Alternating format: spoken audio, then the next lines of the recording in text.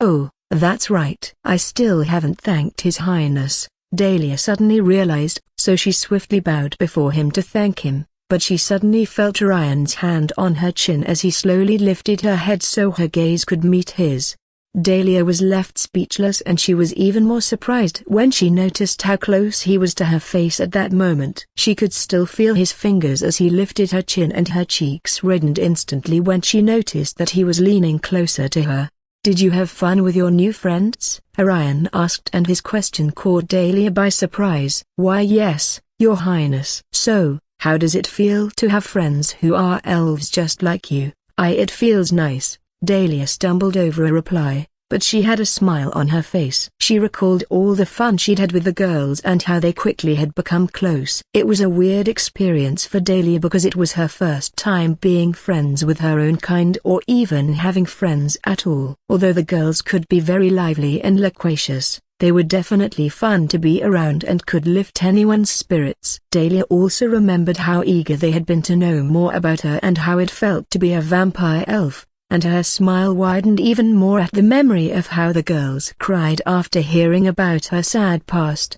Dahlia was still lost in her thoughts with a smile on her face when Orion dragged her out of memory lane. "You're smiling, huh?" Dahlia suddenly realized that she had actually been smiling since she stepped into Orion's bedroom, and she nodded her head with an even prettier smile on her face. "Yes, this is good. I like to see my beautiful elf smiling at me." A broken bar. Dahlia didn't know what to say or how to react. Her heart was beating faster than it ever had before, and she could only stare at the ground as she tried to give Orion a response. "I'll try to." Broken bar. Dahlia wanted to say that she would try her best to smile more for him, but she could feel Orion slowly stroking her cheeks, and this made it difficult for her to say what she had in mind or even think.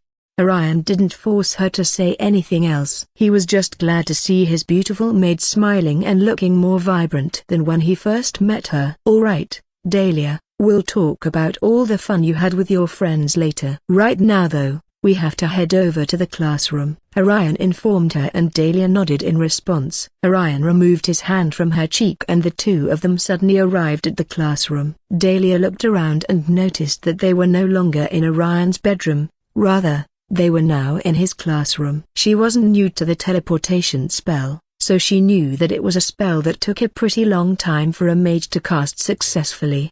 But she never thought the prince could actually cast a spell without chanting the words.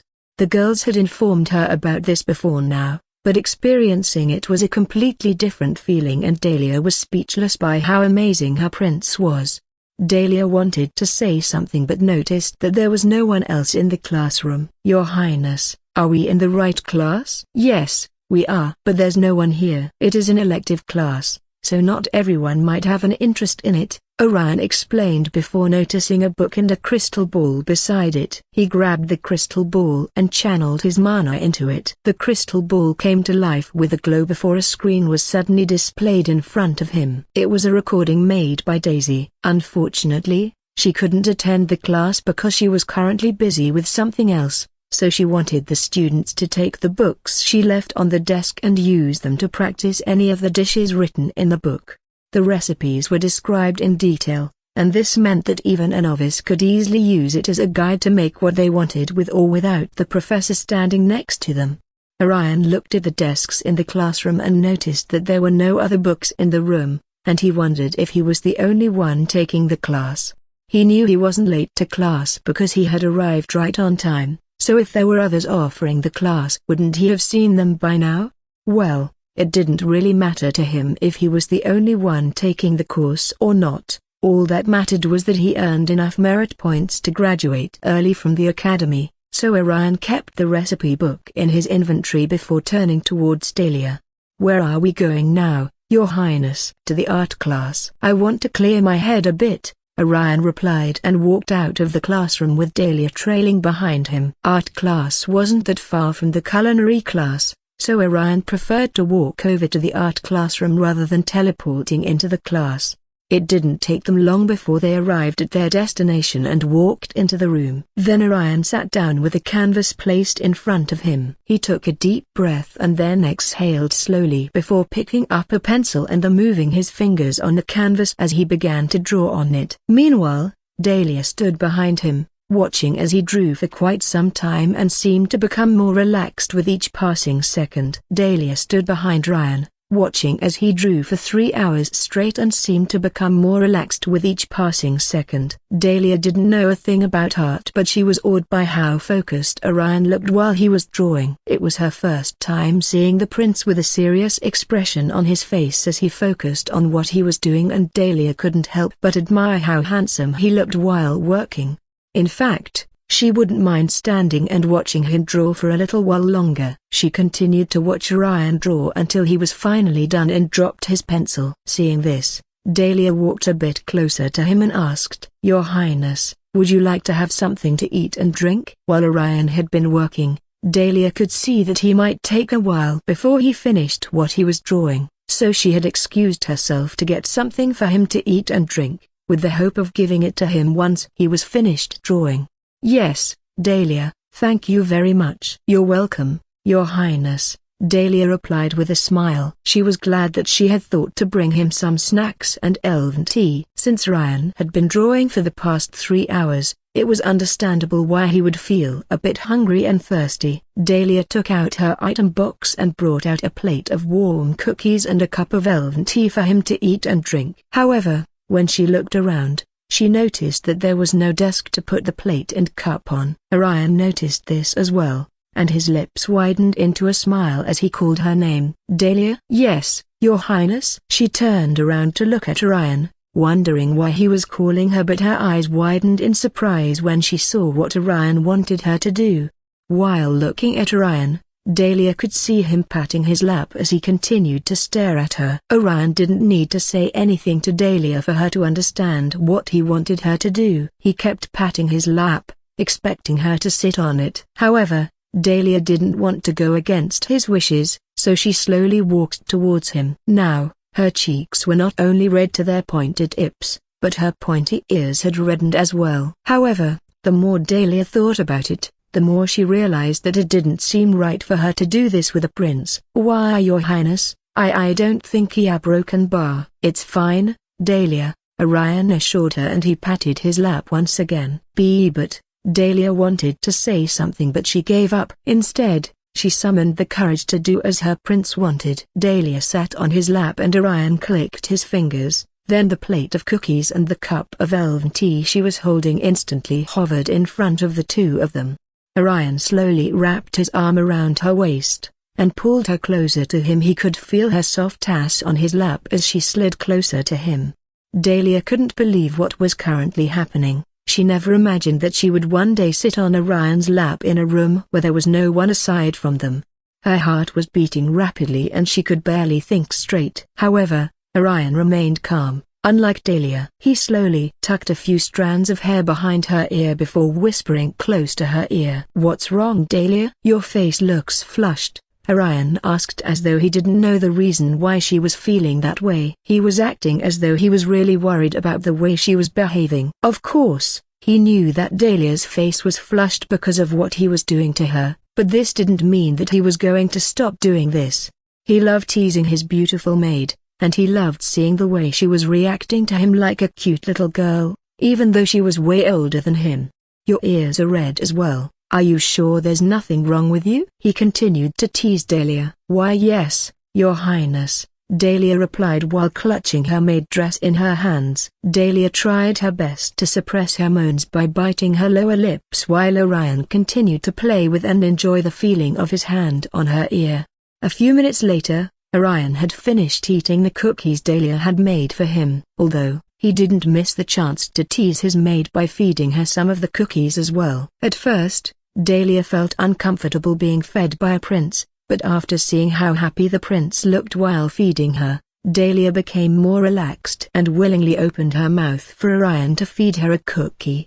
It turned out the beautiful maid actually loved seeing her prince smiling at her. This was how the two of them stayed together in the art classroom, talking and getting to know each other better. Orion also got to know how Dahlia spent her time with the girls she had become friends with, and the two of them continued to strengthen their bond and relationship as well. During this period, Dahlia saw this as the best chance to tell Orion something that had been bothering her for more than 2 days now. She wanted him to grant her permission to spend more time in the dungeon. The activity club tournament would be coming up in a few weeks, and Dahlia heard that there was a high chance the attendance of the top 3 students would be participating in the tournament as well. She had also heard a lot about how Orion won the Noble Elf tournament 8 years ago, and it wouldn't be surprising to see Orion work towards winning the activity club tournament too, so Dahlia wanted to try her best to prepare for the upcoming tournament. She was currently in the final mage rank of a mortal, and would soon ascend from a mortal to a transcendent being. She wanted to train and fight in the dungeon before meditating in seclusion to prepare for the tournament, and Orion agreed to it. With that out of the way, Orion and Dahlia stepped out of the art classroom. Just like culinary class, Professor Daisy was also the one in charge of the art class, so she couldn't attend art class either. However, Orion wasn't upset about this. He had expected this to happen. Instead, he came to the art classroom to relax his mind, and since he had done that, he decided to check out the training ground in Stellar Hall. Before Dahlia set off to the dungeon, he wanted to test out how strong a vampire elf could be.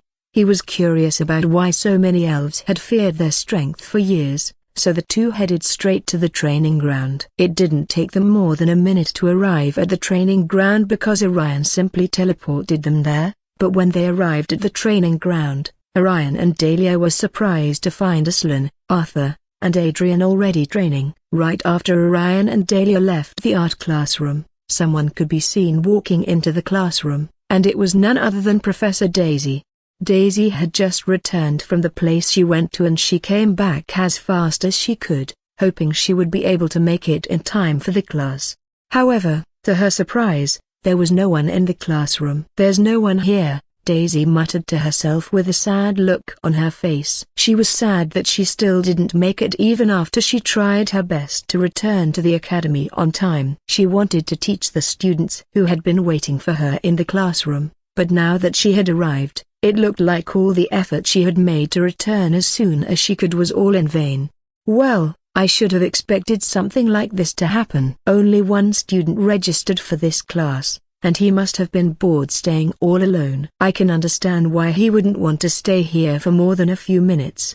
He must have been bored while waiting for me." Actually, anyone would be bored staying here without having someone to talk to. It would have been better if he had a beautiful girl by his side. If he'd had a beautiful girl by his side, he probably would have stayed a bit longer. "Yeah, heartbroken bar probably." Daisy smiled a bit before sitting on a chair. She turned around to look at the art classroom, hoping that one day, it wouldn't be as quiet and vacant as it was right now. Art was still in its infancy stage in this world, so there weren't a lot of people that knew about it. This was the reason why the art class was currently an elective class and not a core class. When most students in Stellar Hall heard about the art class and what they would be doing in the class, they became uninterested in registering for the class because it sounded like it would be a boring one. But art could be quite fun and exciting in its own way, and this was what Daisy wanted her students to see. However, her absence on the first day of the class wasn't really awe-inspiring, and it could indirectly send the wrong message to her students. "If this keeps happening, the students will stop coming to class," Daisy uttered in her thoughts. "They might also think that I am not coming to class because I'm not interested in teaching them. But I do want to teach them." Daisy sighed deeply before leaning into her chair and resting her hands on its arm. "Anyways, I have to stop missing more of my classes." Daisy made up her mind as she vowed to become more dedicated to her job as a professor. Unlike the other professors and instructors in the academy, Daisy had a separate job she was doing. Despite being a professor at the academy, she was also an artist and the owner of a nightclub as well. However, things hadn't been going so well in her other jobs, hence why she had been feeling depressed and drinking her sorrows away for the past few months. This was also the real reason why she kept visiting Sabrina's room and drinking with her even though Sabrina didn't like it. But Daisy also knew that she wasn't supposed to allow herself to keep feeling depressed or she might actually lose her job as a professor, and Daisy didn't want that to happen. "Alright, Daisy, happy face." Nobody likes to talk to a girl who frowns a lot. Daisy gently tapped her cheeks, reminding herself to always remain cheerful and optimistic. She wouldn't want her students to see her as a gloomy professor. Daisy really liked it here at the academy and she loved sneaking into Sabrina's room to eat, drink, sleep, and make a mess of the room as well. In other words, she enjoyed being an annoying friend to Sabrina, and who didn't love having an annoying friend around? Sabrina might act like she didn't like her, but Daisy knew that deep down, Sabrina loved having her as a friend. Yep. She definitely loves having me around her, and why wouldn't she? I'm beautiful and extremely annoying. So, what's not to like about me? Daisy tried to maintain a cheerful attitude, hoping this would help her forget the troubles she had been having as an artist and nightclub owner. "I have another class to teach tomorrow and I have to make sure everything is ready for tomorrow's class. I should probably apologize to the students for missing 2 of my classes today." Daisy took a mental note of the things she wanted to do as she stood up from her seat, hoping to get everything ready for tomorrow's class. But while doing this, Daisy suddenly noticed the canvas in front of her. She walked closer to see the drawing Orion had drawn before leaving the classroom. After taking a better look at the piece of art in front of her, a smile appeared on her face and Daisy couldn't wait to have a chat with the artist that drew this. Meanwhile, Orion and Dahlia had arrived at the training ground, but they were surprised to see Aslan and Arthur sparring against each other while Adrian sat on a bench, watching the 2 of them. Over the years, Adrian had grown taller and he looked a lot more muscular than he used to be. He was wearing a steel grey tunic which happened to be the training clothes for students in Stellar Hall. Aslan and Arthur were also wearing the same thing, but they hadn't noticed Orion and Dahlia yet. Adrian, on the other hand, noticed their presence and swiftly stood up from his seat before bowing towards Orion and Dahlia. Orion acknowledged him before asking, "So, how does it feel to be one of the top 10 students in the academy?" "It feels strange, but I'm definitely liking it here," Adrian replied as he watched Orion sit on the bench while Dahlia stood behind him. Ever since Neil Hartman and his uncle tried to instigate an attack on the academy and failed, Lucille sent them back to the human kingdom for King Edward to decide what to do with them. In the end, King Edward gave his verdict, and now Neil, his uncle, and all the other mercenaries were ordered to live in the monk temple up in the mountains until Nordrassil had been found.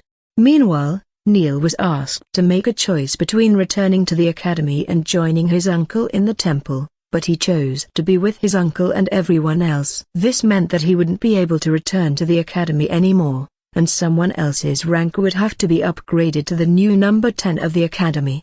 Adrian was the one who became the new number 10 because he was initially ranked right below Neil. Every other student whose rank in the academy had been lower than Adrian's also got to have their ranks rise because Neil was no longer in the academy. Many students wondered why their ranks had suddenly increased overnight, so they asked the deputy headmistress. Lucille told them that a student had dropped out of the academy due to a rare illness and everyone had believed her words without asking any further questions aside from wishing Neil a speedy path of recovery to good health. Since no one witnessed the Hell Lions trying to attack the academy, everyone easily believed the words of the deputy headmistress, and this was how Adrian joined the other top 10 students in Stellar Hall. "So, how does it feel to be one of the top 10 students at the academy?" Orion asked Adrian. "It feels strange, but I'm definitely liking it here," Adrian replied with a smile on his face. He noticed Dahlia standing behind the bench Orion was sitting on, but she had a look on her face that seemed to say, "Keep your chit-chat to the bare minimum and leave, so that I can be alone with my beloved prince." Adrian didn't know why Dahlia kept glaring at him, but he didn't need to be told twice before knowing what to do. Since Dahlia wanted to be alone with her beloved prince, then maybe it was better to just say hi to Orion and leave. Ever since Orion had informed Dahlia that he would love to train with her, Dahlia had been grinning internally in her mind. In fact, She was still grinning internally because she couldn't wait to get started with the training. If anyone could see the real facial expression she was making in her head right now, they would see that it was friendlier than the scary-looking expression they were currently seeing. Since there was nothing else for them to talk about, Adrian bowed before Orion and said, "Okay, Your Highness, I'll be leaving you to Dobroken Bar." However, Orion interrupted him when he noticed that Adrian was about to leave. "Where are you going, huh? It's been months since we last saw each other and talked. Don't you want to sit with me and talk for a bit?" But Adrian tried to come up with an excuse but was speechless. He alternated between looking at Dahlia and Orion, and he wasn't happy with what he was seeing. Strangely enough, Dahlia reminded him of a certain kitsune, who never liked him talking to Orion for more than a few minutes. Not only was she a kitsune, but she was also his girlfriend and spirit guardian. Why does the prince like having scary ladies by his side? Can't a man have a friendly conversation with his friend if he wants to without having death glares aimed at him? Sighs, the life of a prince certainly wasn't easy. Adrian knew that Dahlia wasn't going to hurt him. She just wanted him to talk a little and leave quickly so that the prince wouldn't be bothered and could focus on other important matters he had to attend to.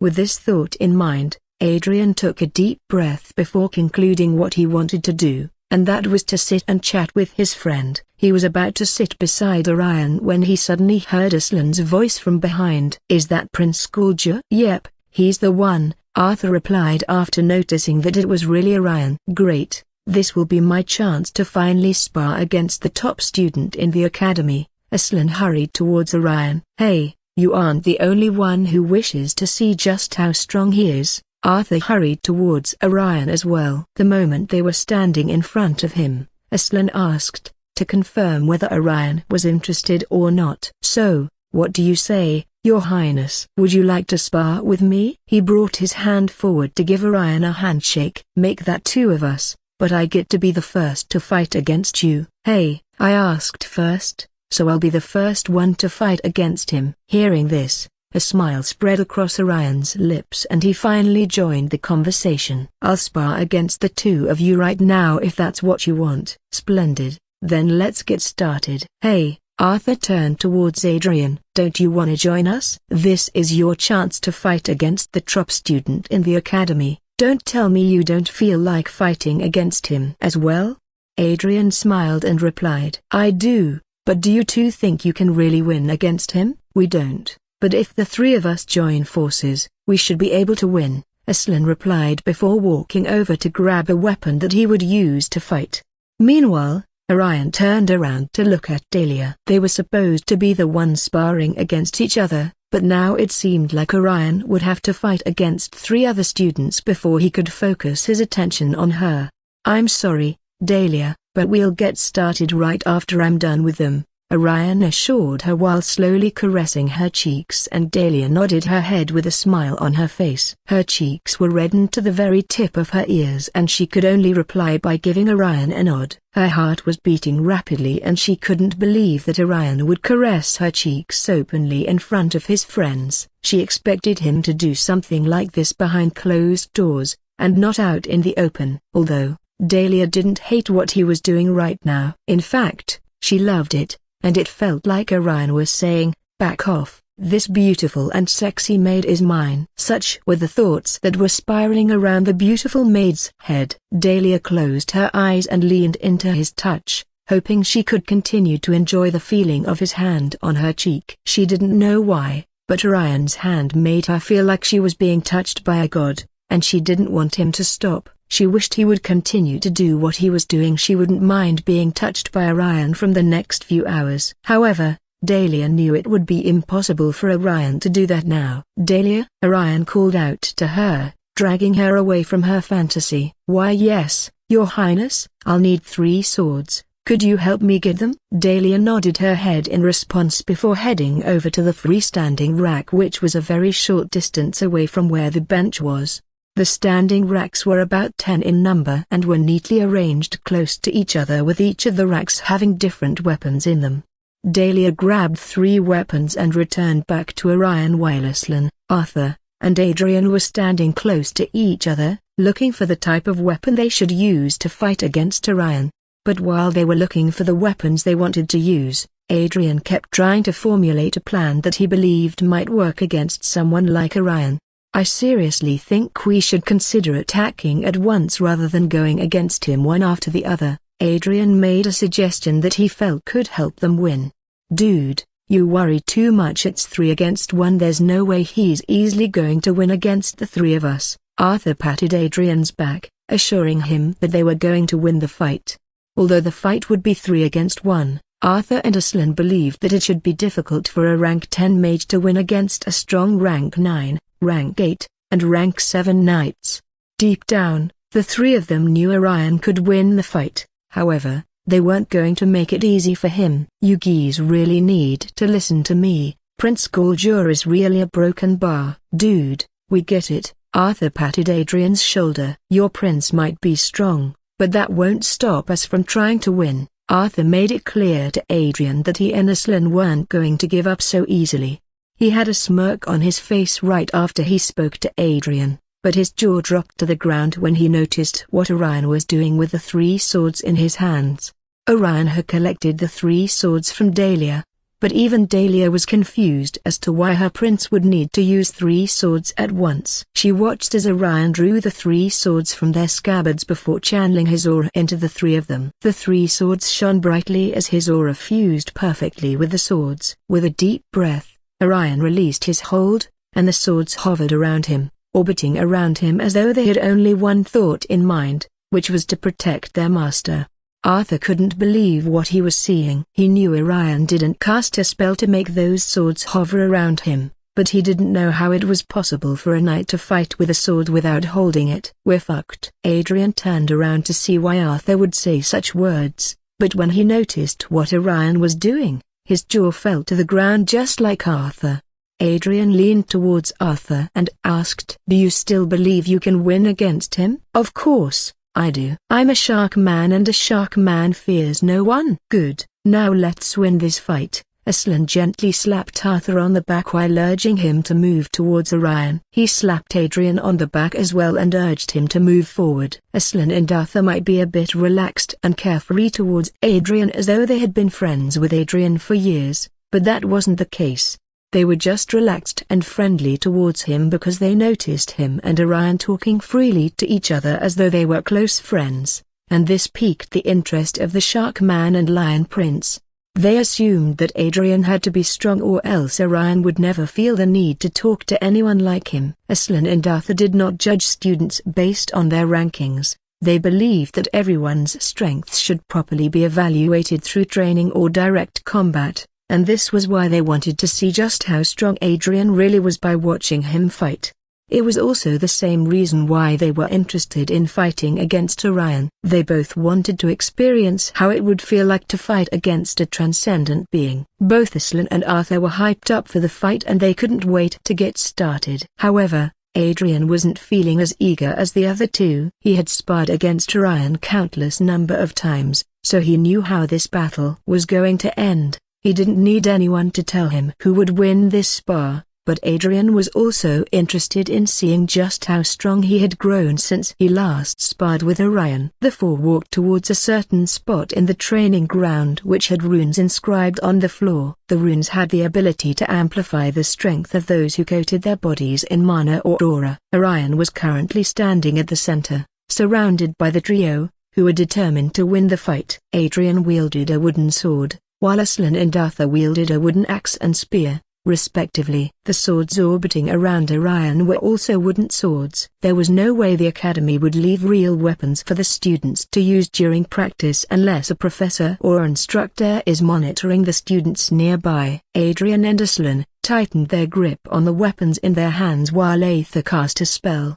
causing the air around him to turn into water.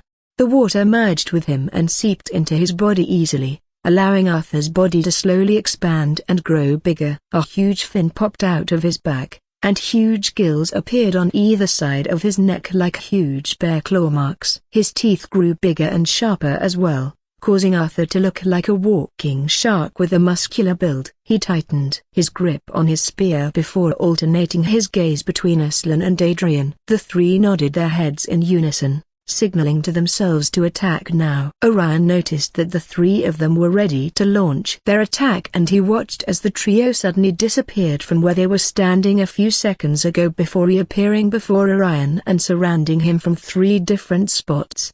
Aslan had appeared in front of him while Arthur and Adrian had appeared on either side of Orion. The three attacked simultaneously, trying to make it difficult for Orion to decide which person's attack he wanted to defend against or who he wanted to attack first. However, Orion could handle this amount of threat. He defended against their attacks simultaneously and immediately began attacking, catching all three opponents by surprise. The first he fought against was Aslan. Aslan had charged forward with a powerful roar and his arms raised above his head. His wooden axe began to descend on Orion, but one of Orion's swords swiftly leapt to defend the elf prince by parrying Aslan's attack. This didn't stop Aslan from attacking a second and third time, though. He swung his arms again, but Orion's sword swiftly deflected Aslan's crushing blows, causing Aslan to stumble back. Surprised to see how fast the sword was deflecting his attacks, it almost felt like Orion's sword had a mind of its own, but the sword didn't relent in its attack. With lightning-fast strikes, the hilt of Orion's sword struck Aslan's stomach, chest, and abdomen 10 times in rapid succession. The repetitive hits were unexpected and Aslan's eyes widened in shock. A pain gasp escaped his lips, and in that moment, a spray of saliva escaped from his mouth as he struggled to regain his composure. However, the force of the blows sent rippling shockwaves throughout Aslan's body. His limbs faltered as a numbness spread through his arms and legs, causing his axe to slip from his grasp, and clattered to the ground. The mighty Lion Prince stumbled to the ground, temporarily paralyzed from top to bottom. But while one of Orion's swords had successfully defeated Aslan, another one of his swords was currently preoccupied with Adrian. Adrian, fueled by a strong determination to land a hit on Orion, continued to swing his wooden sword in a flurry of strikes. He had seen how Orion had successfully defeated the Lion Prince, but he wasn't going to give up that easily, so he continued to swing his arms successively. His sword was coated in aura just like Orion, and each of his blows was aimed straight at Orion, but Orion's sword kept intercepting every strike he made. Still, Adrian didn't allow this to affect his determination to win. He kept swinging his sword, but Orion's sword kept intercepting his attacks, and this caused Adrian to grow frustrated with each passing second. The sword's constant intervention kept Adrian at bay, preventing him from closing the distance between them. His face contorted into a snarl and his limbs strained with exertion. Orion used this to his benefit, and just like Aslan, he commanded the swords to attack Adrian in a similar way. The hilt of the sword swiftly struck Adrian on his arms, stomach, and legs, making his body seize up, just like Aslan. With two out of the way, it was time to face Arthur. Arthur unleashed a flurry of precise spear strikes, but Orion's third sword effortlessly blocked each thrust. With a swift counter, the hilt of Orion's sword slammed straight into Arthur's solar plexus, and the Sharkman crumpled to his knees, and his face contorted with shock and fear when he suddenly realized where Orion had hit him. "Ah, no, a broken bar, not the family jewels. You hit me in the balls. My shalala, my ding ding dong. It's gone." Arthur continued to groan, scream, and roll on the floor. He had transformed back to his original blue-skinned humanoid form, but he kept crying out in pain while clutching onto his balls, even though Orion hadn't aimed towards that spot. Meanwhile, Orion simply rolled his eyes with a smile on his face, and Aslan kept smiling at himself. He began to laugh out loud while groaning in pain and staring at the sky. He had experienced what it would feel to fight against a rank 10 mage, and he learned quite a valuable lesson. The difference between a mortal and a transcendent being was so glaring, and he couldn't wait to spar against Orion in the future. Now, Aslan could see why his father kept calling the Elf Queen his rival. The elf royal family was truly strong, and he could envision Orion becoming as strong as his mother, or maybe even stronger than her in the future. Anyway, This wasn't going to stop Aslan from working hard to become the strongest king in the Beastman Kingdom. Arthur was still rolling on the floor and holding on to his little brother while Aslan kept laughing to himself. Orion noticed Aslan, who was laughing hysterically, and he wondered what was wrong with him and why he was laughing even though he lost the fight.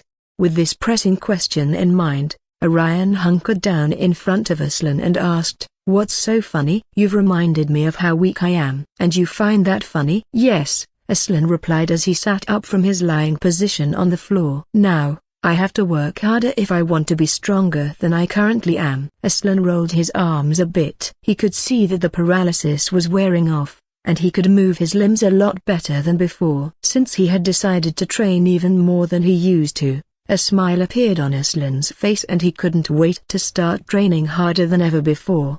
However, he suddenly recalled something, and he turned to ask Orion a question. "That technique you used, how did you do it?" "Yeah, I'd like to know as well," Arthur said. He had stopped screaming and rolling on the floor, and now he was seated on the floor like Aslan. "It's an aura combat technique," Orion replied truthfully. "Can you teach us?" "Yeah, but if you guys want to learn it, you'll have to beat me in training. What do you think?" Aslan nodded his head in understanding. "I like that. I'm willing to agree to it." Aslan really liked the idea of training and working hard so he could be rewarded with a powerful aura combat technique.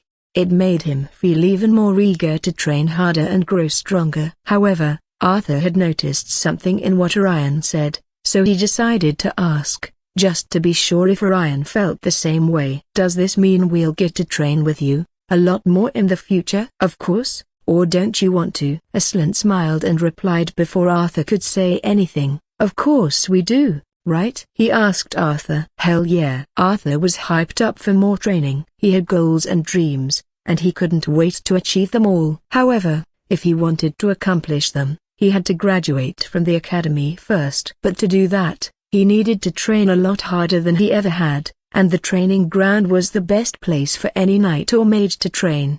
Aslan stood up and stretched his arms a bit as he mentally prepared himself for more training. "Arthur, let's get started." "Okay." Arthur stood up to begin more training as well. Both men were clearly eager and ready to train a little longer. However, a certain dark elf wasn't in the mood to train anymore. Unlike these two beasts, Adrian had had enough training for one day. "These guys are monsters," Adrian thought while staring at Arthur and Aslan. "How are they still so hyped up for more training? It's not like they'll be rewarded for being the best student with the most training at the academy." "Wait a minute, come to think of it," Adrian said, suddenly realizing something. "Why do I have to train with them? No one said I needed to be as strong as them. These guys were born to be monsters, but I wasn't. I clearly do not belong here. I have to leave before it's too late."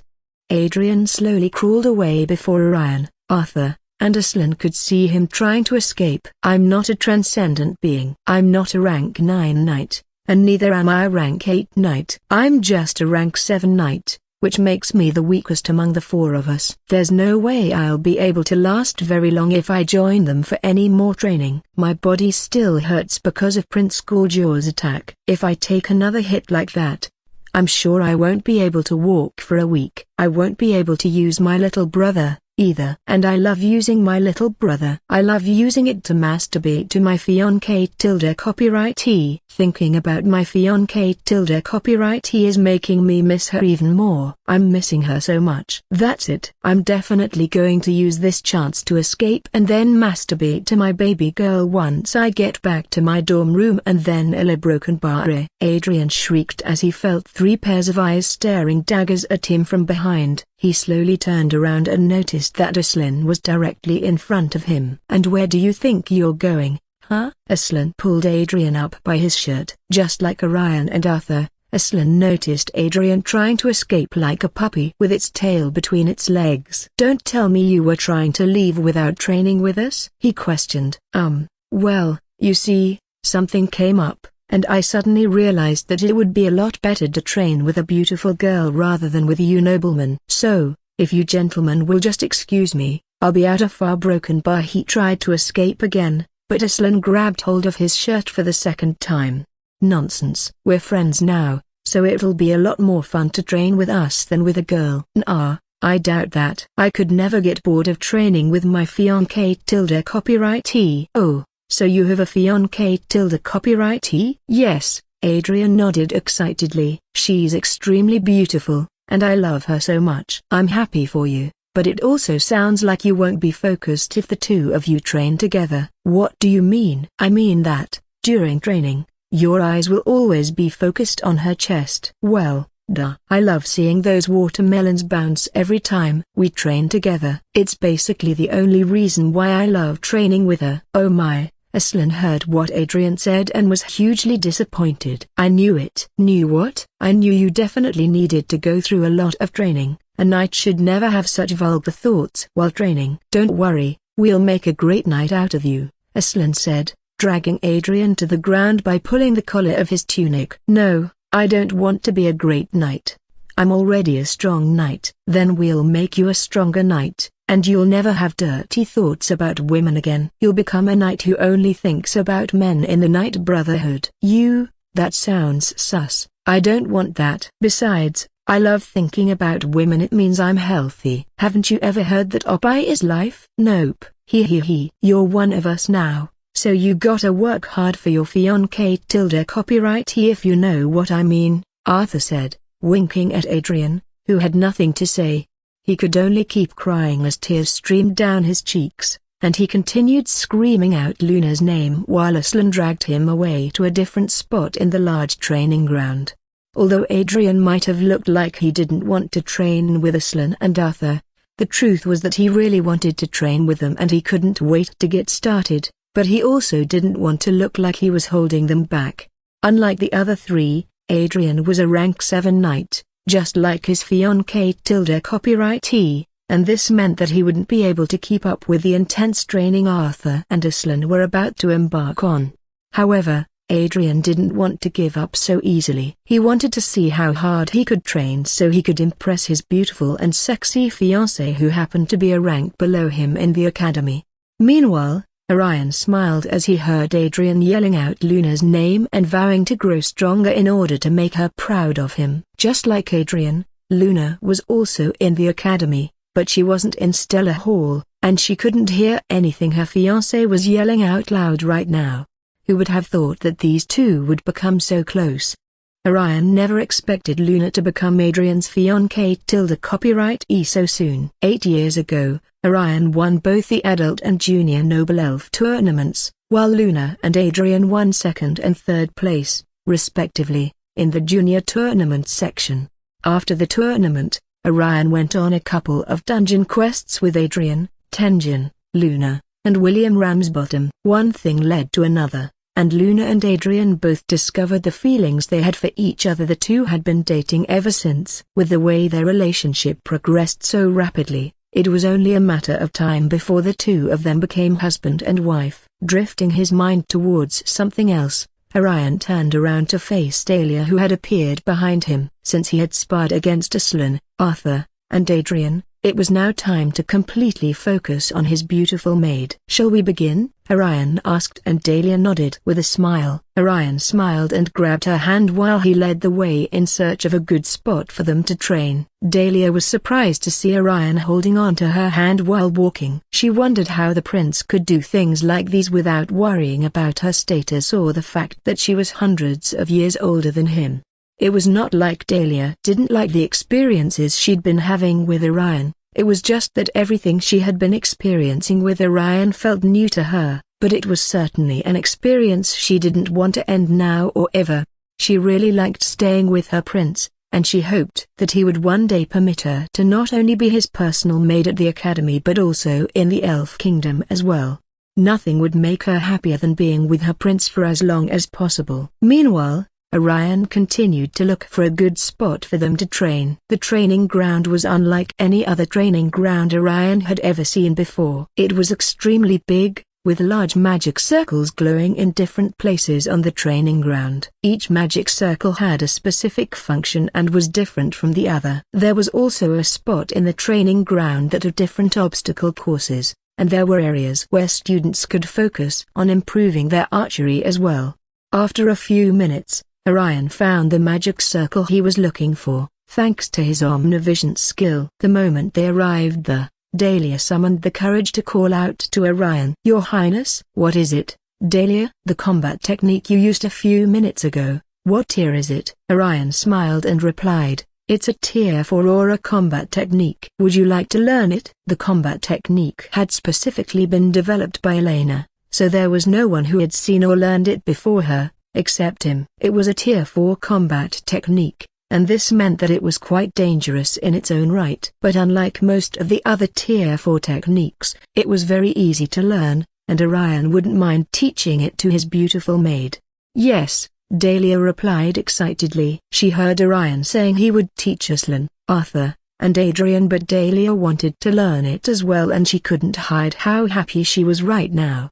Orion nodded his head in understanding, with a smile on his face. He could see that Dahlia really wanted to learn the technique. However, if she wanted to learn it, then she would have to work very hard for it. "All right, Dahlia, if you land a hit on me, I'll teach you the technique. And as a bonus, I'll grant you any wish you desire." "Really?" Dahlia's eyes widened with surprise, and she couldn't believe what she had just heard. Her ears twitched with excitement, and her lips widened into a smile when she realized that she would really be rewarded by Orion if she was able to land a hit on him.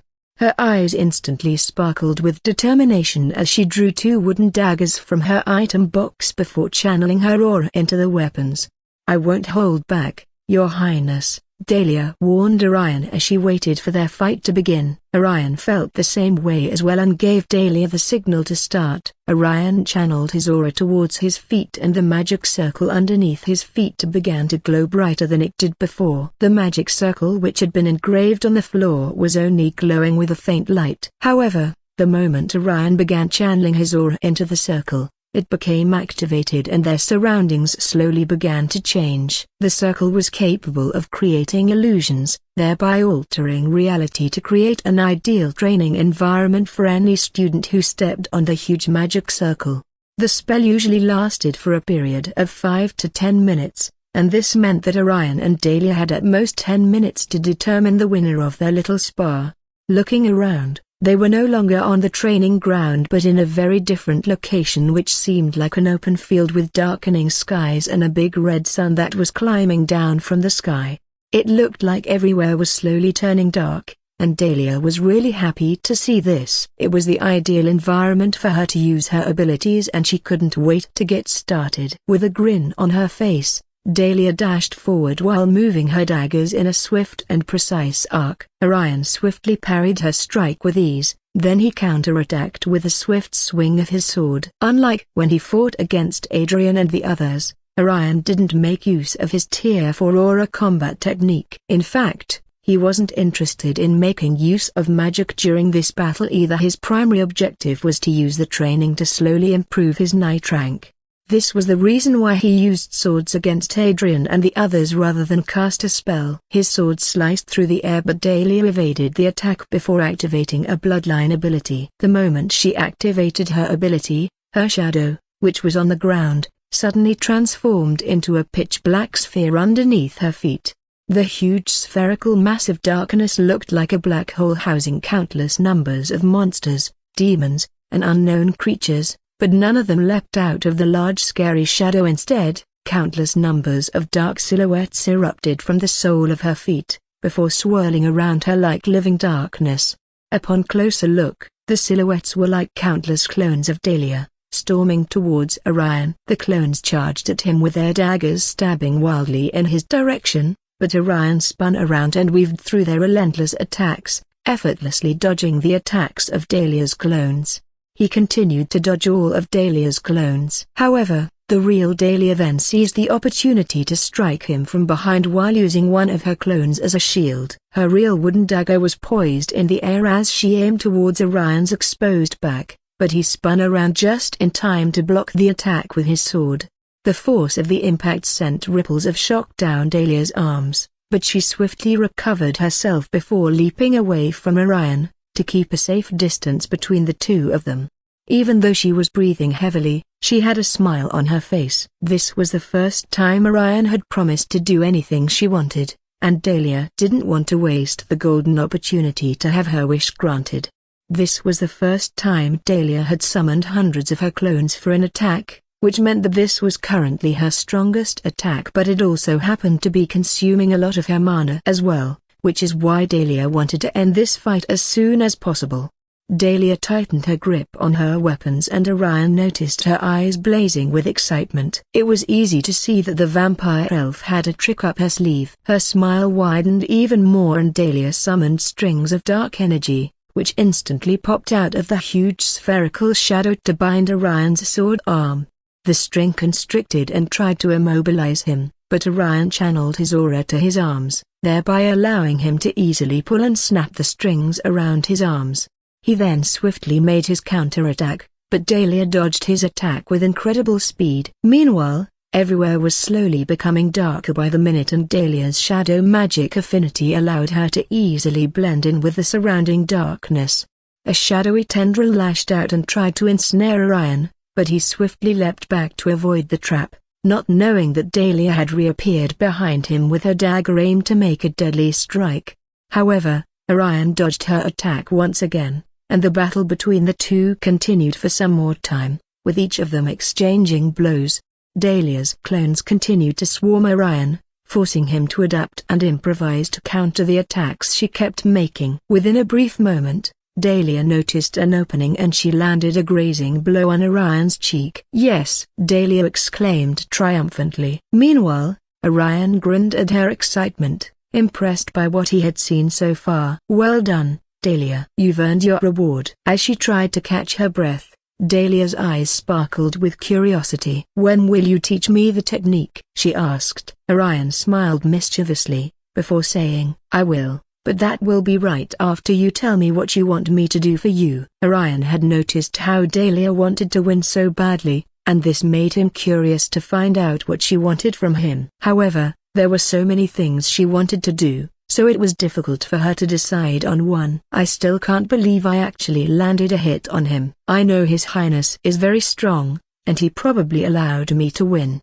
But I'm still so happy that I did. He's the best. And to be honest, I wouldn't mind sitting on his lap again. I really like how he touched my ears and cheeks. Should I ask him to do that again?" "Maybe I should. But I also like the way he held my hand a few minutes ago. So should I ask him to do it again? But this time, it should be a lot longer than he did before?" "I don't know if I really want this, but I think a hug will be fine. I would like a date as well, but wouldn't it be weird for a maid to be asking a prince something like that?" "It will certainly be weird for a maid to ask her master for a date." "Then what about a picnic?" "Yes, a picnic will be fine. I've never had a picnic before. It will just be the two of us and I'll be able to see him smile a lot more." "Yes, I like it, but..."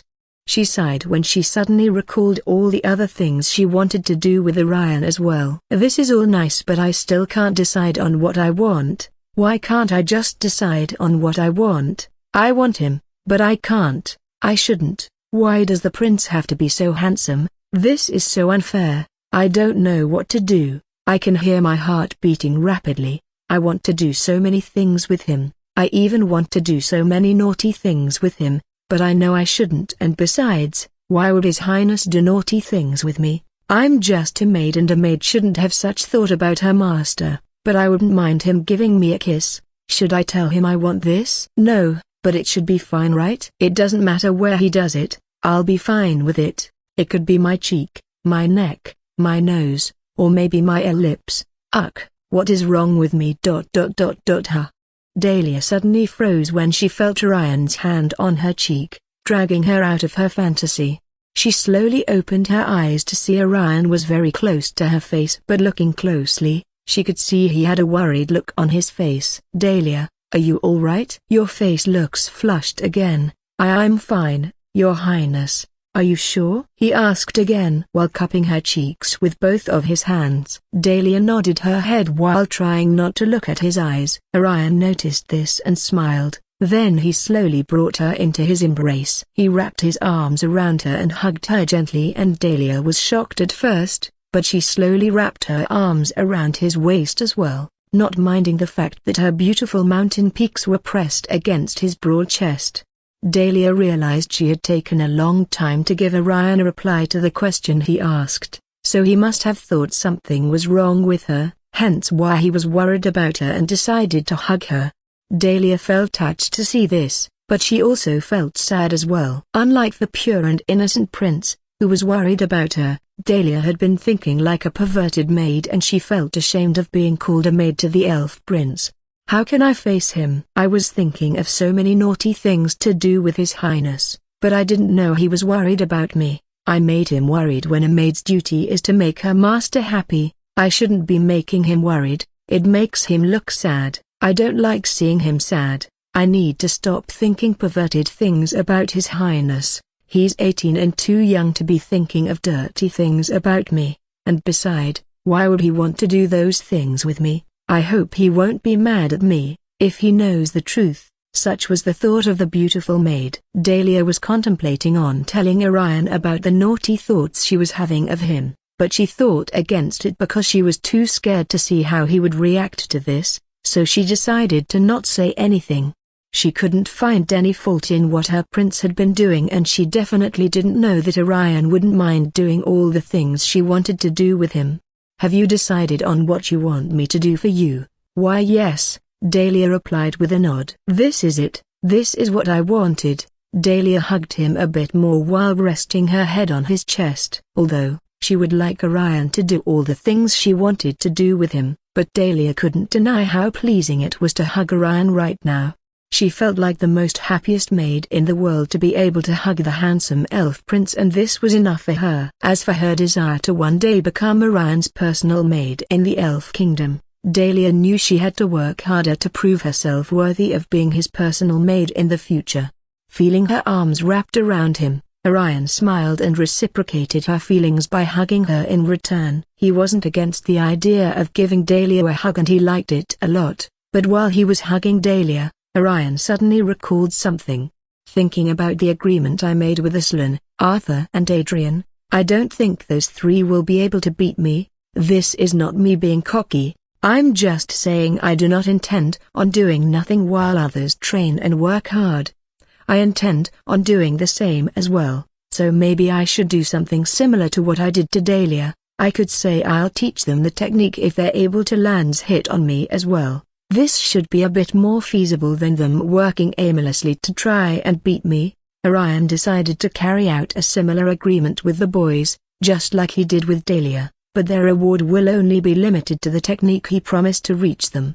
Of course, he knew things might change in the future, and he would be happy to learn new things from them as well. With that out of the way, Orion continued to hug Dahlia until she was satisfied. Then he taught her the aura combat technique. The moment they were done training together, Orion and Dahlia decided to leave the academy together, to head over to the city underneath. Their goal was to register in a guild in the city and to buy Dahlia a weapon she'll need for her dungeon exploration. However, while they were doing this, a beautiful elf queen could be seen drinking elven tea in her room with a beautiful smile on her face. In the elf kingdom, Evelyn could be seen sitting on a chair while facing towards a certain direction. This direction happened to be the direction of the Union World Academy, and it also happened to be where Orion currently was, and right now, Evelyn was observing what her handsome son was doing. I never expected baby to forget about Mama so soon, Evelyn uttered in her thoughts. It had barely even been a day since she left the academy, but it looks like Orion had seen a beautiful girl he likes already. Evelyn could see Orion in the art classroom, patting his lap as he asked Dahlia to take a seat on his lap, and Evelyn wished she could be the one sitting on his lap instead of Dahlia. So lucky. I'm certain she knows how lucky she is right now. I wasn't expecting baby to be interested in the vampire elf, but they look cute together. It will be fun to see if baby will bring her into the kingdom. Anyone can see how much she likes him, and her face clearly says that she wants to keep staying with him. Well, who wouldn't want to keep staying by his side? My baby is so handsome and Mama wouldn't mind staring at his face all day long. I'm missing him already just by thinking of the naughty things we did together. I can't wait to see you again, sweetie, and Mama hopes you'll be ready to shower her with love the moment we see each other again. Evelyn smiled to herself as she anticipates to see the look on Ariel's face when she discovers that Orion had not only slept with Evelyn, but he had also slept with Elena as well. Evelyn giggled to herself before lowering her gaze towards a mug which happened to be on a small desk in front of her. She slowly grabbed the mug before sipping tea from it. Then, she savored the taste of the tea before turning her head towards the direction of the academy. Evelyn continued to observe her son for a while longer, and once she was satisfied, she decided to return back to work. Meanwhile, Orion and Dahlia had returned back to his dorm room. He opened the door and walked into his room while Dahlia trailed behind him. She noticed Orion was trying to have a seat on his couch, so she called out to him to ask if he would like to have something to eat or drink. "Your Highness, would you like to have?" However, before she could completely ask Orion what he would like to eat, Dahlia and Orion suddenly noticed a magic circle glowing on the floor, a few steps away from where they were currently standing. Orion recognized the runes and patterns of the magic circle, and his lips widened into a smile because he knew who was coming into his room, and he was none other than his beautiful girlfriend. In the blink of an eye, the magic circle could no longer be seen in the room, and Mia was now hugging Orion, her arms wrapped around his waist. "I've missed you," she said. "I've missed you too, Mia." "What took you so long?" "It's all Mama's fault," she replied. "Your mum?" Orion repeated, and Mia nodded her head in response while still hugging him. "What happened?" "She didn't want you to come back so soon?" he asked. "Yes, she kept asking me to tell her about the way we spent our time together. I don't mind doing this, but Mama didn't want me to come back until she's heard about everything we've been doing for the past 3 months. So, you spent the last few days telling her about the things we did. Is that why she finally allowed you to come back?" "No, she didn't allow me to come back." "What do you mean?" "Mama had a few matters to attend to in the clan, so I used the chance to run away. I had to do this because Mama only wanted to hear about the things you did. She completely forgot about her own daughter. Doesn't she care about the way I feel as well?" Mia was pouting and mumbled the last part to herself, but Orion was able to hear what she said due to his heightened sense of hearing. Orion could see that Mia was feeling a bit jealous about the way her mother was becoming increasingly interested in him, and he was right about this. Mia wasn't happy about how her mother only wanted to hear about the things Orion had been doing for the past 3 months, but she wasn't upset about it, and neither did she hate her mother for being interested in Orion. Mia just wanted her mother to be a bit more interested in the things she'd been doing in the mortal realm. Of course, Mia knew her mother loved her a lot and cared about her as well, because whenever Mia returned to the spirit realm, the first thing her mother would do is make sure there wasn't anything wrong with Mia. Once she confirmed there was nothing wrong, she would then insist that Mia tell her about the way Orion had been spending his time with her in the spirit realm. Of course, Mia would be a lot happier to tell her mom about Orion if her mother wasn't so obsessed with him. "I think Mama has fallen in love with you, even if she doesn't know it yet," Mia muttered to herself before burying her head in her boyfriend's broad chest. Orion heard what Mia said, but he chose not to comment on it. It wasn't the first time he had heard about how Mia's mother might be into him. He recalled Mia saying something about how her mother loved to masturbate in her bedroom while thinking about him, but this only made him to feel even more eager to see Mia's mum, and he couldn't wait to see her in the future. Leaving that aside for now, Orion slowly loosened Mia's grip from his waist, then he cupped her cheeks before locking his eyes onto hers. But Mia wondered why Orion would place his hands on her cheeks while looking straight into her eyes. "Babe, what's wrong?"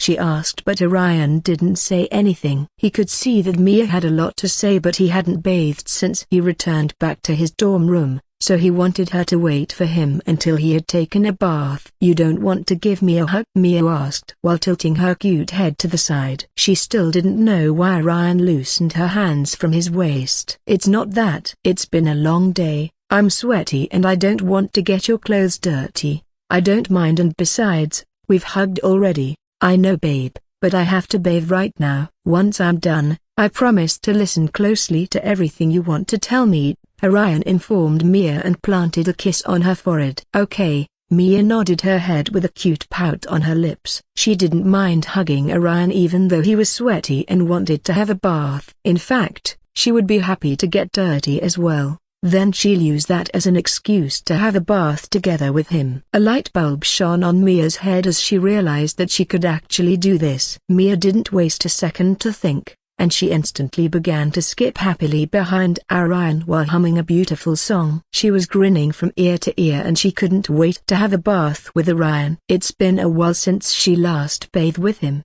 so she was eager to bathe with him, and if possible, Mia would be happy to undergo an intense exercise with Orion on the bed. However, while she was happily following Orion, Mia suddenly heard Dahlia's voice behind her. "Your Highness, would you like me to get you something to eat and drink?" Since Orion had been training and walking around all day, Dahlia knew Orion might be hungry or thirsty and she would be more than happy to get him something to eat. However, Orion wasn't hungry right now and neither was he thirsty as well. "Thank you, Dahlia, but that won't be necessary. I just want to have some rest and you should probably get some rest too. Remember, we have a lot to do tomorrow," he informed her, and Dahlia nodded her head in understanding. "I understand, Your Highness." Dahlia bowed with a smile on her face. She couldn't wait to spend more time with Orion tomorrow. She really enjoyed her time with Orion today and she knew tomorrow would definitely feel the same way as well, or maybe it would feel a lot better than today.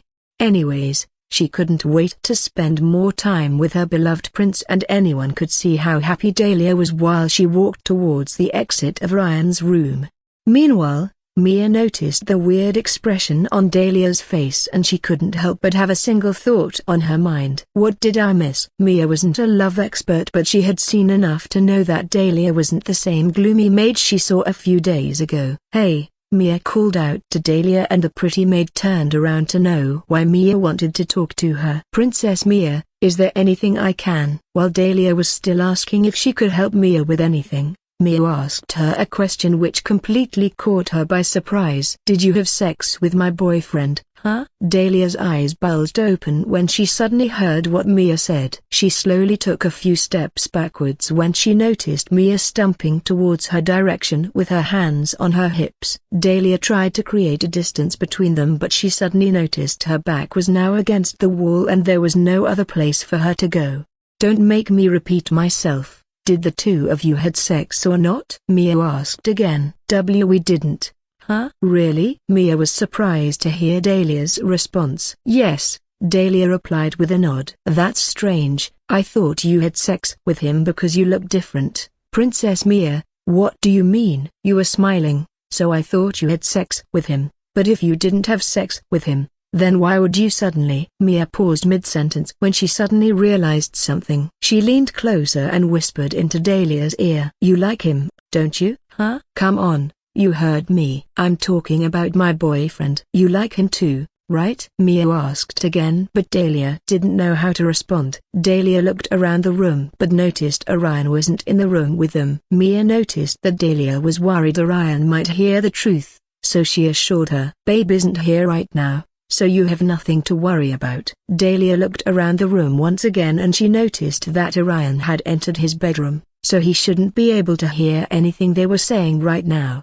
But Dahlia wasn't sure if she should tell Mia the truth because she doesn't know how Mia would react if she told her the truth. However, Dahlia didn't want to lie to a princess, so she summoned the courage to tell Mia the truth. "Why yes." Her voice was barely above a whisper, but Mia heard it clearly and she smiled to herself before holding Dahlia's hand. "Come with me. We have a lot to discuss about." "Huh?" Mia dragged Dahlia out of Orion's room before heading straight into Dahlia's bedroom, which happened to be next to Orion's dorm room.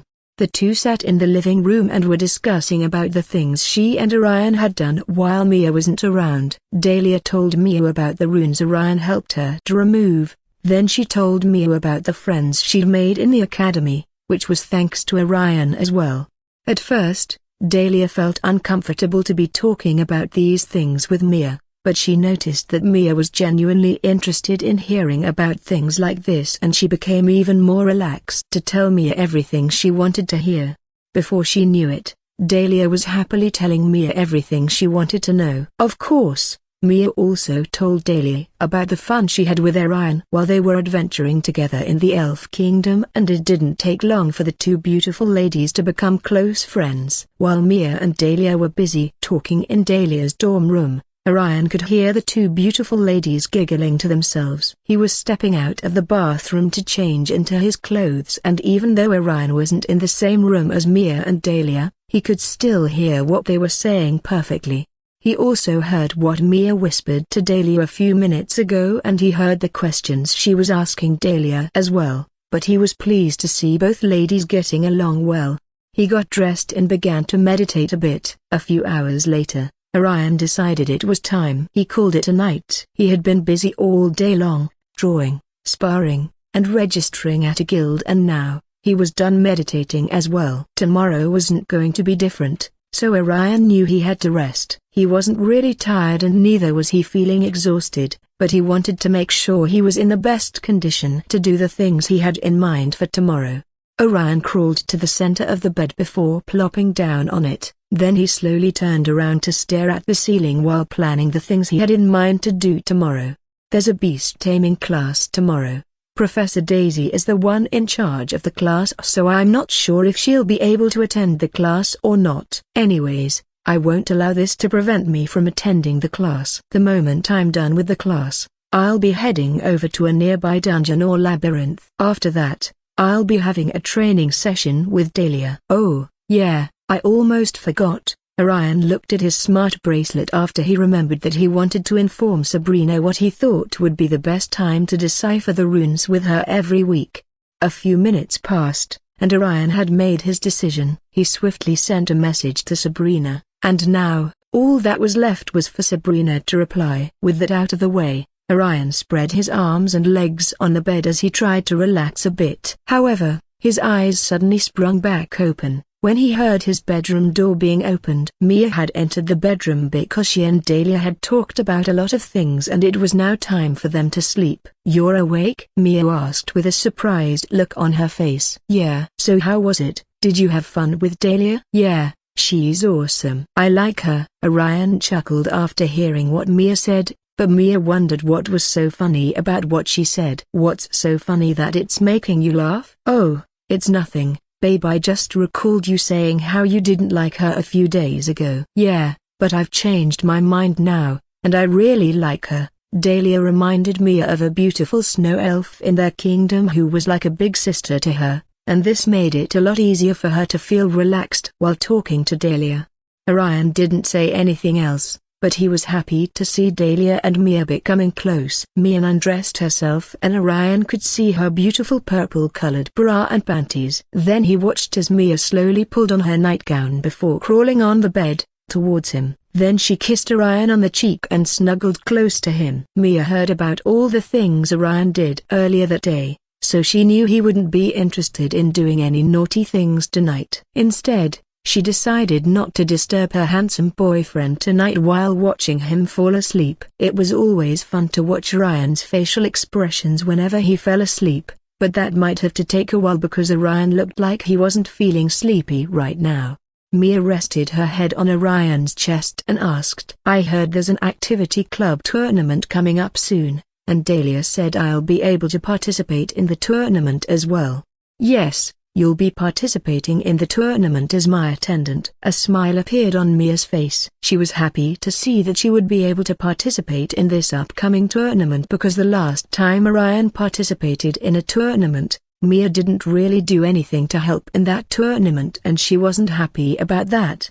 Hopefully, things would be a lot better now. "So, what clubs did you register for?" "They are 4 in number: a beast taming club, a culinary club, a sports club, and a survival club." "Oh, I almost forgot." Orion waved his hand a little and a book appeared out of his inventory. "What is this?" "It's a cookbook and it contains a lot of recipes that we'll have to learn before the tournament begins." Mia nodded her head in understanding, then she opened the book to take a look at the recipes listed in the book. She noticed the recipes were written in detail, and it wasn't difficult for her to understand. She closed the book before giving it back to Orion. "Dahlia and I will be heading out to the dungeon tomorrow morning and I'll be training with her as well." Dahlia wanted to train with Orion, but she knew that Orion might not always have the time to train with her, so she asked Mia if she would like to train with her instead, and Mia had been more than happy to agree to train with her.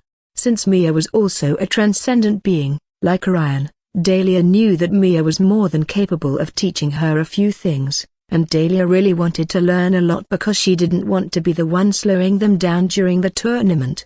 As a maid of the Elf Prince, Dahlia wanted to do her best to serve her master, and Orion understood his maid's wishes even though she didn't say anything to him.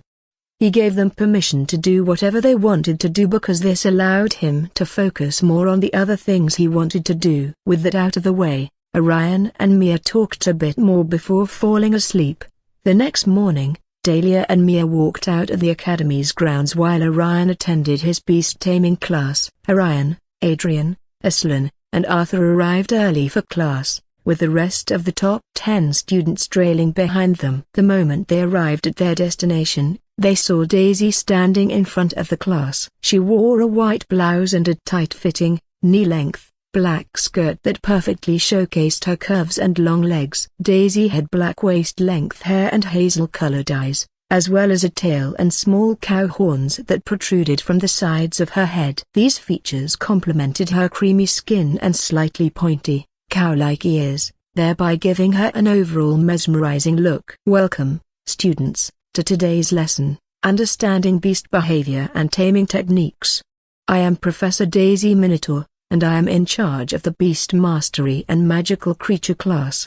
Everyone walked into the class and took their seats while Daisy informed them of the things they needed to know. However, before she could continue, Daisy decided to apologize for what happened yesterday. Before I begin today's class, I would like to apologize for missing yesterday's class, and I assure you that it won't happen again. Now, with that out of the way, let's focus on today's task, shall we? I'll need you all to have these with you. Daisy brought out her item box, and 10 scrolls floated out before moving towards the students. There were 10 students in attendance, which meant that everyone in Stellar Hall had registered for the beast taming class, regardless of the fact that it was just an elective class. What is this? Adrian asked. It's a beast scroll. Is anyone else familiar with what this is? Daisy inquired, but no one spoke up, because none of them had seen a beast scroll before. However, this was expected, as not everyone could tame a magical beast. Most races believed that it was completely normal to slay magical beasts and monsters rather than tame them. Although they weren't wrong about this, during the war, the benefit of having experienced beast tamers was universally recognized, which is why the Academy decided to include beast taming in its curriculum. This way, the art of beast taming would not only be passed down to the current generation but also to future generations. Orion and everyone else lowered their gazes to look at the scroll in front of them. The edges of the scroll were glowing, but this wasn't as amazing as what they were about to see. The scroll slowly unfurled itself, and everyone let out a gasp when they saw a variety of miniaturized magical beasts roaming around in a magical forest. The tiny magical beasts looked like toys, and a few of the students wondered if they could touch them. They could also see some clouds, birds, and even a couple of trees that were swaying to the wind. It looked so realistic. This was the first time anyone had seen this type of magic, and the excitement was clearly visible on their faces. Daisy swept her gaze across the classroom and saw how excited everyone was. She was pleased with what she was seeing, and a smile spread across her face as well. She noticed that the students couldn't take their eyes off the magical beasts who were walking and hunting within the magical forest. Some students could see a pack of large wolf-like creatures hunting together, while others spotted a school of large seahorses playing under a waterfall. Of course, other beasts were roaming around the forest as well. I can see a darkling feeding on prey, one student exclaimed. Whoa, that's cool. But do you see the griffin? Another replied. Yeah, it's ugly as hell, came a third voice. Hey, is anyone seeing the phoenix? Someone else asked. Yeah, it's perched on a burning tree. One student exclaimed. That's cool, someone said with awe. Everyone was amazed by the beautiful phoenix they saw in the beast scroll, but one of the students raised his arm and asked Daisy a question. Is this magical forest real?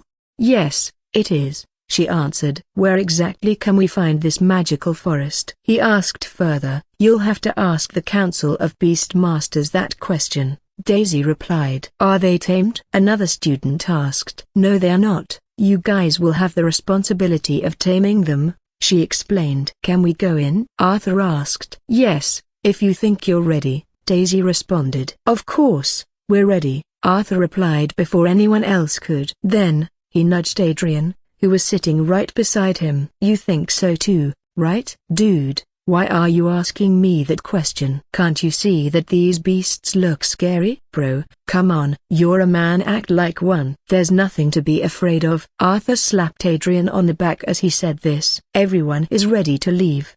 But if you want to stay, you're free to remain here like a coward." "I bet your girlfriend will be proud to hear about her cowardly boyfriend." Adrian sighed deeply. He didn't want to think about how Luna would react if she heard about him being a coward. "Fine, I'll go." "That's the spirit. A man should never show weakness." "Yeah, you're right. I'm a man." "Who's the man?" "I'm the man." "Who's the man?" "I'm the man." "That is enough," Daisy commanded, before casting a spell that sealed both Arthur and Adrian's lips. "Since everyone is interested in taming the beasts, you're free to channel your mana or aura into the beast scroll," Daisy instructed, and everyone channeled their mana and aura into the scroll.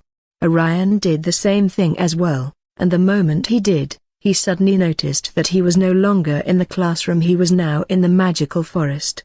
However, as soon as he arrived in the magical forest, he sensed a pair of eyes glaring at him from a distance. When he turned around, he saw a huge, majestic orange bird with large wings and sharp talons flying toward him, its body ignited in flames. At first, the phoenix had been at least 400 meters away from him, but the moment Orion noticed the bird's presence, the large phoenix suddenly appeared before him, its sharp talons aimed dangerously close to his face.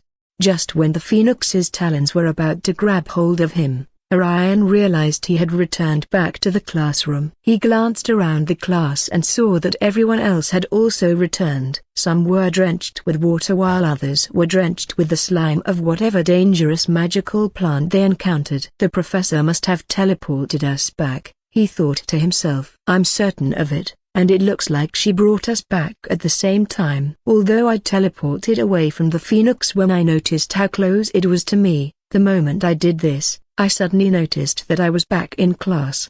I guess this means that the professor brought me back right after I teleported away from the phoenix, Orion thought to himself, as he reassessed everything that had happened so far.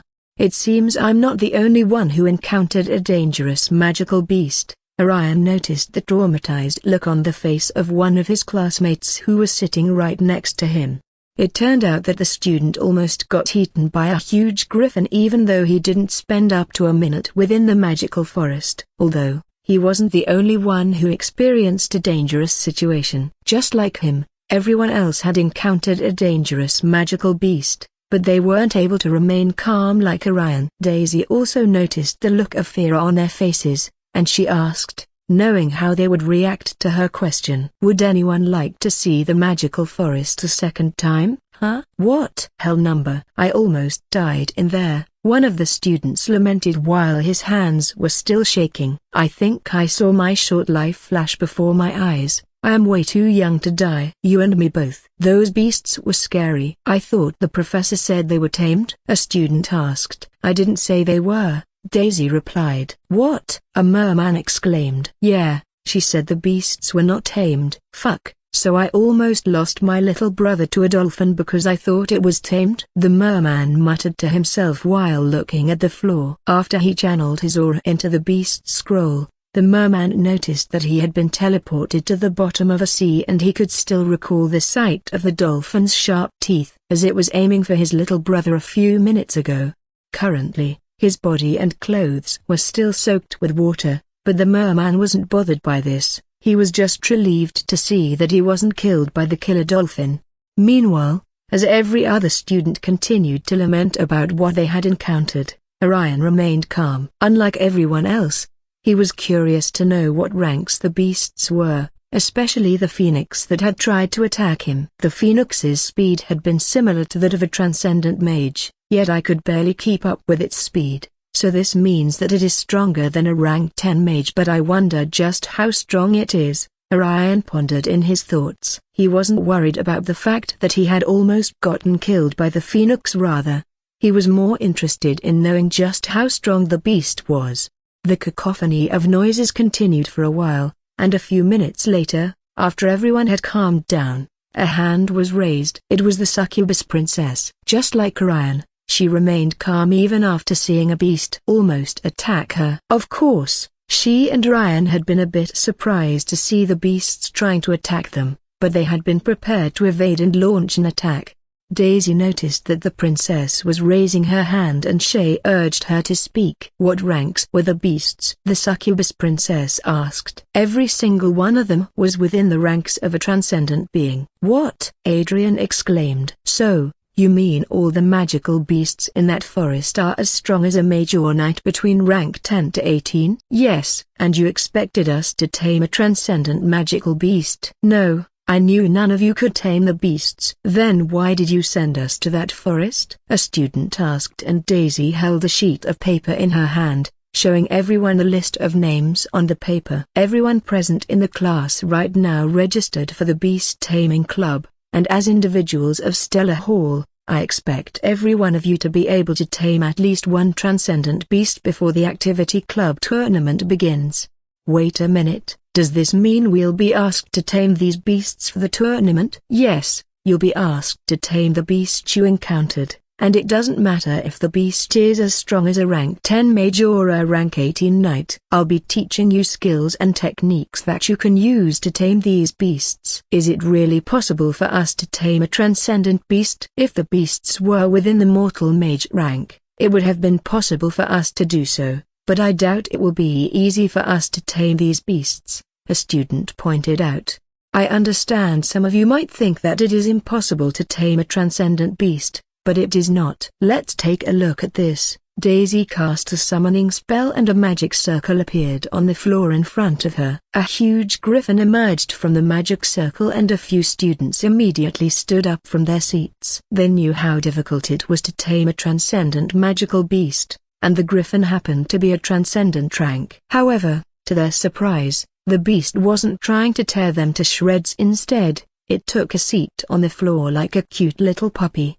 Beast taming requires empathy and understanding, Daisy explained. If you wish to tame a beast, you'll need to learn how to approach, calm, and eventually tame them. But how are we going to do that? Aslan asked. To do that, you'll need to demonstrate respect, courage, and a willingness to earn the trust of the beast. But you have nothing to worry about because all these things are what I'll teach you, Daisy assured them while patting the head of the griffin. The griffin leaned closer to her, wanting her to pet it some more, and everyone became amazed by what they were seeing. No matter how strong or terrifying the beasts might seem, I'll do my best to make sure everyone in this class becomes recognized as a world-class beast master, Daisy assured them once again, and everyone had a smile on their faces as they exchanged glances with each other. As students residing in Stellar Hall, Daisy wanted to make sure that every one of them made an impression on the day of the tournament and that the students understood her intention as well. They were the top 10 students in the academy, so it made sense for them to be able to tame beasts in the transcendent mage rank. Other halls would try to teach their students to tame beasts of the same rank as well, so everyone was hyped up to impress their families who would be watching them on the day of the tournament. With that out of the way, Daisy gave them some other instructions on what they needed to know. She also allowed everyone to touch and pat the griffin she summoned, causing them to feel more eager to tame a wild, dangerous beast of their own. This included Orion, who was also interested in taming the beast that had tried to hurt him. A few hours later, right after class was over, Orion made his way out of the academy and headed straight to the capital city underneath the floating academy. He immediately went to the guild he had registered at yesterday. After he arrived, he received a quest about a recent, dangerous C-rank dungeon, which happened to have spawned recently on the outskirts of the city. With the aid of a map, he swiftly found the dungeon, which was surrounded by twisted dead trees. Everywhere seemed quiet, like he was about to enter a haunted house. He could also see a faded, blood-red inscription above the dungeon entrance, which said C-rank dungeon. This could be seen as a warning sign to any adventurer who might try to sneak into the dungeon without finding out what rank the dungeon was. Orion entered the dungeon, and then suddenly stepped on a magic circle which began to glow instantly. However, Orion wasn't surprised by this because a magic circle always appeared in spots like these inside a dungeon. The moment he stepped on the circle, Orion found himself in a treacherous dark swamp. The air was thick with fog, and the ground squelched beneath his feet. He tried adjusting his eyes to the dim, misty atmosphere, but the air also reeked of decay and death. Several creatures and adventurers had ventured into this spot before him, but none of them had ever been able to successfully make it out of the dungeon alive. Orion drew his sword out of his inventory and ventured deeper into the swamp. The swamp's terrain slowed his pace, but he navigated through the twisted waterways, not minding the murky waters that hid pitfalls and roots that were lying in wait to snag any unwary adventurer. Dungeons and labyrinths in this world were a bit different from the ones Orion had read about in the novels from his previous world. The dungeons in this world were of different ranks, he uttered in his thoughts. And each dungeon's rank had a specific terrain and group of monsters that was unique to it, but different from other dungeon ranks in the world. For example, an F-rank dungeon may look like a cave that houses monsters like goblins and slimes. However, an E-rank dungeon won't look the same as an F-rank dungeon. On the outside, the dungeons might look alike, but once an adventurer steps into it, a magic circle would appear, and he would find himself in a magical forest containing wolves, wild boars, and some other monsters. Also, Mom said an F-rank dungeon in the Elf Kingdom is different from an F-rank dungeon in any other kingdom. She meant that the monsters in an F-rank dungeon in the Elf Kingdom are different from the monsters in an F-rank dungeon in the Human Kingdom or any other kingdom. Anyways, it would be nice to see what type of monsters are in the C-rank dungeons of other kingdoms. This is the first time I'll be exploring a C-rank dungeon in this kingdom or any other kingdom for that matter, so I have nothing to compare this dungeon with. Since it was a C-rank dungeon, only C-rank adventurers could explore and venture into the dungeon, and this meant that Orion was also a C-rank adventurer. Orion continued to push through the thorny vines and razor-sharp reeds, which continued to slash at the clothes he wore. The monsters in this dungeon seemed a bit different from other monsters in other dungeons. If it were monsters from other dungeons, they would have probably spotted me by now. I wonder why the monsters here haven't come out to attack yet? Orion's feet continued to sink into the spongy ground with every step he took. Then he rounded a bend in the waterway which allowed him to spot a clearing ahead. The mist thinned a bit and this allowed Orion to see a cluster of glowing mushrooms. The light from the mushrooms made it a lot easier for him to see the clearing, but Orion suddenly heard a gurgling sound that echoed throughout the swamp. The thick stench of acidic goo filled the air, but that was just a sign that Orion was now dangerously close to the monster living in this part of the swamp. He slightly moved forward while his grip on his sword tightened, and the monster emerged out of the murky water. Name: Glupenaut monster. Race: swamp monster. Monster rank: rank 10. Strength: 299. Agility: 320. Charisma: 5. Vitality: 70. Intelligence: 5. Skills: acidic splash, acid bullet, amorphous body. The Glupenaut monster was a 7-foot-tall monster with an amorphous body. It looked like a huge, transparent jellyfish with no discernible eyes, and it had large tentacles that it used to sense its surroundings. Yellowish-green fluid slowly oozed out of its body and stuck to its body like droplets of water. The monster aimed its acidic fluid at Orion, but he swiftly evaded the fast-moving acidic projectiles aimed toward him. The swamp monster launched more acid bullets towards Orion, but he didn't have a problem evading it. However, the swamp monster wasn't happy with this. In fact, it didn't like what it was seeing, so it roared loudly before spitting out a huge amount of acid from its mouth, aiming for Orion. The acid spread out like a blanking as it lurched towards Orion, making it difficult for him to escape. But Orion swiftly teleported to the left.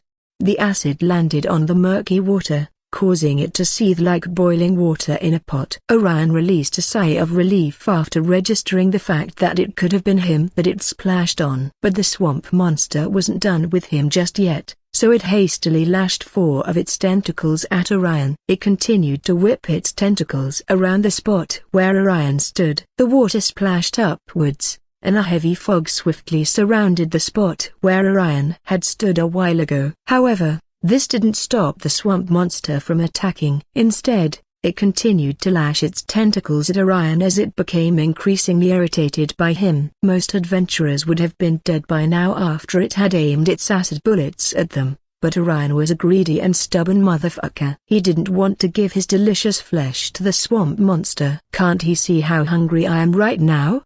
the monster uttered in its thoughts. "A good food should always allow me to eat it." All the swamp monster wanted was just to eat him. Was that too much to ask? Why can't the greedy elf just give up and let it eat him? This was the thought circling around the monster's mind. The monster could hear the splashing sounds of water, but no matter what it did, it still couldn't hurt Orion. Although, what the monster didn't know was that the elf prince that was in front of it was just an illusion created by Orion with an illusion spell that he cast a few minutes ago. The fake elf prince didn't really have a solid body, causing it to look like a hologram, and this was why all of the swamp monster's attacks simply went through him. The monster continued to lash its tentacles at the spot where it believed Orion was standing. It stopped for a while to see if there was any movement on the waters, but it couldn't hear anything. Since it couldn't see, it had to make sure the greedy motherfucker wasn't trying to escape. "Is he dead?" the swamp monster thought to itself. "I hope he is. I can't sense any movement. He has to be dead." "Yes, finally, I can eat that greedy motherfucker's meat." The swamp monster rejoiced in its thoughts, but it suddenly heard a splash of water in the exact same spot it believed Orion was. "Huh?" The splashing sound continued and the mist surrounding Orion cleared. Unlike what the monster was expecting, Orion's body remained intact and unharmed. "What in the hell? The stupid motherfucker is alive?" Emotional damage. The swamp monster became hurt when it realized that its prey was still alive, but this didn't stop it from striking again and again. However, all of its attacks seemed to be passing through Orion rather than hurting him. The swamp monster scratched its head in confusion, wondering why it was so difficult to kill just one crazy-ass motherfucker. If the swamp monster could see, it would have noticed the 2 small magic circles on both sides of the hologram. The hologram couldn't make any sound on its own, so Orion cast 2 sound spells to make a splashing sound that could be heard on either side of the hologram. The monster continued to strike aimlessly in front of it, hoping the splashing sound would stop, but it didn't. Instead, the splashing sound increased in pitch and this made the swamp monster feel scared. It tried to hide back in the water, but the real Orion wasn't too far from the swamp monster. He was currently standing on 2 glowing spears and hovering above the swamp monster. He held a spear in his hand while he tried to find the swamp monster's core. The moment he spotted the core, which seemed to be glowing as a tiny orb within the transparent Gluponaut swamp monster, Orion hurled the spear straight towards the monster's core, causing the monster to cry out in agony.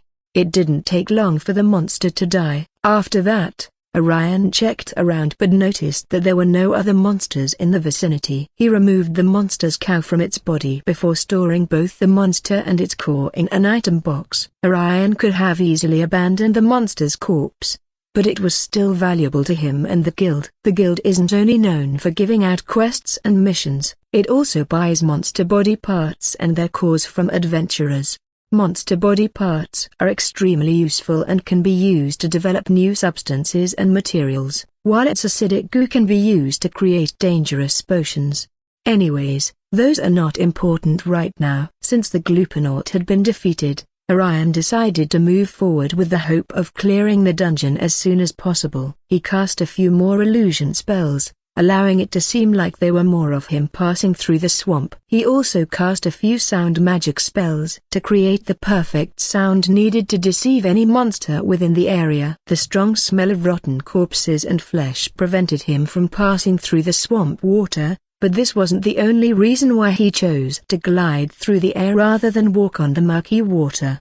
The water was extremely dirty and would affect his clothes as well, so he knew he had to move around by flying above the water. Also, Since he had the ability to fly, why would he choose to walk on the dirty water? It just didn't make sense. With that out of the way, Orion continued to slay more swamp monsters before coming across a ghostly, humanoid creature with a misty, transparent body. Name: Swamp Wraith. Race: Swamp Monster. Monster rank: rank 10. Strength: 309. Agility: 210. Charisma: 5. Vitality: 150. Intelligence: 125. Skills: Life Drain, Invisibility.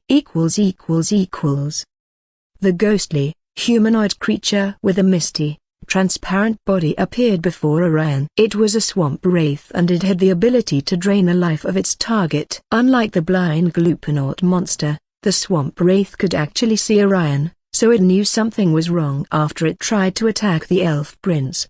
The swamp wraith's sharp claws passed through the elf prince's body, so it turned towards the next hologram, and the next one as well, but it couldn't find the real elf prince.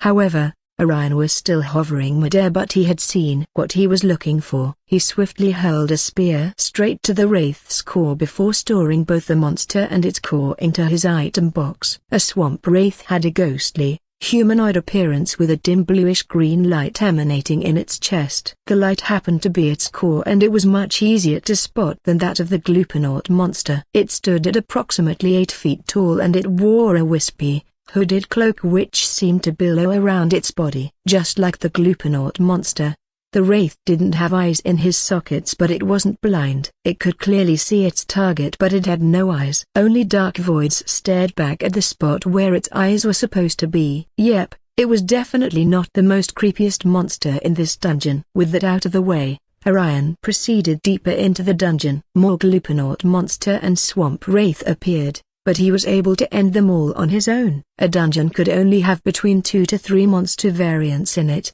but the deeper one enters into the dungeon, the higher the number of monsters they'll have to fight against.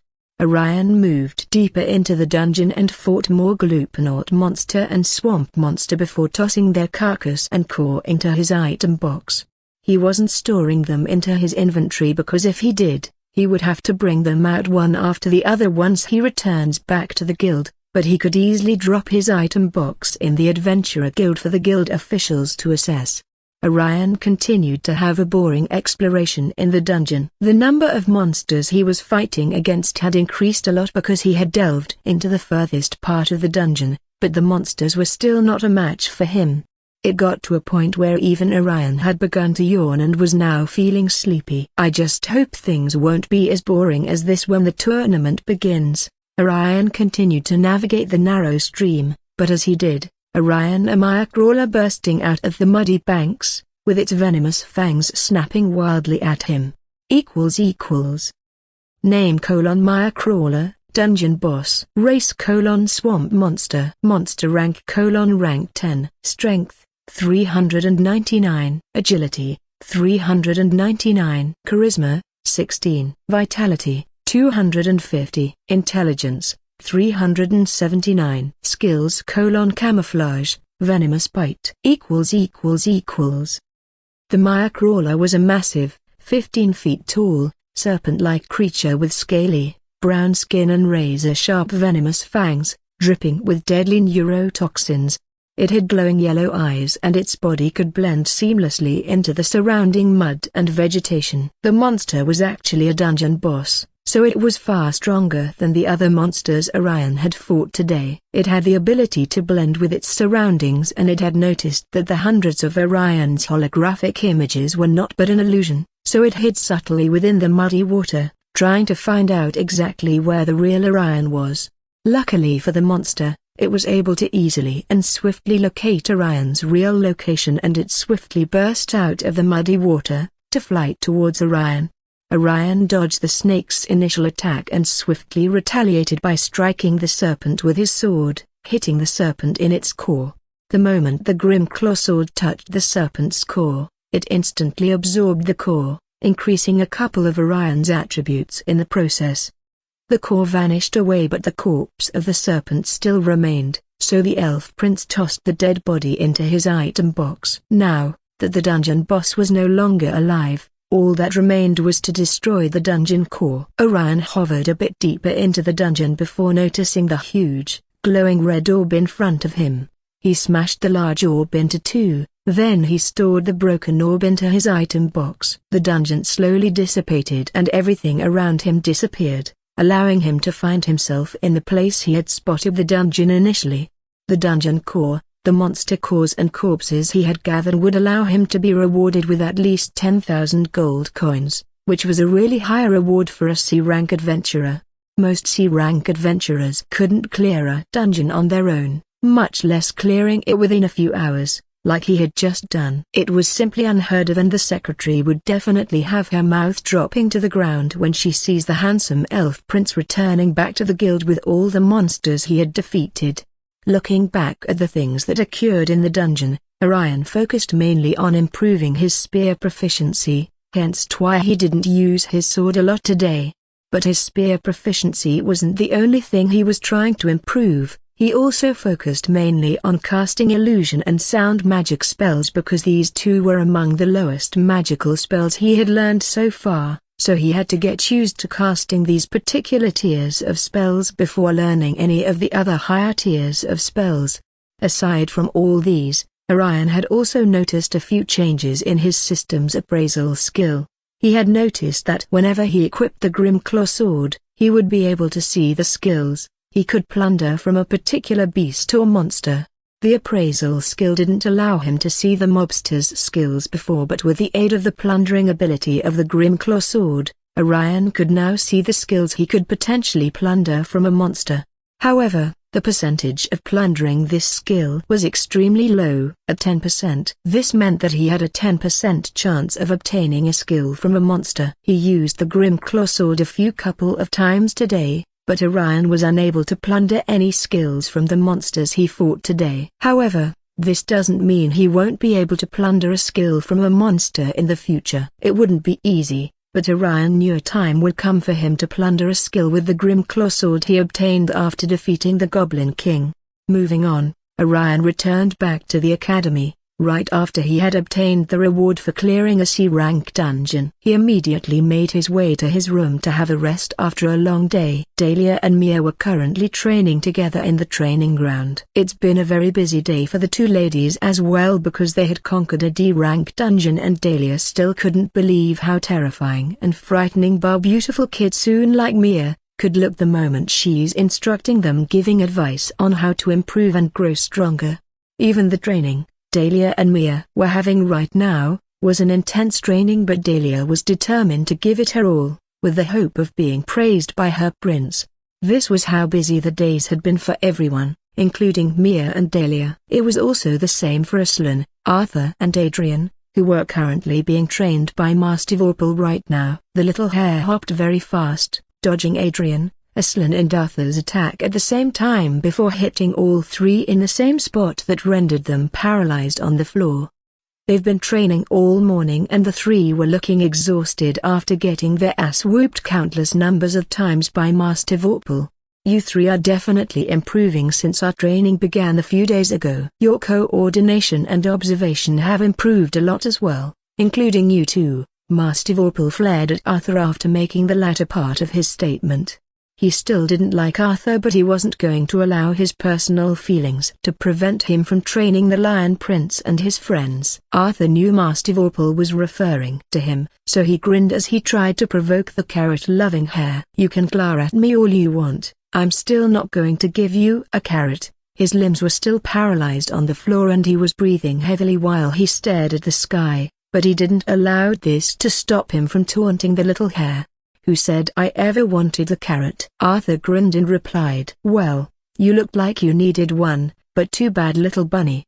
I've got no carrots for a carrot-loving freak, such as yourself. Master Vorpal tightened his grip on the book he was holding, then he glared at Arthur once again. I warned you to stop calling me that. What? You mean, a carrot-loving freak? Okay, I'll call you a carrot dick sucker instead. How's that? Master Vorpal's left eye twitched a bit and he giggled to himself before hopping towards Arthur. Now, He was standing between Arthur's leg with an evil smirk on his face. A dark shadow was cast on the little hare's face and he giggled to himself once again. Arthur noticed this and wondered what was wrong with the weird bunny. "Hey, what are you doing down there? Stop it, man, you're creeping me out." Arthur's limbs were currently paralyzed and this meant that he couldn't move away from the weird bunny standing between his legs, and Master Vorpal knew about this as well, so he knew he was going to enjoy his time torturing Arthur today. Master Vorpal clapped his hands together as he begged for forgiveness for the things he was about to do. "Forgive me, King Simba and Prince Aslan, for the things I am about to do." Hey, what are you talking about? This isn't funny anymore, man.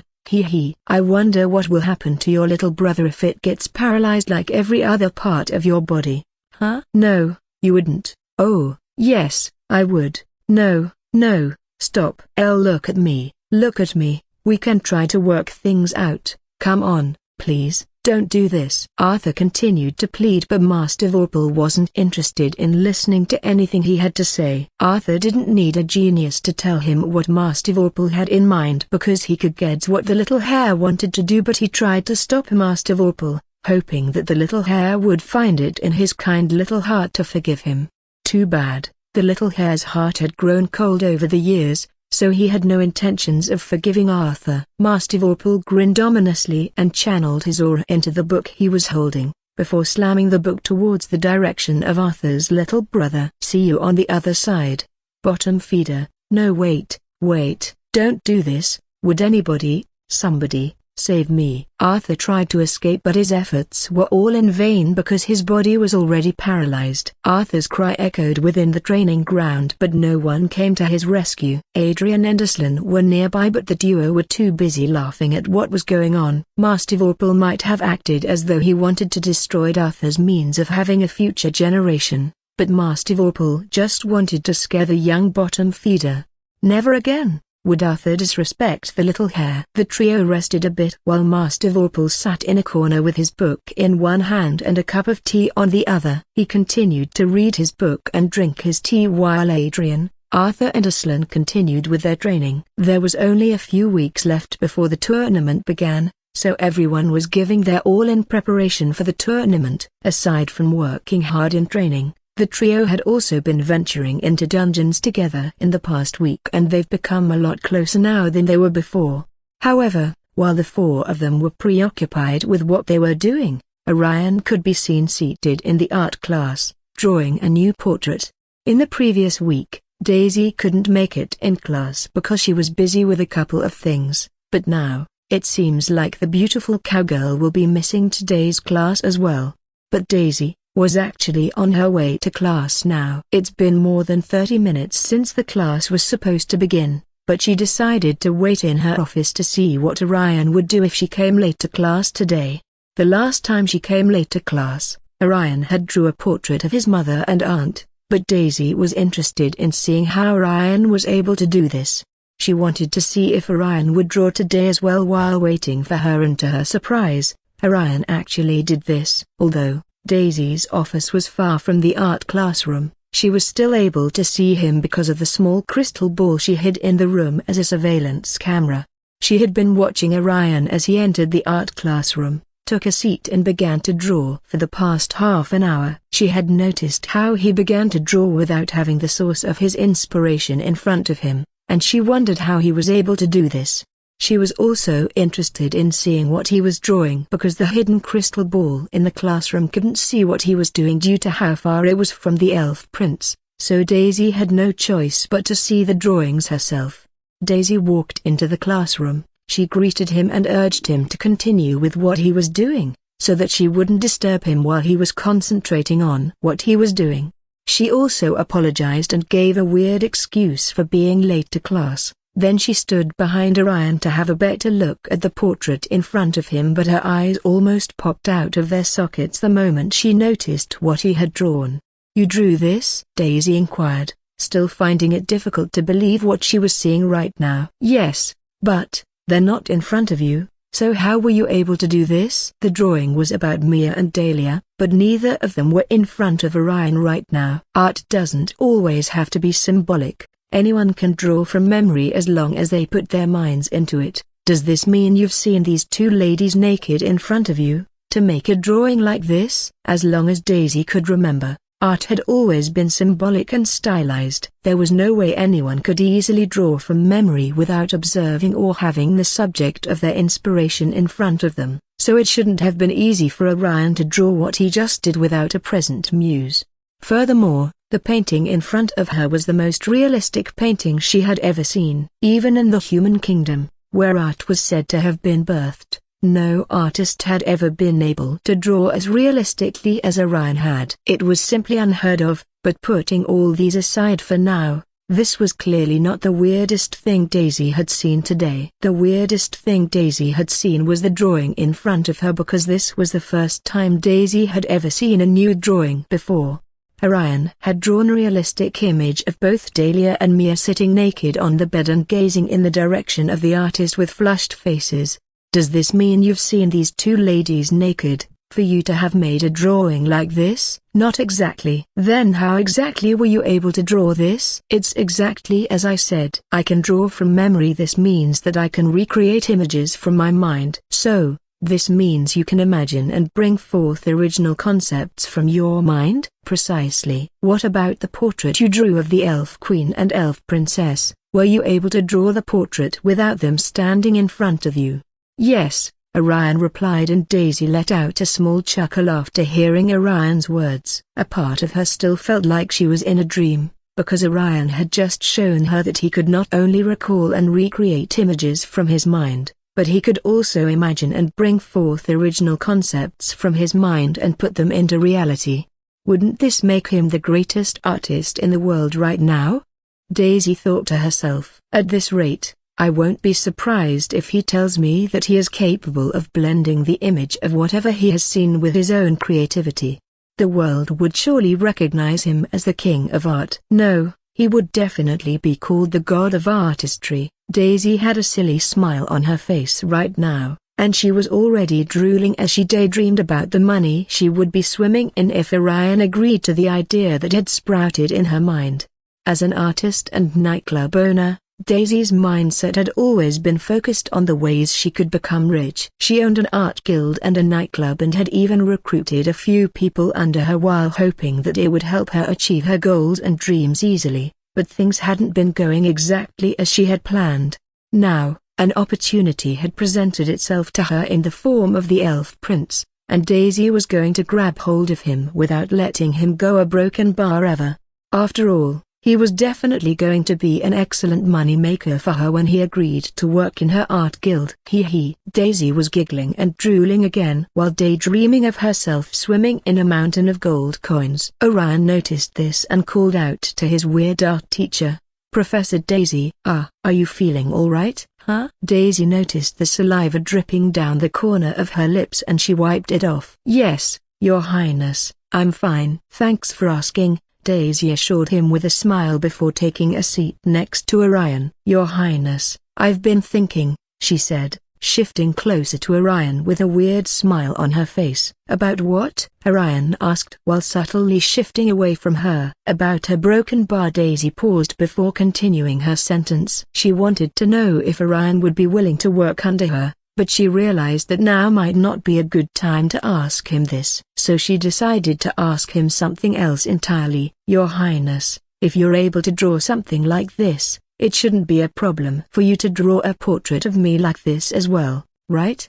"Yes." "Great, I would like you to draw me as well." Orion's brows became furrowed as he asked. "You want me to draw a nude portrait of you?" "Oh, number. I need you to draw a portrait of me wearing this exact same outfit. Can you do that?" "Yes." "So when should I expect it? Will it be ready before our next class?" "Yes, it should." The art class was only held once a week, so it shouldn't be a problem for him to get it done before next week. "Splendid." Daisy beamed and stood up from her seat. "We'll further discuss this later. For now, let us begin today's class," Daisy said, and Orion nodded in response. But he hadn't expected Daisy to feel so relaxed about the nude portrait of Mia and Dahlia that he drew.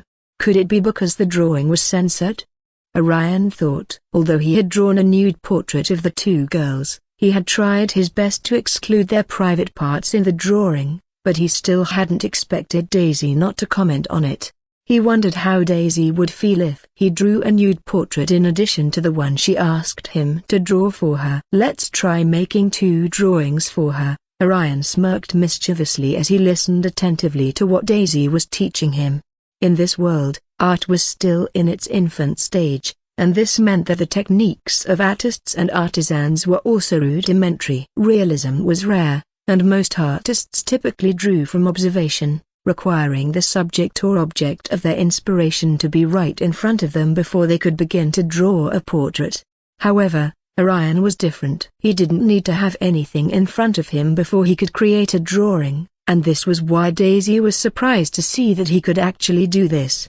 It was also easy for her to see that the prince had an artistic talent, but Daisy wanted to see his portrait of her before deciding on what to do next. A few days had passed since Daisy had asked Orion to draw a portrait of her, and he had successfully done this.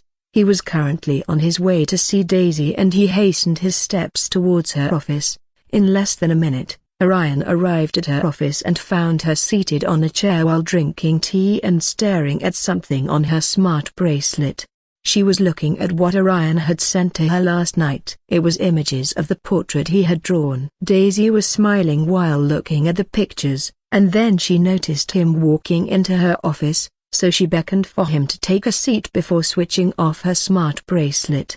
She then began to pour some tea for Orion to drink as well. "Have you seen it?" Orion asked while sitting down. "Yes, I have, and I like it." "Not exactly the response I was expecting." Daisy giggled after hearing this. "Oh really? Then what were you expecting?" Orion shrugged and replied. "Well, I was kinda expecting you to react differently to the nude portrait I sent to you." Orion had sent an image of the portraits he drew, and this included the nude portrait he made, so he had been expecting Daisy to say something about the nude portrait he'd made of her.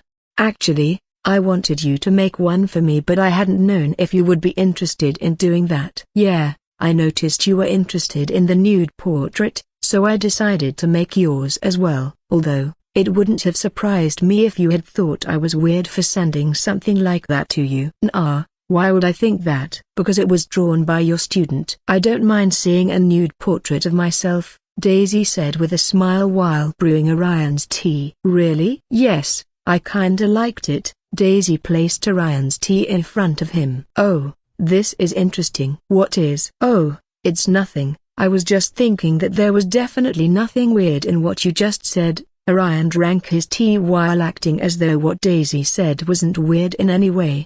Daisy noticed the weird look on Orion's face and she giggled again. "You think I'm weird because I like a portrait of myself?" "A little." "Well, would I still be called weird if I asked you to draw a similar portrait but from a different angle?" "Yep, you'd definitely be called a weird professor if you made such a request." "Then I guess I am." "So, what do you say? You really want another nude portrait?" "Yes, I would like to have another one." "And you don't find it strange to be asking for this from your student?" "Nope, I don't think it's strange because I'm simply asking a talented artist to make me a portrait." Orion squinted his eyes and replied. "It's still the same thing." Daisy giggled after noticing what he did. "Maybe you're right, but it's not like I'm asking you to watch me undress before drawing a portrait of me." "That's even worse." Orion shook his head before grabbing his mug to take another sip of his tea. "Nope, a worst-case scenario would be if I asked you to have sex with me." Orion spat out the tea he was drinking and was left speechless by what Daisy just said. He looked at her face and noticed that she didn't feel ashamed about what she said. She simply smiled and continued to drink her tea. It was natural for her to say things like this to people she felt comfortable around,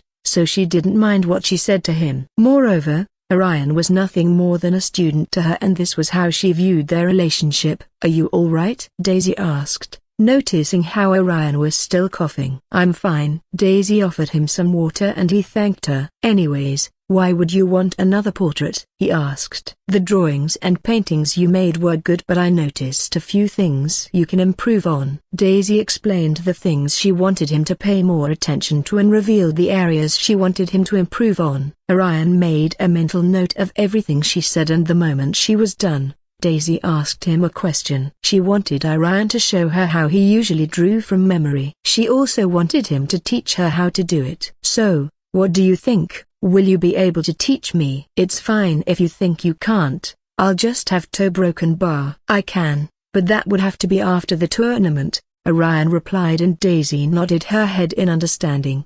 She knew it would be a lot better to have Orion teaching her once the tournament was over, because right now, every student was focused on trying to make sure they could take part in the upcoming tournament. Not everyone would be able to qualify for the upcoming tournament, but everyone was eager to do their best with the hope of participating in the main tournament, and Daisy wanted Orion to have enough time and space to prepare properly for the tournament as well. She didn't mind the fact that she would be learning from her students. She might be a professor and Orion might be a student, but no one said a professor couldn't learn something new from her student. The academy was a place to learn, and she would be happy to learn something new, even if her student happened to be the one teaching it to her. So, with this thought in mind, Daisy couldn't wait for the tournament to officially begin and finally end, because the moment the tournament ended, Orion would have more than enough time to teach her everything she wanted to know. The two continued to converse, and Daisy offered a few words of advice to him on how to improve his drawing. Then she asked him if he had anything to talk to her about concerning the culinary recipe book she left in the class. They discussed a few things about beast taming, and this was how Orion and Daisy spent the rest of the time. She really wanted to know if Orion would be interested in joining her art guild, but she knew that now was not the best time to ask him such a question. So she decided to wait until the tournament came to an end before asking him if he would be interested in joining her guild. A few hours later, Orion and Daisy were done for the day, and he thanked her for everything she had explained to him. Although she was a bit weird and shameless while talking about inappropriate things with her students, Orion noticed that Daisy was actually a pretty good professor. He stood up from the chair to leave and walked towards Daisy's door, but while walking out of her office, Orion made a mental note of the things he wanted to do. He had no other class to attend today, so he ventured out to clear more C-rank dungeons and labyrinths, and he spent the next few days training and clearing dungeons.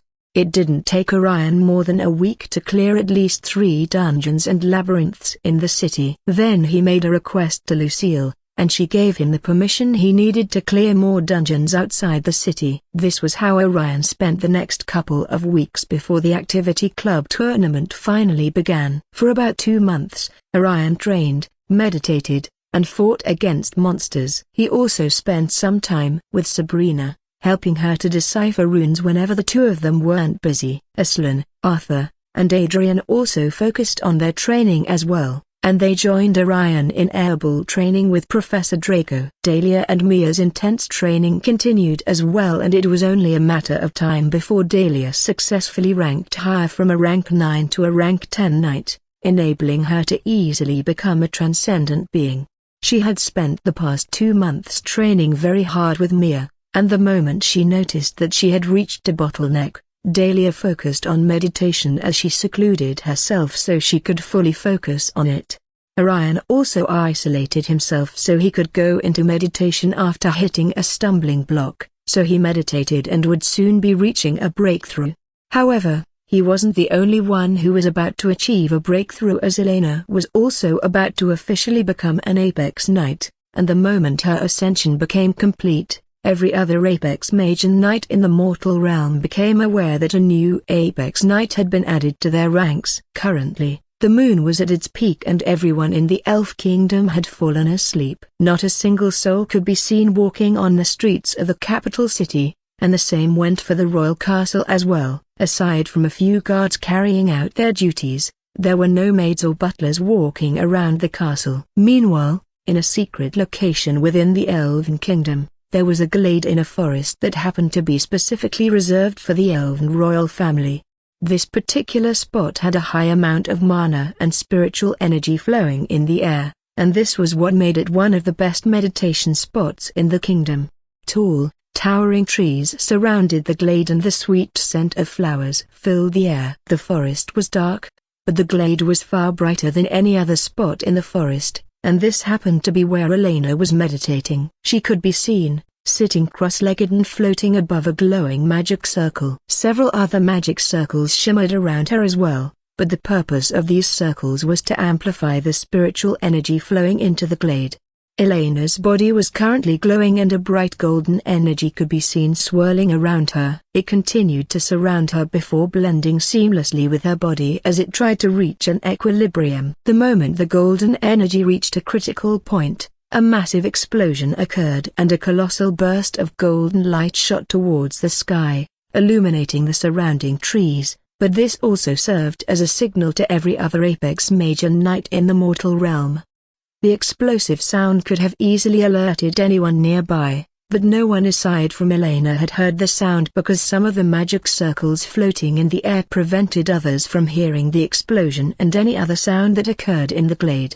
It wasn't weird for explosions like this to occur when a mage or knight tried to ascend to a higher rank. The golden energy that exploded towards the sky was astral energy, and it could have easily alerted anyone nearby. But Elena immediately absorbed it so that no one would see it, and it would simply look like the golden light was never there, to begin with. Astral energies were a lot more powerful and dangerous than spiritual energy, mana, and aura, altogether. Mortals and transcendent beings could never absorb or manipulate this particular type of energy, and they could easily explode if they were to come in contact with it.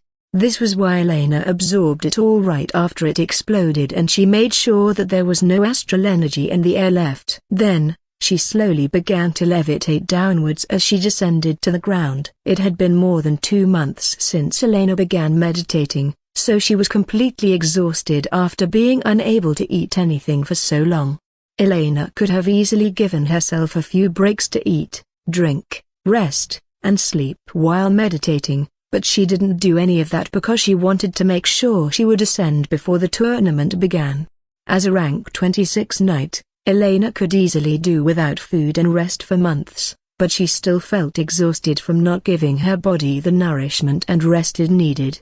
Elena swiftly dispelled the magic circles and then tried to return back to the castle, but the moment she tried to move, she stumbled a bit and was about to fall when Evelyn suddenly appeared and wrapped her arms around her waist. "Well done, Elena, and congratulations on becoming an Apex Knight." "Thanks, but was I able to ascend in time?" Elena asked with a worried look on her face. Elena was asking because she wanted to know if the tournament had begun during her meditation. She really wanted to watch Orion participate in the tournament and the thought of missing the tournament had been tormenting her mind for the past few weeks. However, Elena was able to chase those negative thoughts away by completely focusing on her meditation. Even though she had suppressed her worries ever since then, the beautiful princess couldn't suppress it anymore, which is why she asked her sister, and Evelyn chuckled a bit before replying with a nod and a smile on her face. "Yes, you were able to ascend in time. The tournament begins tomorrow, so you have plenty of time to eat and rest," Evelyn added, and Elena smiled with relief before returning back to the castle to get some rest. However, while Elena and Evelyn returned to the castle, every other Apex Mage and Knight sensed the astral energy that exploded the moment Elena successfully ascended. In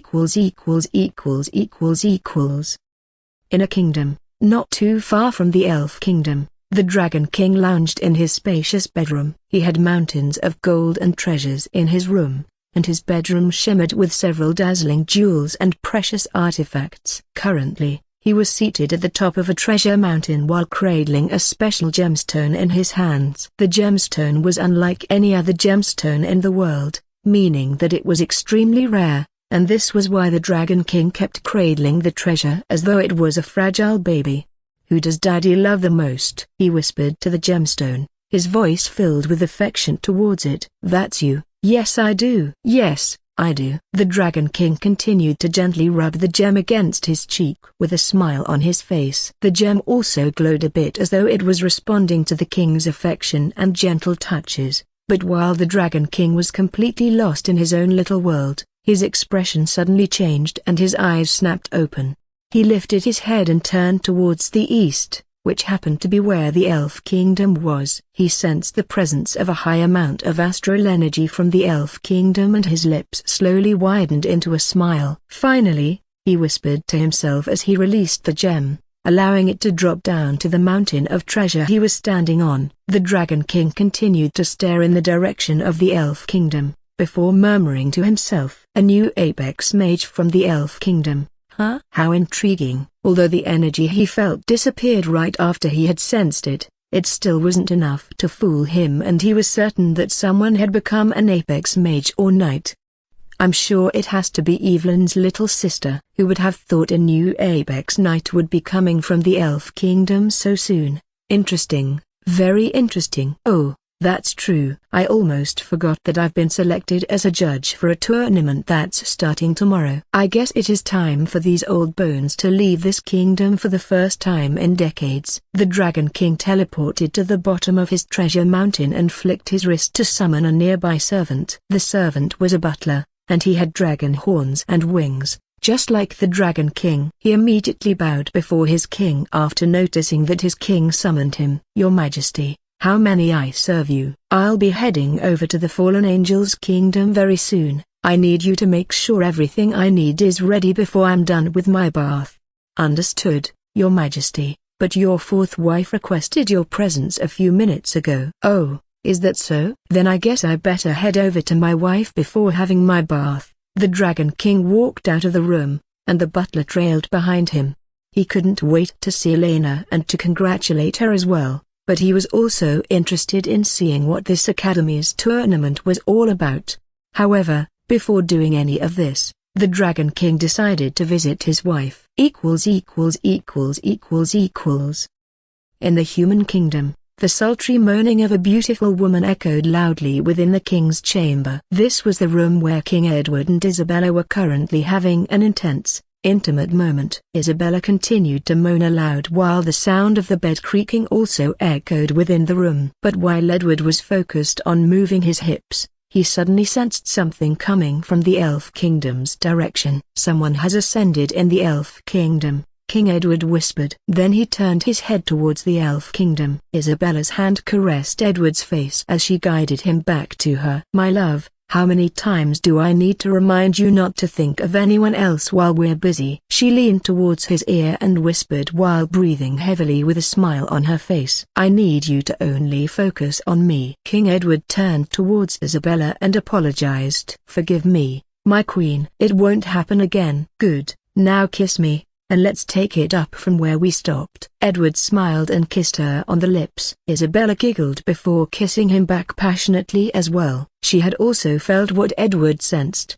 but she was only focused on what they were doing at the moment, and she wanted Edward to feel the same way as well. The intimate sound of flesh hitting flesh echoed throughout the room, but it was instantly suppressed by Isabella's sultry moans once again. While Edward and Isabella continued to get jiggy with it, King Simba was having an intense exercise of his own in his kingdom, but it wasn't similar to what Edward and Isabella were doing. Rather, King Simba was currently in the woods, engaging in a grueling training session. 990, 991, 992, 993. A broken bar. He was lifting his entire body weight horizontally with his two index fingers while his feet were high up in the air, and this made him look like he was standing upside down. As an Apex Knight, he had to train very hard if he wanted to rank higher, but the best time for a knight to completely focus on his training was always during nighttime. Of course, it was good for knights to train during the day as well, but if any knight wanted to completely focus on their training, then they would have to train alone at night. Nights were always quiet and peaceful, and this made it the perfect period to completely focus on one's training. This was the reason why the Lion King wasn't asleep right now and was focused on his training instead. 994, 995, 996. His voice continued to echo throughout the forest. "I'm almost there. It's only a matter of time before I beat my last record. Everyone else is working very hard to rank higher. I can't be the only one left behind. I have to increase my ranking as soon as possible. Come on, focus, focus, Focus. King Simba refocused his mind back on the training he was going through. 997, 998, 999. A broken bar. His target for tonight was to reach 1000, and his mind had already been made up that he would call it a night once he had reached his training target. However, just before he got to 1000, the Lion King's ears perked up and he sensed a massive amount of astral energy coming from a certain direction. He didn't need to stop what he was doing before he could understand what had just happened. A new apex knight has emerged from the Elf Kingdom. Someone strong has emerged from the kingdom of my rival. This means that there are now 2 powerful elves in that kingdom. I refuse to remain the way I currently am. Simba, what in the hell are you doing? Don't be a hole in the ass, and work harder. Train harder, train harder. Arg. Here we go. Maximum effort. He continued his training with a new target in sight. He was no longer interested in stopping at 1000, instead he was now aiming for 2000. He roared at night as he increased his efforts while training hard. However, while the Lion King continued his intense training method to rank higher, a separate king could be seen engaging in a more tranquil method which was completely relaxing compared to what the Lion King was doing. This was the Demon King and he was currently floating in his bedchambers. His bedchamber was very dark and not a single source of light could be seen in the room. Even the Demon King couldn't be seen either because his body had already blended in with the dark room. If anyone else were to walk into the room right now, they wouldn't be able to see anything due to how dark it was, but this wasn't a problem for the Demon King. He continued to hover in his meditative state above the black marbled floor of his room. His eyes were closed and his legs were crossed as he focused on his meditation, but his crimson eyes snapped open the moment he sensed a huge amount of astral energy from a particular direction. A beat after the energy appeared, it suddenly vanished, and the Demon King exhaled with a weary sigh. Not again, he muttered to himself and sighed even louder once again. Not another elf. His deep voice was raspy and it echoed around the room. Why do they keep growing stronger every single day? The rate at which the elves are growing stronger is frightening. At this rate, the Elf Kingdom will definitely become the strongest kingdom in the mortal realm. The Demon King continued to ponder about this scenario becoming a reality, and he wasn't happy about it. Instead, he was of the opinion that his kingdom should be the strongest kingdom in the mortal realm and not any other kingdom. He continued to think of ways that he could employ to help his people increase their ranks faster than the other races, but after a while, he decided to stop thinking about this. Now wasn't the right time to be thinking about things like these, because there were more important things to be thinking about right now, and one of them was his beautiful daughter's participation in the activity club tournament starting tomorrow. He couldn't wait to see how strong his little girl had become during her time at the academy. He also couldn't wait to watch how his daughter will outperform everyone else in the tournament. I know she is going to do great in the tournament. I even heard that the tournament will be broadcast live across several kingdoms. This means everyone in the mortal realm will see how amazing my little girl is. A broken bar. It will certainly be an entertaining tournament to watch. The Demon King giggled internally to himself before summoning a dark-winged creature from the shadows. Corvus, come to me. The creature emerged from the dark floor and went down on one knee before the Demon King. It had wings, a long spiky tail, and a pair of horns protruding out of its head. My lord, you called? Yes. Inform the head maid and head butler that I will be leaving the kingdom in the morning and they should make sure everything I will need is ready before my departure. Understood. Your Majesty. Will that be all or is there anything else you want me to do for you? That will be all, Corvus. Understood, then I shall take my leave. Corvus bowed his head and disappeared into the night to carry out his king's will. Meanwhile, in the depths of a particular ocean where the darkness was illuminated by the glowing light of bioluminescent creatures, there was a huge castle that stood tall and majestic in the Merfolk Kingdom. Inside this castle, Ariel could be seen standing before a mirror in her bedchambers as she fidgeted with the laces of her corset. Why won't this thing fit? She grumbled as she tried to make the corset of her dress fit her body. Karen was also in the room with Ariel and she watched as her queen struggled with the corset. A smile appeared on the beautiful maid's face, Then she straightened her glasses before standing behind Ariel. "Relax, Your Majesty, let me help." Then she gently pried Ariel's fingers away from the lace. While Karen worked to tighten the corset, Ariel's face reddened as she felt it tightening around her waist. "It feels tighter than usual," Ariel complained. "Maybe it's because it's been a while since you last wore it." "You're right, Karen, but even so, it shouldn't be this tight." "I understand, Your Majesty. I'll try to make it less painful." "Thank you, Karen." "You're welcome." Karen continued to do what she was doing, but Ariel still felt the same way. "It's still tight. I think the corset might have shrunk." "Perhaps,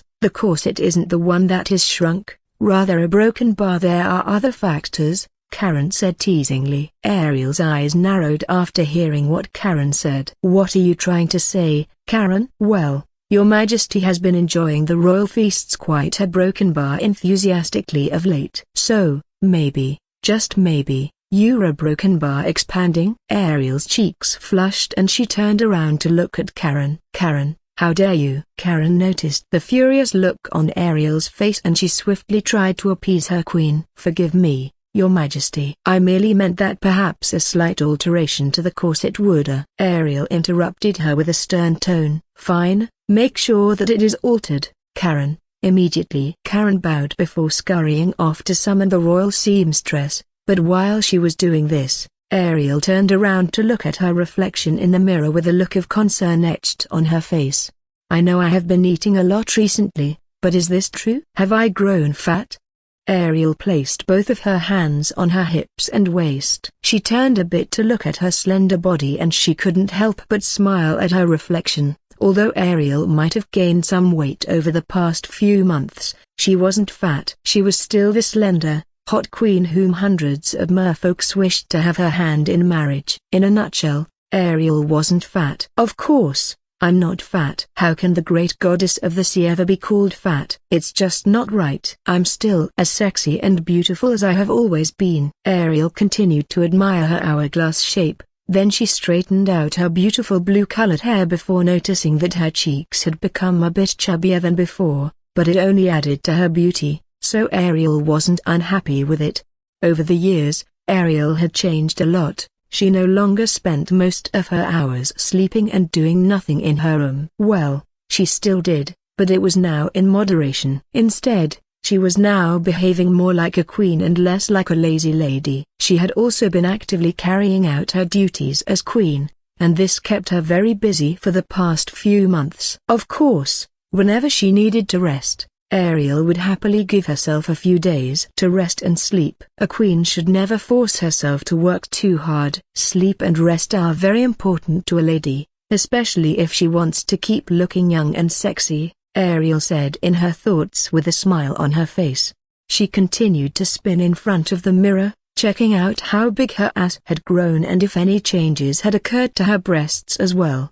Of course, a few minute changes had occurred in her body, but the changes weren't exactly mind-blowing. She could only hope that a special someone would be attracted to her charm even though it had been months since they last saw each other. Ariel continued to check herself out while posing in front of the mirror, almost as though she was posing for a camera. She kept doing this until Karen returned to continue helping her dress up. Now, Karen was standing behind Ariel, and helping her to dress up, but she could also hear Ariel humming to herself. Karen noticed the smile on Ariel's face while she hummed a song to herself. It was easy for Karen to see that Ariel couldn't wait to leave the kingdom. "I think someone is excited to leave the kingdom." Realizing what Karen was talking about, Ariel giggled and replied, "Maybe I am." "Are you that eager to watch the tournament?" Since Ariel was also an apex mage in the mortal realm, she had been invited to watch the upcoming tournament. However, this wasn't the reason why she was eager to leave the kingdom. "Nope, I just can't wait to see Evelyn again. I've missed her." Karen felt the same way as well. She missed her friend, Elena, and she couldn't wait to see her again either. "Don't you miss your underlings as well?" "Of course, I do, but I'm also upset with the two of them. How could they not send a message to this goddess for months, making me worried for so long?" "Well, you could have simply visited the Elf Kingdom if you wanted to." "If I did that, they'll know I've missed them and that I visited the kingdom to see them." "Is that bad?" "You don't get it, Karen. They're my cute underlings. It's expected of them to miss me a lot more than Ariel was suddenly interrupted by the huge amount of astral energy she sensed from a far distance. Karen noticed how Ariel suddenly stopped talking and faced her direction, so she asked, "Your Majesty, is something wrong?" However, Ariel didn't reply. Instead, she continued to face the direction until her lips slowly widened into a smile. Ariel was still facing the direction she believed the Elf Kingdom was supposed to be before saying to herself, "Elena has ascended." And her words surprised Karen. "What? Elena has ascended?" "Yes, she has. Those sisters are growing stronger by the day. First, it was Evelyn. And now Elena is in the same rank as me." "Why are those two getting stronger faster than the rest of us?" Ariel asked, but found it strange when she only heard silence in response to her question. Ariel was expecting Karen to say something, but Karen remained quiet. Ariel wondered why she suddenly stopped talking, so she turned around to take a look at her. Once she turned around, Ariel noticed that Karen's mind had drifted far away from where they were before today. Elena and Karen had always been a rank below the Apex Mages, but now, her friend had ascended before her. Karen was actually happy to hear that her friend had become an Apex Knight because it showed how hard Elena had been working over the past few years, but Karen couldn't help but be surprised by the news.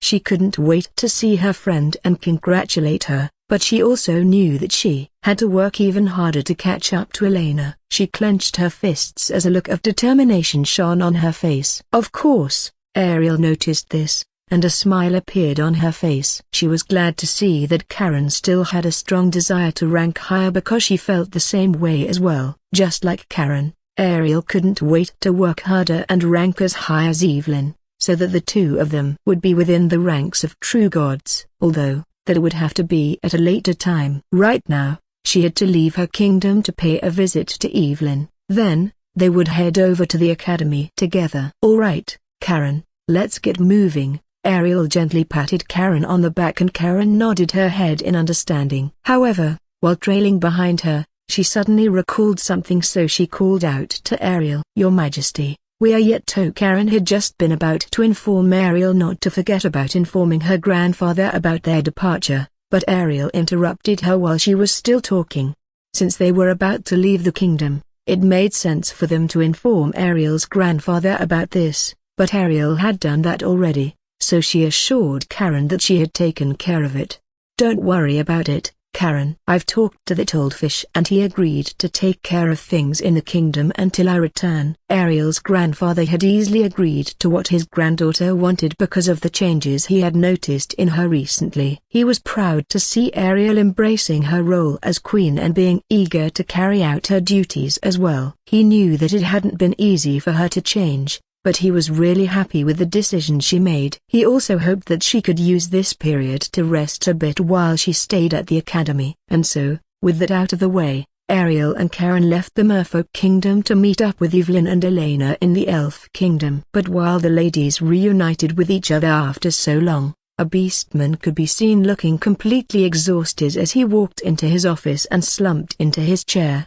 His name was Diego and he happened to be the guild master of the Beast Taming Guild. He had orange-colored hair, tiger ears, a tail, and the appearance of a human in his mid-40s. "Ugh, I'm so tired," Diego groaned while resting his back on his chair. Then, he rang a small bell on his desk. "I really need to take a nap, or else I won't be able to make it in time for the tournament tomorrow morning," he uttered in his thoughts. "It's been a long day and I've been working with the deputy headmistress of the academy while making presentations for the tournament. I never expected that I would be returning back this late in the night." Diego released a sigh before hearing a knock on his door. "Sire, you called?" A beautiful young lady's voice emerged from outside his office. She had white-colored hair that reached the small of her back, along with tiger ears and a tail. She also happened to be the guildmaster's secretary. "Yes, come in, Arya," Diego answered. "There's something I want you to do for me." He gave her a sheet of paper which had a list of the things he wanted her to do. Arya looked at the things listed on the sheet of paper and her eyes widened in surprise. "Arthisi?" "Yes, They're the names of the beasts the Academy will need for the upcoming tournament. But some of the names on the list are transcendent beasts. Does the Academy expect the students to tame these beasts? That's something we'll have to find out tomorrow. For now, I need you to focus on your task, Diego instructed, and his secretary nodded before leaving his office. The moment his secretary stepped out of his office, Diego sighed once again and leaned back into his chair. He understood why his secretary was worried about the students, and he felt the same way as well, but he chose to believe in what Lucille had told him during the day. Lucille believed that the students would be able to impress everyone tomorrow, and Diego hoped this would be the case as well, because if everything went according to plan, then there was a really high chance that the Beast Taming Guild would have hundreds or possibly thousands of people from different kingdoms eager to register at the guild. It was very rare to see a beast tamer from any of the 7 kingdoms in the mortal realm, but if the tournament turned out to be a success, then it would allow everyone in the mortal realm to know just how fun and exciting it was to tame beasts. With nothing else to do, Diego decided to call it a night. Tomorrow was going to be a busy day for him, because just like the Dragon King, he was going to be an important tournament official for the beast taming tournament, so he needed a lot of rest before he could head over to the academy. And this was how the preparations for the upcoming tournament finally came to an end. Hours passed and Orion could be seen levitating above the ground. He was sitting cross-legged while meditating, and a myriad of colorful mana particles circled around like a tornado. A wild gust of wind swirled around him as he tried to find a breakthrough in his meditation. Orion was currently in his private training ground, and he had been meditating here for days. The training ground was made available to him and his attendant alone. Every other top 10 students had a private training ground of their own, just like Orion, but Adrian, Aslan and Arthur preferred to train together in the training ground made available for everyone in Stellar Hall. Orion's personal training ground wasn't as big as the one he used when sparring against Aslan and the others, but it was still big enough for him to do whatever he wanted to do in it. The training ground had a spot where he could meditate peacefully, and this was where Orion was currently meditating. The mana particles around him continued to swirl rapidly until it began to reach an equilibrium. The moment it reached an equilibrium, the mana particles dispersed into the surroundings and Orion slowly stopped levitating. He had successfully ranked higher just in time before the tournament began. With a satisfied look on his face, Orion swiftly teleported himself to his bathroom to have a bath. He didn't use more than 10 minutes in the bathroom before stepping out to have a change of clothes. While he was getting dressed, Orion heard the door of his bedroom creaking open. Then he turned around to see Mia walking into the room. Mia swiftly teleported to his side before kissing him on the cheek. "Good morning, babe." "Good morning, gorgeous. You've ranked higher?" Mia asked while she sat down on a couch. "Yes, congratulations babe." "Thanks, but what of Dahlia? Has she ranked up as well?" "Yes, she has." "Now the 3 of us are transcendent beings." Orion nodded his head in agreement. Then he noticed Mia checking something out on her smart bracelet. Just like every other students in the academy, Mia and Dahlia had been given a smart bracelet to call theirs, but they weren't the only ones who could now use these devices.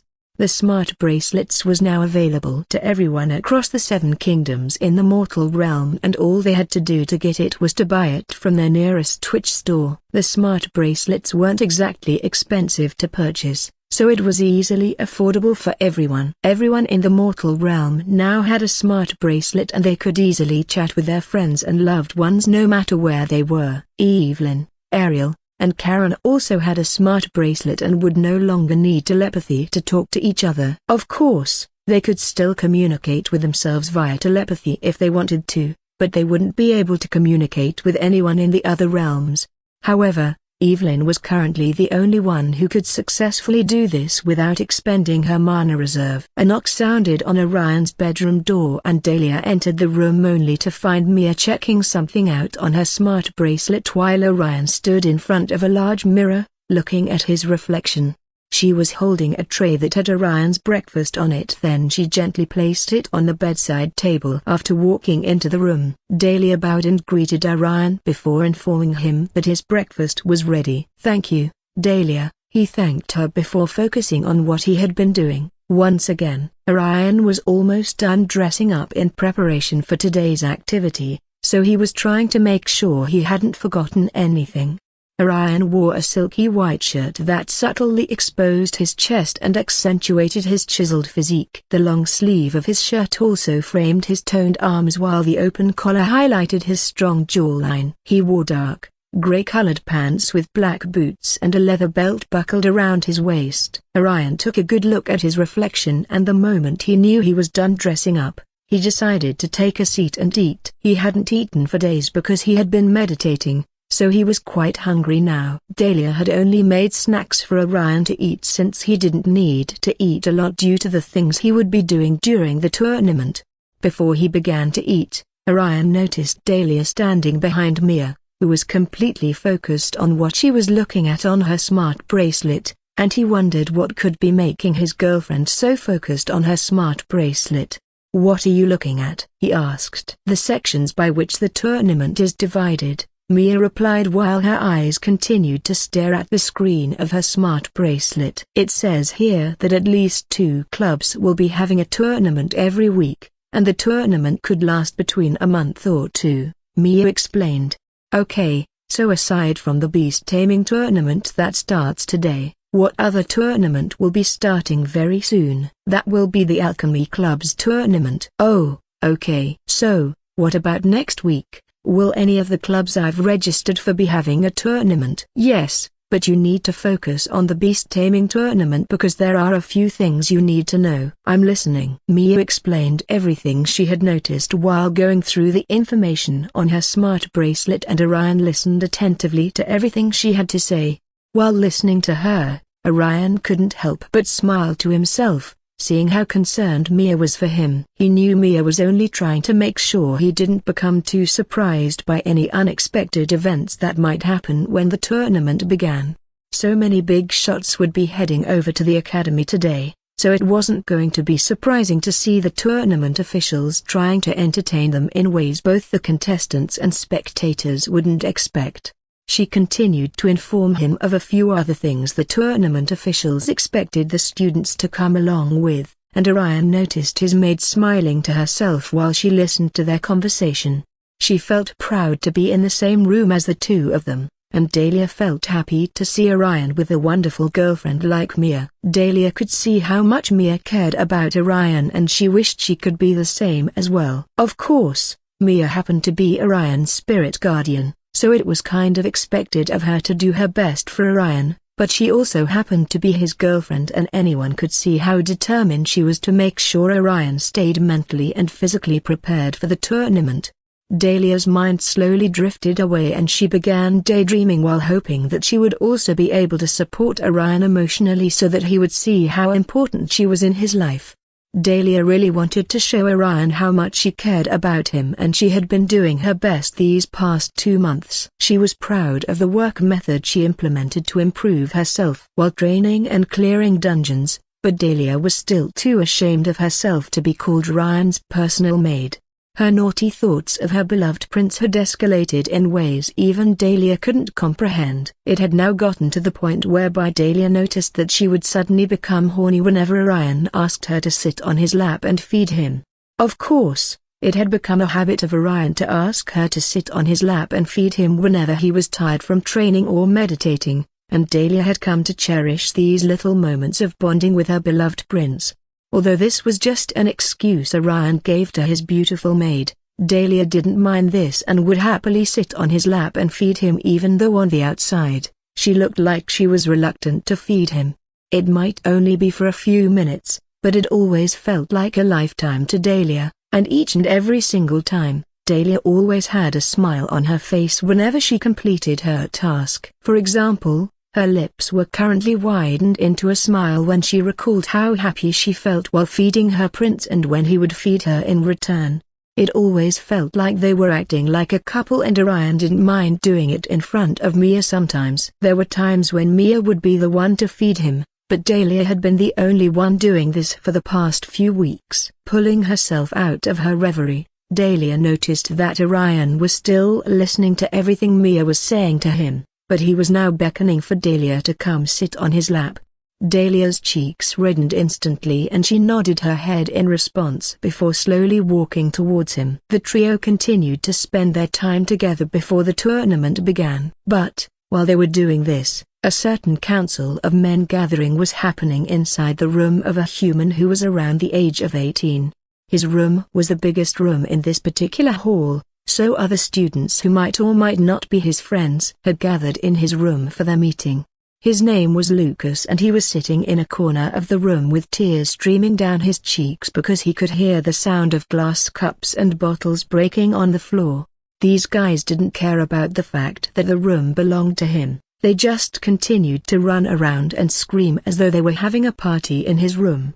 Lucas slowly lifted his head up to take a look at his dimly lit room where a group of rowdy young men had gathered. He wasn't particularly among this group of maniacs, but they had decided to use his room as their base for today's activity. Of course, the maniacs in front of him were none other than the self-proclaimed Succubus Princess fan club. This group of young boys were die-hard supporters of Princess Lilith, who they believed was Orion's rival for the student council president position.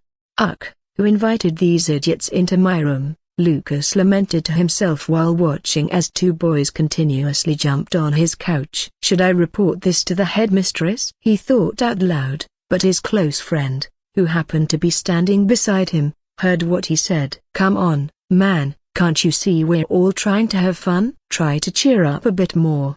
Now, you'll get to have more friends aside from me. Who said you and I were ever friends? I never should have welcomed you into my room. Lucas' friend guffawed and slung his arm around Lucas' neck. Come on, man, no one likes a stick in the mud. Just shut up. Lucas looked around his room once again and he could see two more students jumping on his couch. The more he watched them exhibit their rowdy manners, the more he could feel his veins popping out of his forehead. That's it. Lucas had finally had enough of the pests in his room. He was going to chase them all out before reporting them to the headmistress. Thank you, everyone, but I really think you all need to leave before broken bar. Lucas' words froze in his mouth when he suddenly noticed a tall demon teen with a terrifying aura walking into his room. Huh? You want us to leave? The tall teenage demon glared at the puny human in front of him. Yeah, Lucas tried to reply but his words were stuck in his mouth. Huh? What did you say? The tall demon noticed Lucas was trying to say something but he couldn't hear what he was saying, so he leaned down to listen to what Lucas had to say. However, even after leaning closer to Lucas, the tall demon still couldn't hear what he was saying. Speak louder, you punk. Do you want us to leave or not? He glared at the tiny human in front of him again. Noticing his hard gaze, cold sweat began to form on Lucas' forehead, but he summoned the courage to reply back. Why yes, I want you all to leave my room, Lucas replied with as much confidence as he could muster. He wasn't sure if the demon in front of him would clobber him to tiny pieces, but he wanted to speak his mind, so he did so before closing his eyes and waiting for the worst. But Lucas noticed that he hadn't been punched or kicked by the demon yet, so he slowly opened his eyes to find the tall demon in front of him glancing around the room. It seems the boys have turned your room into a mess. No worries, I'll make sure they tidy up the place before we leave. I give you my word this room will be squeaky clean before the tournament begins. He patted Lucas' back before turning his attention to his comrades. He walked further into the room with his arms spread wide, as though he wanted to give them a hug. Then he said, Brothers, time is not on our side. Everything has to be ready within the next 10 minutes. Everyone listened to what the tall demon had to say, then they nodded their heads in understanding. Afterward, they returned to what they were doing before the tall demon walked into the room. It was easy for anyone to see that the tall demon was respected by everyone in the room. He has to be the leader of this fan club, Lucas muttered in his thoughts. He watched as everyone swiftly did what needed to be done, and the moment they were done, the tall demon teen stood on a stool, surveying everyone in the room. Gather around, brothers. As you all know, today is the day of the tournament, and we will show everyone in the world who the true number one of the academy is. Princess Lilith. Awoo! The boys howled to the sky while others clinked their mugs together. Don your battle gears. Men. The tall demon handed out white shirts emblazoned with the name of their fan club on it. Lucas noticed that while they thanked the tall demon, they also called him Scar. Scar walked towards a couple of demons gathered in a corner of the room before he took a seat. Someone approached Scar and began to apply camouflage patterns on his face as though they were about to fight a battle. "Do you want your face to look fierce and terrifying?" the demon standing in front of Scar asked. "Just make sure it looks really intimidating." The demon called Jax grinned as he began to paint a skull design on Scar's face. "We're definitely going to strike fear in the hearts of the Elf Princess fans, won't we?" "Indeed," Scar nodded in response. "The demons will definitely conquer this tournament." Scar began to admire his reflection. Noticing that Jax was done, Scar stood up from his seat and surveyed the room once again. "Remember, men, we're not just fans,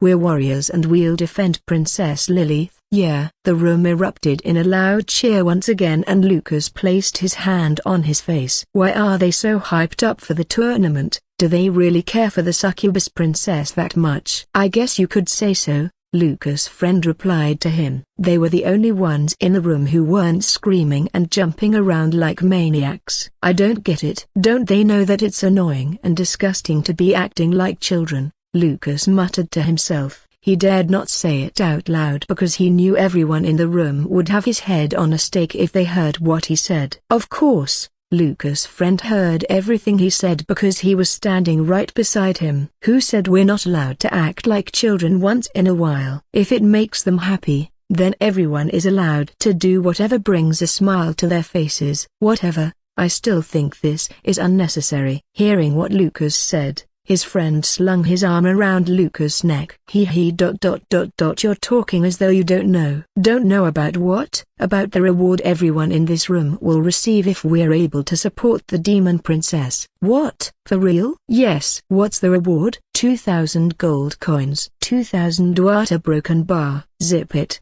will you?" "That's just what all of us will be receiving if we're able to support the princess by cheering for her." "What do you mean? Is there more?" "Of course, there is more, and it's a lot more." "Really? What's the reward?" "We were promised 5,000 gold coins each if the succubus princess won the tournament." "What?" "I'm serious, man." "But you guys are over 200 in number. Will the princess really donate that kind of amount just because she wants you all to support her during the tournament?"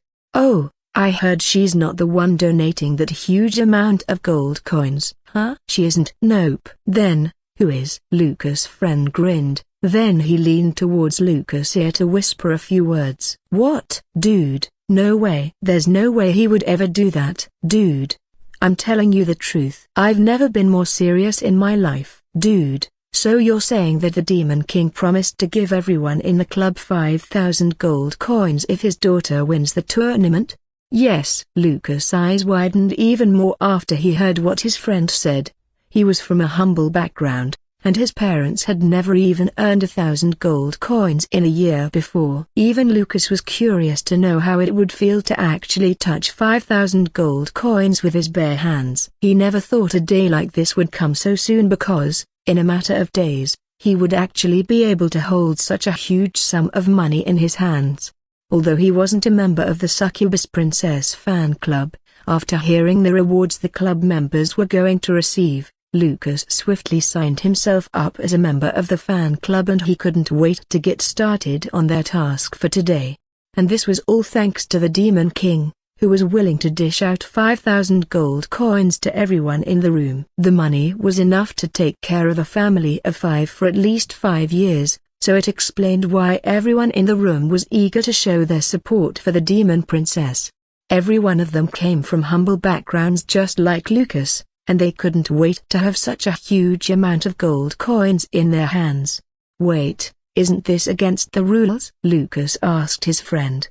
"What do you mean?" "I mean what the Demon King is doing. Don't you think it is against the rules for him to be doing this? Isn't it called bribery or worse, cheating?" "Technically, no one is doing anything wrong. We're simply showing our support to the Demon Princess and I'm sure the Academy would understand as well." Lucas nodded his head in understanding before he joined everyone else in the room, jumping and cheering for the Succubus Princess even though the tournament was yet to start.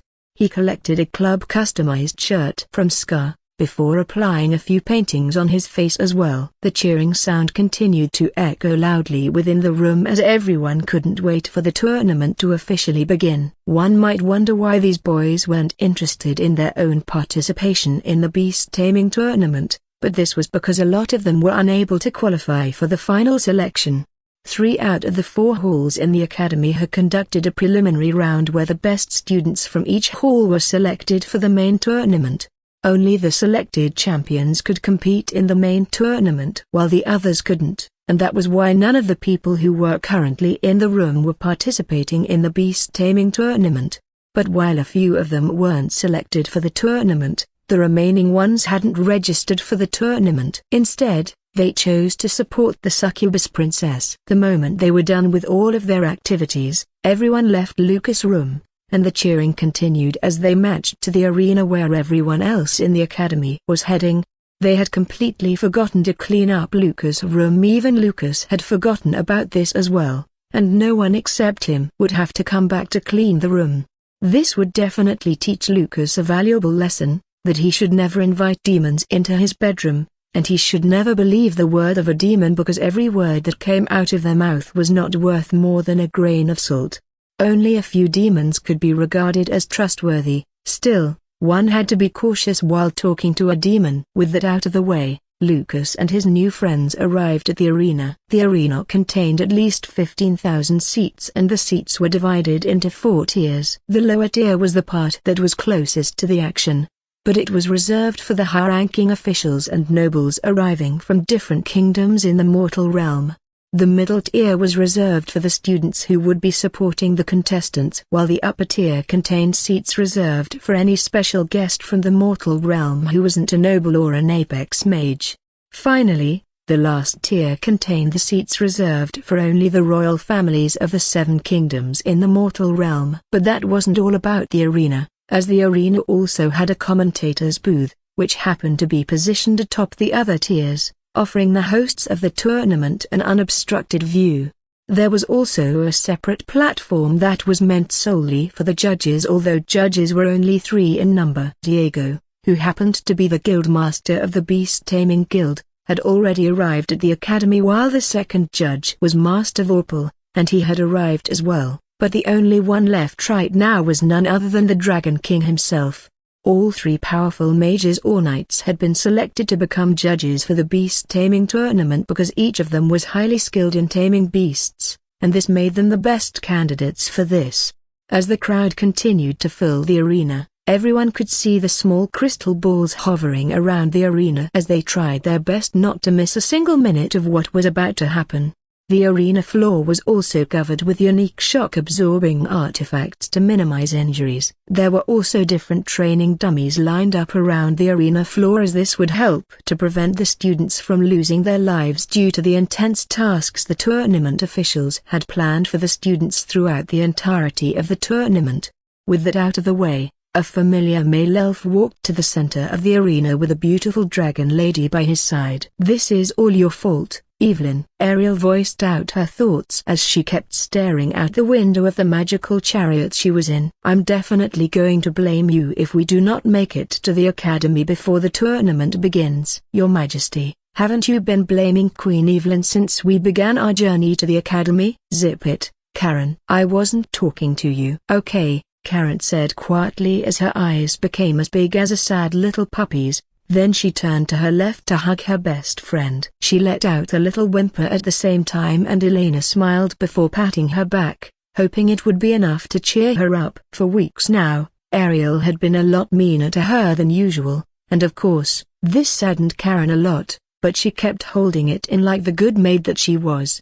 She had been waiting patiently to see her friend before telling her everything about it, and Elena listened to everything Karen had to say. Even though some of the words she said were lies and the others weren't, Elena didn't mind this. Instead, she continued to listen to what her best friend had to say. She even offered Karen her shoulder to lean on as well, but after listening to Karen complain about the way Ariel had been treating her for the past few weeks, Elena had come to the realization that Karen was definitely waiting patiently for Orion to graduate as soon as he could before she would then request to be Orion's personal maid.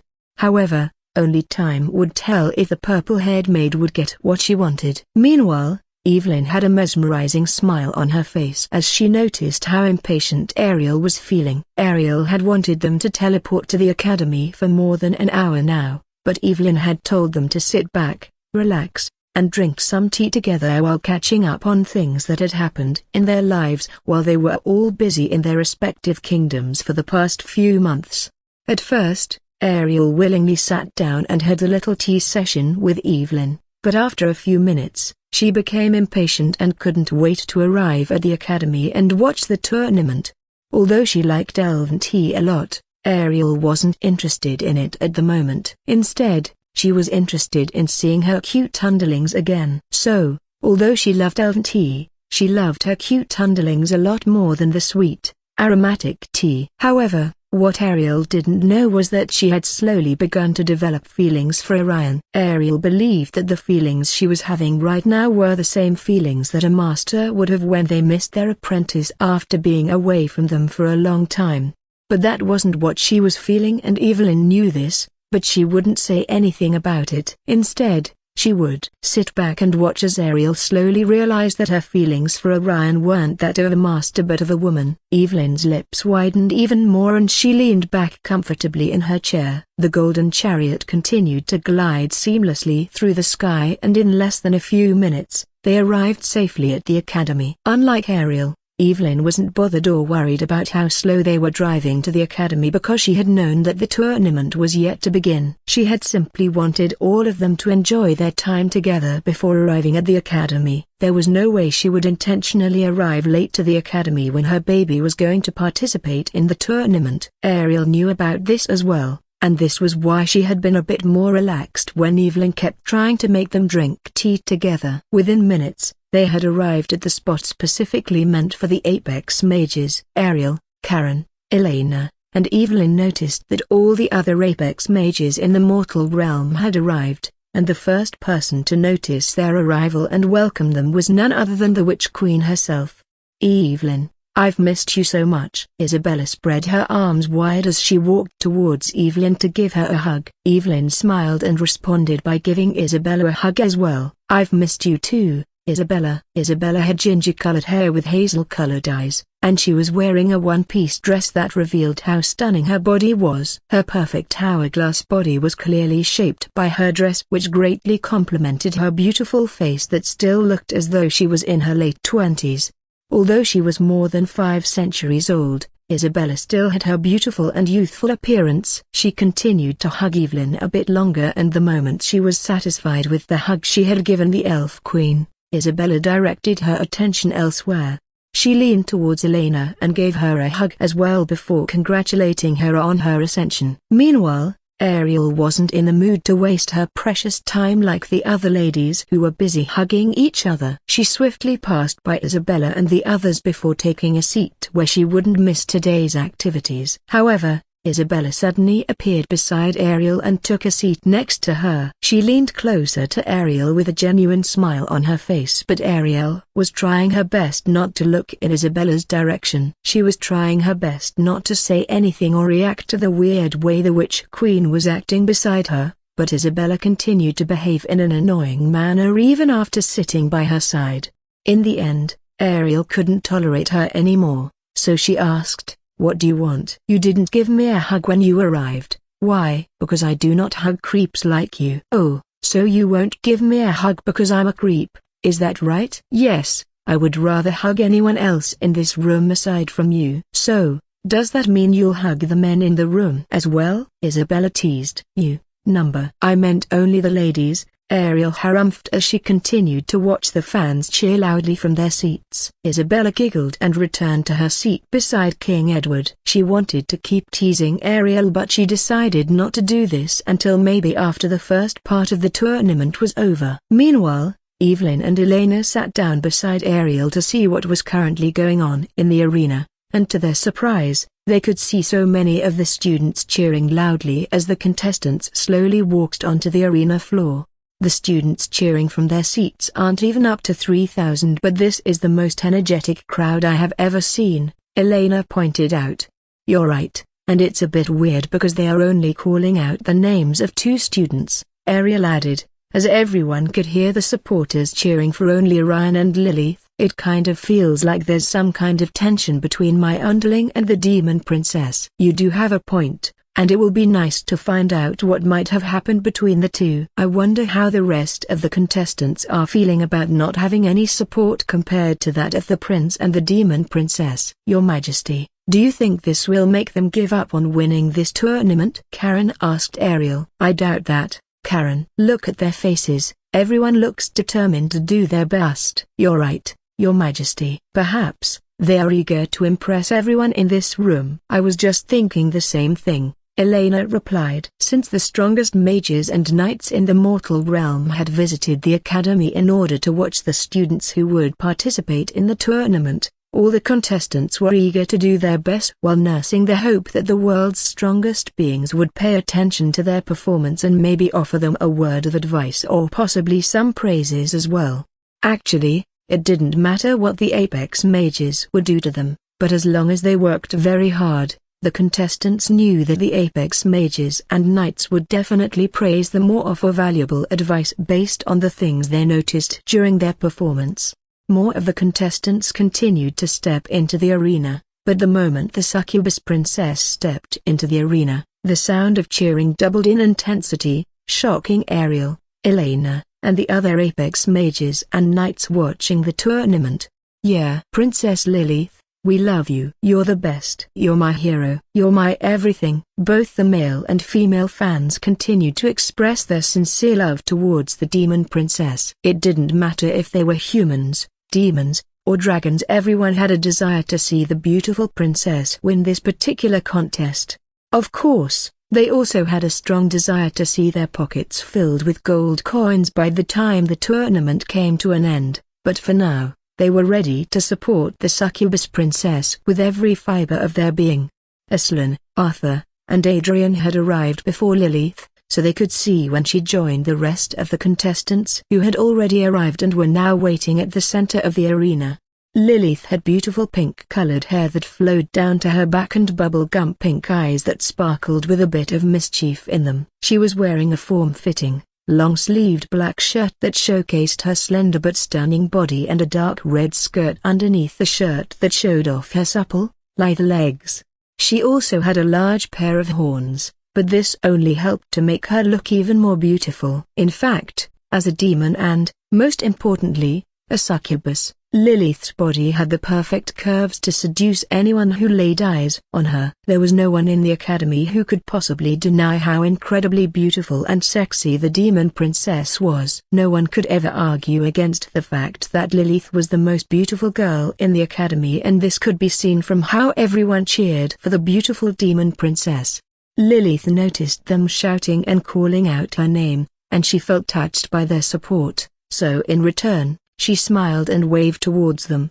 This surprised everyone cheering her name and made the fans even more eager to cheer her on. Yeah, you're the best, Princess Lilith. I love you. You'll definitely win this tournament. Can I kiss your feet? You look beautiful, like always. You're the source of my wet dreams. Please, step on my face. Keep doing what you do. Before today, the Succubus Princess had never smiled nor waved at her supporters whenever they tried to say hi to her. As one of the top 10 students, no one wanted to intrude on her privacy or do things that would make her unhappy with them because they could see how determined she usually was in her training and her studies.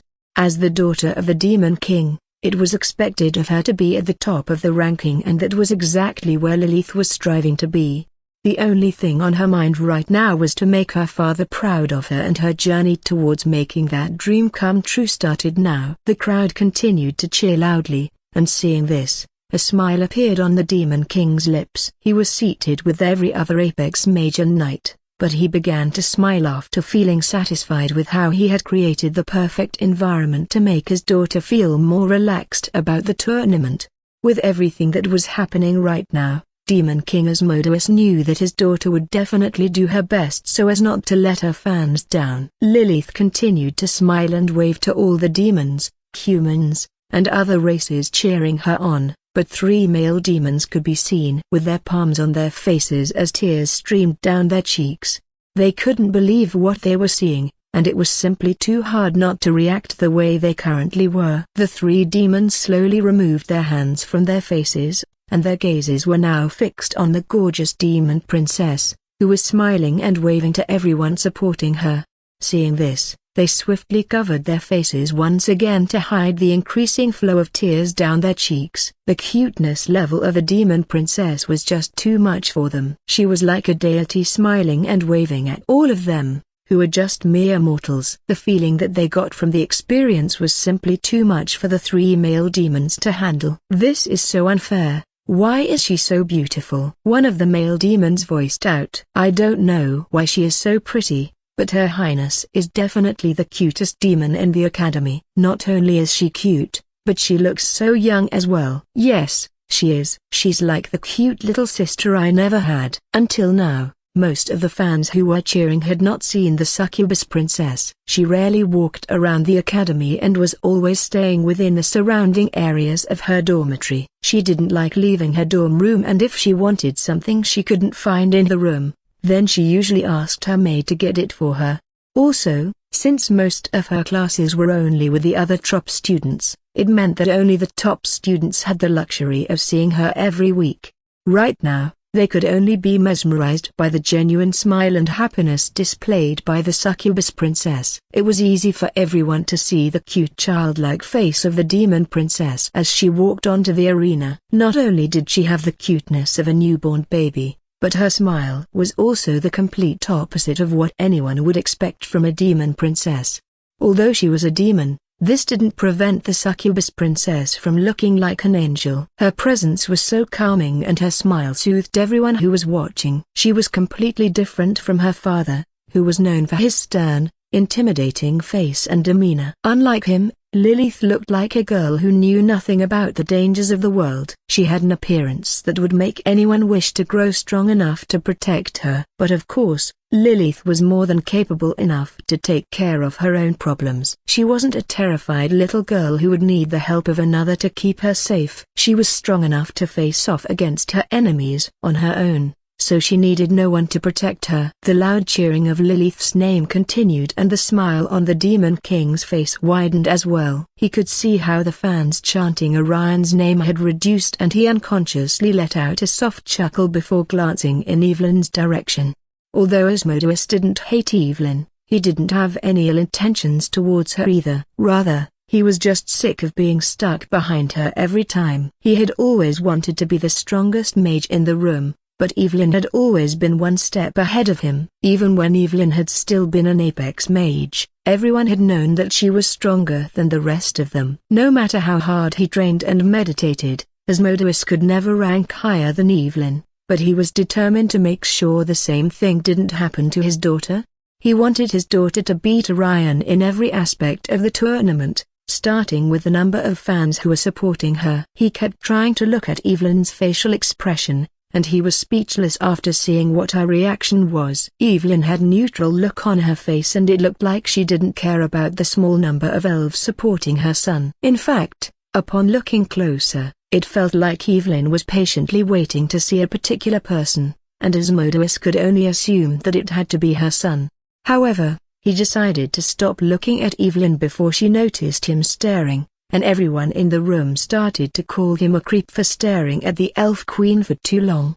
Although Evelyn was extremely beautiful, this didn't mean that he had feelings for her. Asmodeus was a good-looking man, and he had his own wives, whom he was completely committed to, so he had no interest in increasing his harem. As the Demon King and Lilith's father, Asmodeus had the same color of hair and eyes as his daughter, hence the reason why his daughter inherited his good looks. Bringing his mind back to the arena, Asmodeus noticed Orion joining the other contestants and a cheerful roar echoed loudly within the arena. Yeah, the cheers were even louder than those of Lilith, and even Asmodeus couldn't believe his eyes. Just how much love did these elves have for their prince? Interesting, the elves are really supporting the prince a bit more than the demons are cheering for the princess. the Dragon King uttered with a smile on his face. I wonder if he is as strong as his mother. I was just thinking about the same thing, King Edward added under his breath, leaning away from his seat to take a better look at Orion and the rest of the contestants. Just like Edward, Simba and Isabella did the same thing as well. Judging by the aura flowing around him, he definitely looks strong, Simba said while stroking his chin. The princess also looks strong as well, Isabella added. You're right, but I wonder who would win if the two of them were to fight. Hearing what King Edward said, Asmodeus let out a soft chuckle. Of course, it's going to my daughter. Do you really think so? Simba asked. Of course I do. Well, does Evelyn feel the same way as well? Isabella asked Evelyn, and everyone turned towards the Elf Queen. Noticing everyone's eyes on her, Evelyn smiled before replying. The only way we'll know who's stronger between the two of them is if they spar against each other, but that won't be happening anytime soon, because today's tournament activity isn't based on combat. My rival is right. It would be better for us to focus on today's activity. The others nodded their heads in agreement and they all turned their gazes back to the arena. Although while they did this, everyone suddenly heard the sound of footsteps heading toward the room. Upon arriving, Lucille bowed and greeted them all, and then the Dragon King stood up from his seat. I guess the tournament is about to begin, is that correct? Yes, it is. Lucille nodded in response and she watched as the Dragon King vanished from where he stood a few seconds ago. He was the only judge left who hadn't sat down in his designated seat, so Lucille came to inform him that everyone was seated and ready to get started.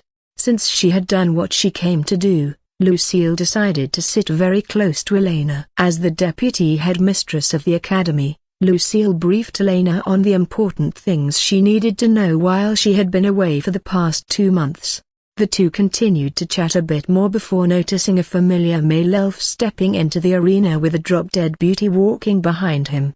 Guess who's back in business, baby?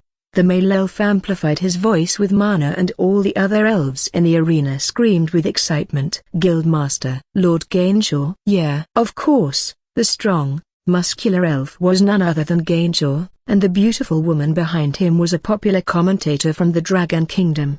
She had blonde hair that reached the base of her chin with a pair of beautiful amethyst-colored eyes. Her name was Robin, and she was known throughout the Dragon Kingdom as one of the 10 most beautiful females in the kingdom. Robinquin. I love you, Robinquin. Just like that, both the male and female dragons began to call out Robin's name. They had completely forgotten about the demon princess they were cheering for just a few minutes ago. Well, they would continue to cheer for Lilith once the tournament officially began, so until it did, they would continue to chant Robin's name. But while they were doing this, they suddenly noticed something very important. Wait, where's Ino-chan? Yeah, what of Ino-chan? Oh, no. Where's Ino-chan? Where's your sister? What? Ino-chan isn't here? A young male dragon asked as well. No, she isn't, his friend replied. No, I wanted Ino-chan. Why would the headmistress invite an old-looking elf instead of a sexy MILF like Ino-chan? Gainshaw glared at the young male dragon that spoke. The two boys shrieked in fear and hugged each other, hoping that Gainshaw would completely ignore their presence. He might look like a 30-year-old adult, but they could see that he was very strong. Gainshaw continued to glare at them for a few more seconds before turning in a different direction. Seeing this, the two boys sighed with relief. Hey, do you think he knew it was us? Nah, there's no way he could have a broken bar anyways. Let's not talk about Ino-chan right now. Both boys nodded their heads in agreement before listening to what Gainshaw had to say. Ladies and gentlemen, boys and girls, the Activity Club tournament has officially begun. Yeah. Every student in the arena cheered loudly and the crystal balls hovering in the air circled around the arena, making sure it took a perfect image of the cheering students as they supported their fellow students. The tournament was currently being broadcast live across different kingdoms in the mortal realm, and although many weren't interested in what was being displayed, others couldn't contain their curiosity. So many denizens were currently busy with their jobs, so no one had the time or interest to watch the tournament that seemed to be shown live on different streets across the different cities of the 7 kingdoms. Meanwhile, back at the arena, Gainshaw gestured for the spectators to lower their voices, then he continued, "There are currently 70 students participating in the beast taming tournament. All 70 students are from at least one of the 4 main halls in the academy, but only one student will get to be crowned as the champion. This tournament will not only help the students discover new hobbies, but it will also help you to unlock the latent potential within you. Renowned beast masters from across the world have graced us today by being your judge for the tournament, and they've decided to reward those who win the gold, silver, and bronze prize of the tournament. And so, without further ado, let's get you all set for the tournament." Gainshaw clicked his fingers and 70 item boxes suddenly appeared in front of the student participants waiting in the arena. The students grabbed a hold of the boxes before putting them in their pockets. However, some of the students couldn't wait to check what was inside it. Orion also kept his item box in his inventory because he didn't want to miss anything Gainshaw had to say before the contest began. The item boxes contain the things you need during the tournament, but before we send you off to a completely different location, here are a few things you need to know, Gainshaw cautioned, and everyone nodded their heads in understanding as they listened attentively to what he was about to say. The beast taming tournament will be testing you based on your skills and how strong your bond with the beast you'll be taming on the other side is.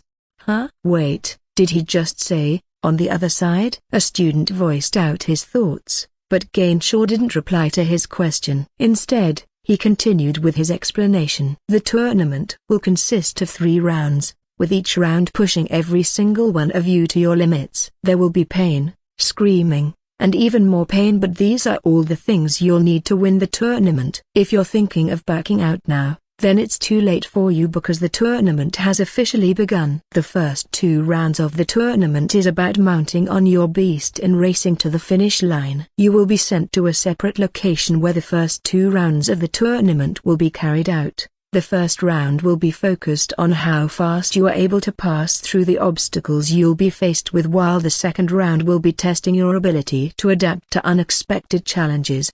Each of these rounds will require you to pass through dangerous obstacles and terrains. Also, a map and a list of instructions will also be sent to you the moment you arrive there. Any questions? Gainshaw asked. Then he noticed someone raising his hands up to ask a question. "What is your question?" he asked. "For the first round of the tournament, are we going to be timed while we race against each other?" "No, you won't, but only 30 of you will get to qualify to the next round and only 16 of you will be allowed to proceed to the third round. It won't be easy, but you and your beast will have to work together as a team if you wish to proceed to the third round." "Any other questions?" "What are the obstacles we'll be faced with in the first round?" "Oh, it's nothing too difficult. It's actually very easy and I'm certain every one of you will be able to proceed with ease." "Really?" "Of course."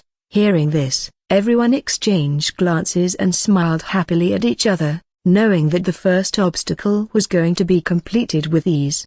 Now, they were feeling impatient and they couldn't wait to get started, but while some couldn't wait to get started, others were still curious to know what obstacles they'll be asked to overcome, so they asked again and Gainshaw replied, "Oh well, if you really want to know, then you should know that you'll be racing through a narrow tunnel, a flaming hoop, a mirrored maze, a hurdle leap and a steep incline and decline, challenging your ability to remain in balance while mounting on your beast." Everyone had their lower jaws falling to the ground after hearing what Gainshaw said. Meanwhile, Gainshaw was still smiling at them and he was genuinely amazed by how excited the contestants were, eager to begin the race. Just look at their faces, they're so excited about the race, their jaws practically dropped to the ground, he uttered in his thoughts. Amazing. These students are simply amazing. No, they're not just amazing, they're elegant. "What of the next round?" Lilith asked, pulling Gainshaw out of his thoughts as he turned his head towards her. The shocked students also turned towards her while their lower jaws were still on the ground. They were already having second thoughts about the tournament and were even considering the option of forfeiting, not knowing that there was still someone interested in knowing what other challenges they would be up against. Was the demon princess high on mushrooms? Of course, Gainshaw didn't notice the look of despair on their faces, so he wasn't really bothered by what they were doing, so he happily replied to Lilith's question. For the second round of the tournament, you'll be racing through 5 dangerous elemental zones, where hundreds of dangerous rank 8 and 9 beasts will do everything in their power to stop you. We're doomed, a young male muttered out loud. Yep, it's the end. Tell my lover and I'll be seeing on the other side. Mar. A few of the contestants had the same thoughts as these students, and they were beginning to have doubts in their ability to make it to the next round, not to mention winning this tournament. If the first 2 rounds of the tournament were going to be as intense as Gainshaw had mentioned, then they weren't interested in hearing what the third round was going to be. They were certain their tiny, little hearts would explode if Gainshaw were to say what their last challenge of the tournament would be. So, it would be better to focus on the first 2 rounds of the tournament before worrying about what the final round will be focused on. These were the thoughts that spiraled in the minds of the students who knew there was nothing they could do to forfeit from the tournament even if they wanted to. The only choice they had left was to participate, do their best, and fail elegantly. However, while some of the students had admitted defeat even before the tournament began, and others were worried about making it to the next round, there were still others who were excited about the challenge they were going to be up against, and one of these students was none other than Aslin. Hell yeah! Aslin roared loudly in excitement. Are you guys ready? He asked Adrian and Arthur. Of course, we are. Arthur cracked his fingers. I was born ready. Adrian cracked his neck as well. Seeing this, Aslin cackled loudly and turned towards Orion. We'll definitely win the first 2 rounds of the tournament, he informed Orion before asking Gainshaw. Can we start now? Of course, you can, Gainshaw replied with a nod, but then he suddenly recalled something. Oh, that reminds me. There's one more thing you need to know about. What is it? In the forest you are going to be sent into, everyone will be encountering magical beasts in the mortal rank and the transcendent rank, and I believe everyone knows how dangerous transcendent rank beasts can be. Anyways, if you are looking for a specific beast to tame within the forest, then use the map in your smart bracelets. The map will tell you exactly where you'll be able to find the kind of beast you wish to tame, Gainshaw explained, and everyone nodded their heads in response. A brief silence reigned as Gainshaw waited to see if any other student had a question to ask him. Seeing that no one had any questions to ask him, Gainshaw decided to speak first. Since no one has any questions to ask me, then I believe everyone is ready and prepared to leave? He asked, but 30 male students shook their heads with tears streaming down their cheeks. These group of male students were of different races, but they all had one thing in common. Every single one of them only learned about taming beasts whose ranks were either rank 8 or 9. They weren't expecting transcendent beasts to be included in the tournament. Actually, some of the students expected the transcendent beasts to be included, but after hearing what Gainshaw had explained earlier, it sounded like the transcendent beasts will be just as many as the rank 8 and 9 beasts in the forest. Meanwhile, the spectators in the arena noticed the look on their faces, and they could understand the worried look on the faces of their fellow colleagues. They knew that it wouldn't be surprising to see 1 or 2 students returning back with a few injuries or maybe without a limb or worse, so they tried their best to lift up the moods of the contestants.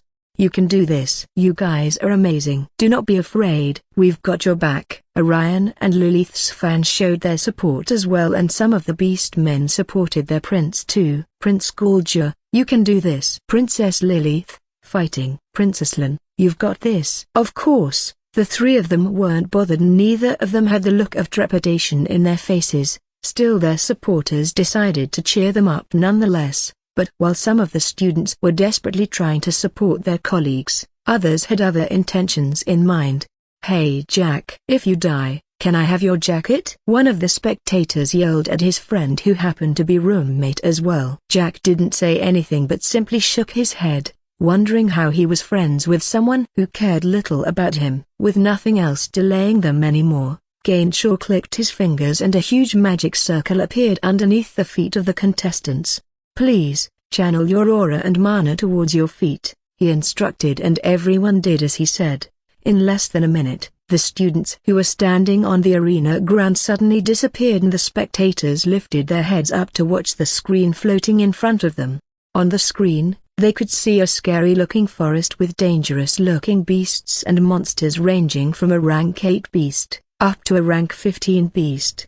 As though this wasn't scary enough, they could also see the beasts baring their fangs menacingly as though they were expecting the students to arrive any time soon. The students and the nobles watching from their seats all swallowed their saliva in loud gulps as they watched the students spawning in different places within the forest.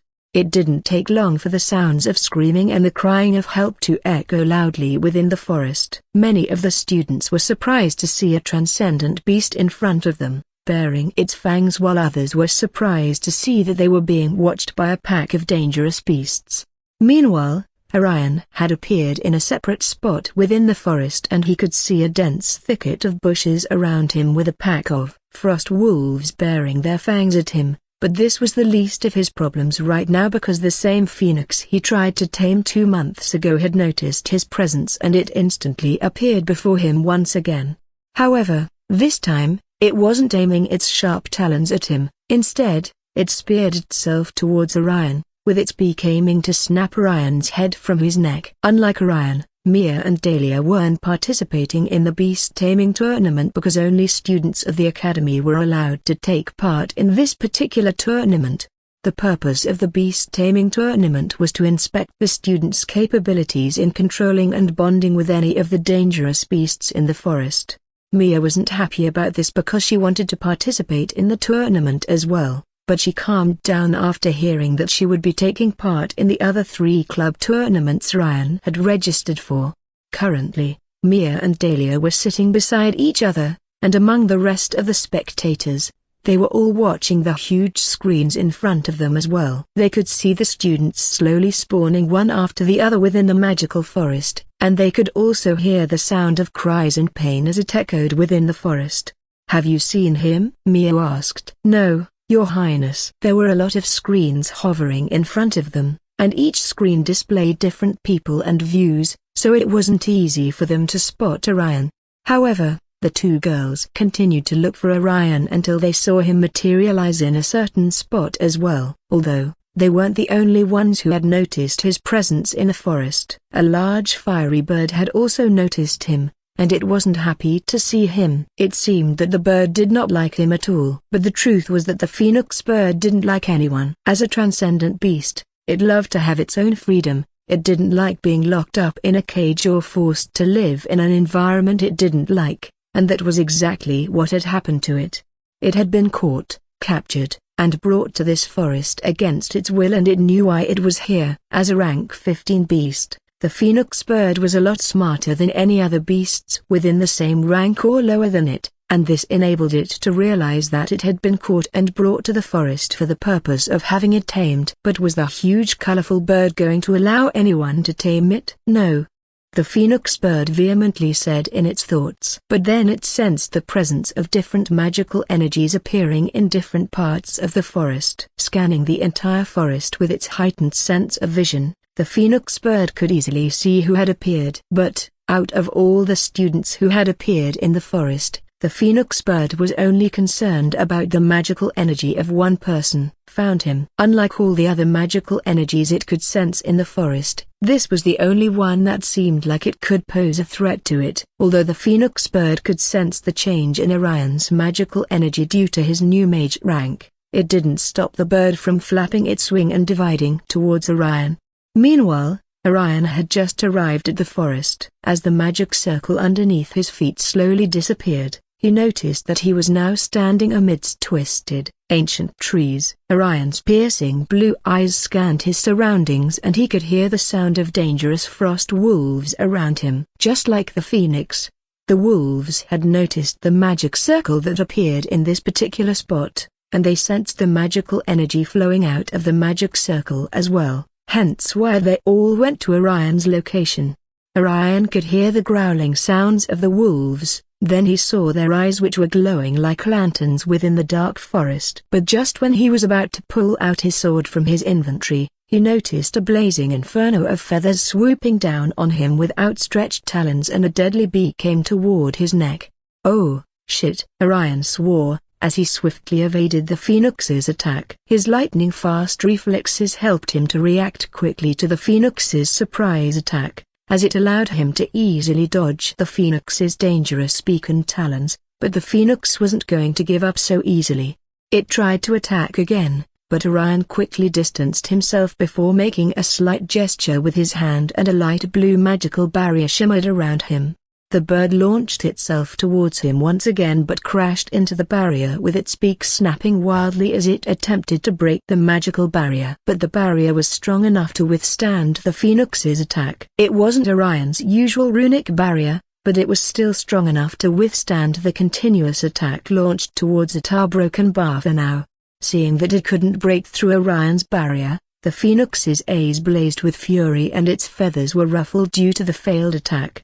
It danced around the barrier, hoping it would find an opening through which it would attack. As for the frost wolves, they immediately scurried away after seeing how furious the phoenix bird was. Orion watched as the phoenix circled him. If he hadn't been tasked with taming the beast, he would have definitely attacked the bird by now.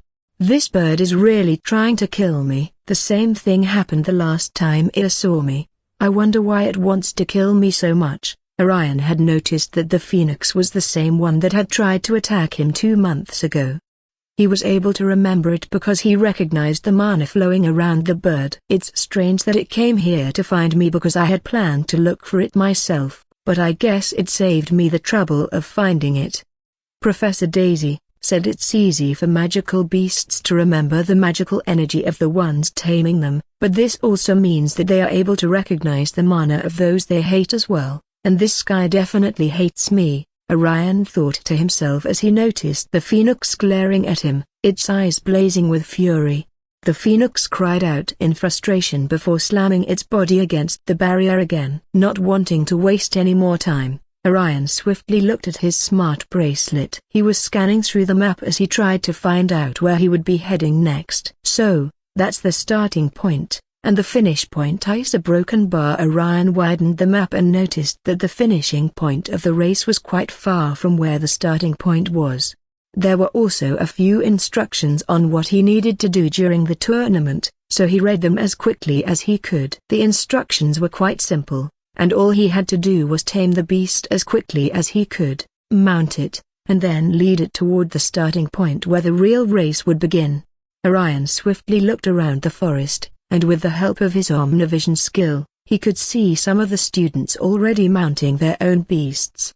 These students had tamed either a rank 8 or a rank 9 beast, so their beasts weren't as strong as the one in front of him right now. Although the Academy had allowed a rank 15 beast to be used during the tournament, only 2 of these beasts were present in the forest because they didn't want a situation whereby the beasts would slaughter all of their students right in front of the spectators who would be watching from either the arena or any other place in the mortal realm. Aside from these 2 beasts, the other beasts were mainly rank 8 or 9 beasts, while a few of them were from rank 10 to 14. Bringing his mind back to what was important right now, Orion noticed that the phoenix bird was still trying to do everything in its power to break his barrier. With a deep sigh, Orion activated one of his skills. "I didn't want to use this, but you leave me no choice," Orion muttered to himself as he glared at the beast in front of him. His eyes remained locked on the beast, and this made the beast a bit intrigued, but it knew that it was only a matter of time before it won. The phoenix smiled internally, knowing that Orion's magical barrier now had cracks all over it. If it launched an attack at the barrier again, it would most definitely destroy the barrier, and with this thought in mind, it swiftly ignited its body in flames. However, just before it could slam itself against the magical barrier, the phoenix suddenly heard the loud sound of an explosion in front of it. This caused it to pull back a bit as it wondered what was happening. The phoenix bird was certain that it heard a loud explosion in front of it just now, so this meant that Orion must have cast a spell to cause the explosion, but there was no sign of smoke or fire in front of the phoenix. In fact, Orion remained unharmed, and this puzzled the beast even more, but when it lowered its gaze to Orion's feet, It could see a huge hole underneath his feet that was caused by the mana particles he suddenly released from his body. This meant that Orion was no longer standing, but instead, he was now hovering above the huge hole underneath his feet. However, this was actually the least of the Phoenix's problems, because even though Orion was floating right now, the Phoenix could also sense the large amount of mana oozing out of the cracked space in the barrier. The amount of mana slipping out of the crack belonged to a beast that was 3 ranks higher than the rank of the Phoenix. The Phoenix's eyes widened in surprise, and it slowly took a few steps back after it sensed the magnitude of the mana oozing out of the barrier. As a rank 15 beast, the Phoenix could never let a weakling in rank 11 try to tame it. Besides, it didn't like anyone, so there was no way it would allow anyone to tame it. The other students in the forest were between rank 7 to 10, so they were all insignificant individuals the Phoenix could easily defeat, and the same went for Orion as well. It didn't see him as a threat. The Phoenix only saw him as the first target he had to get rid of before facing the other students in the forest. Orion was a rank 11 mage, so it shouldn't be difficult for the Phoenix to get rid of him. But it didn't expect Orion's mana capacity to suddenly skyrocket the way it did. Now that it had risen way higher than that of the Phoenix's initial expression changed from fury to fear. It swiftly spread its wings and began flapping, lifting its body off the ground as it tried to flee. But Orion noticed what the Phoenix was about to do, so he suppressed his mana and removed the barrier protecting him. Orion swiftly conjured a whip made completely out of mana. He swung his arm, and the whip latched onto the Phoenix's feet before pulling it back to the ground, slamming the huge bird on the hard ground, while the impact caused a small crater to form underneath the bird. Orion was running out of time, and he had to join the race, or he wouldn't be able to make it to the next round, so he cast an advanced wind magic spell, and 5 huge arms made out of air materialized above the Phoenix bird and pinned it to the ground. The Phoenix struggled to free itself, but the hands holding it down were making it difficult for it to do anything. It continued to struggle, but it stopped after realizing that there was no way it could escape. Seeing that the bird had calmed down, Orion used the chance to grab the bird's attention. Actually, it might have looked like it had calmed down, but the Phoenix's eyes were still filled with rage. After seeing this, Orion finally understood why it hated him so much. Orion hunkered down in front of the bird before speaking to it. "I'm sorry I had to use force to get your attention, however, I had no other choice but to do that. I understand you don't like me, and that's fine, but how would you feel if I told you that I can help you get out of here?" Hearing this, the hatred in the bird's eyes lessened a bit, and the Phoenix looked at Orion in confusion as it wondered what he was talking about. Orion smiled and approached the Phoenix with a calmer voice. "I know you don't like this forest, but I want you to do something for me. Can you help me?" he asked. However, the Phoenix didn't respond to his question. But despite the fact that it didn't respond, Orion knew the bird could understand him. The Phoenix was a transcendent magical beast, so it could easily understand what Orion was saying to it. Although it couldn't speak, the Phoenix could still respond by blinking or nodding its head. But it didn't. Instead, the Phoenix continued to listen to what Orion had to say. "If you help me, I promise to get you out of here. So, what do you say?" The Phoenix continued to stare quietly at him. It continued to remain silent while looking at him, but there was doubt in the way it looked at Orion because it didn't want to believe what Orion was saying to it.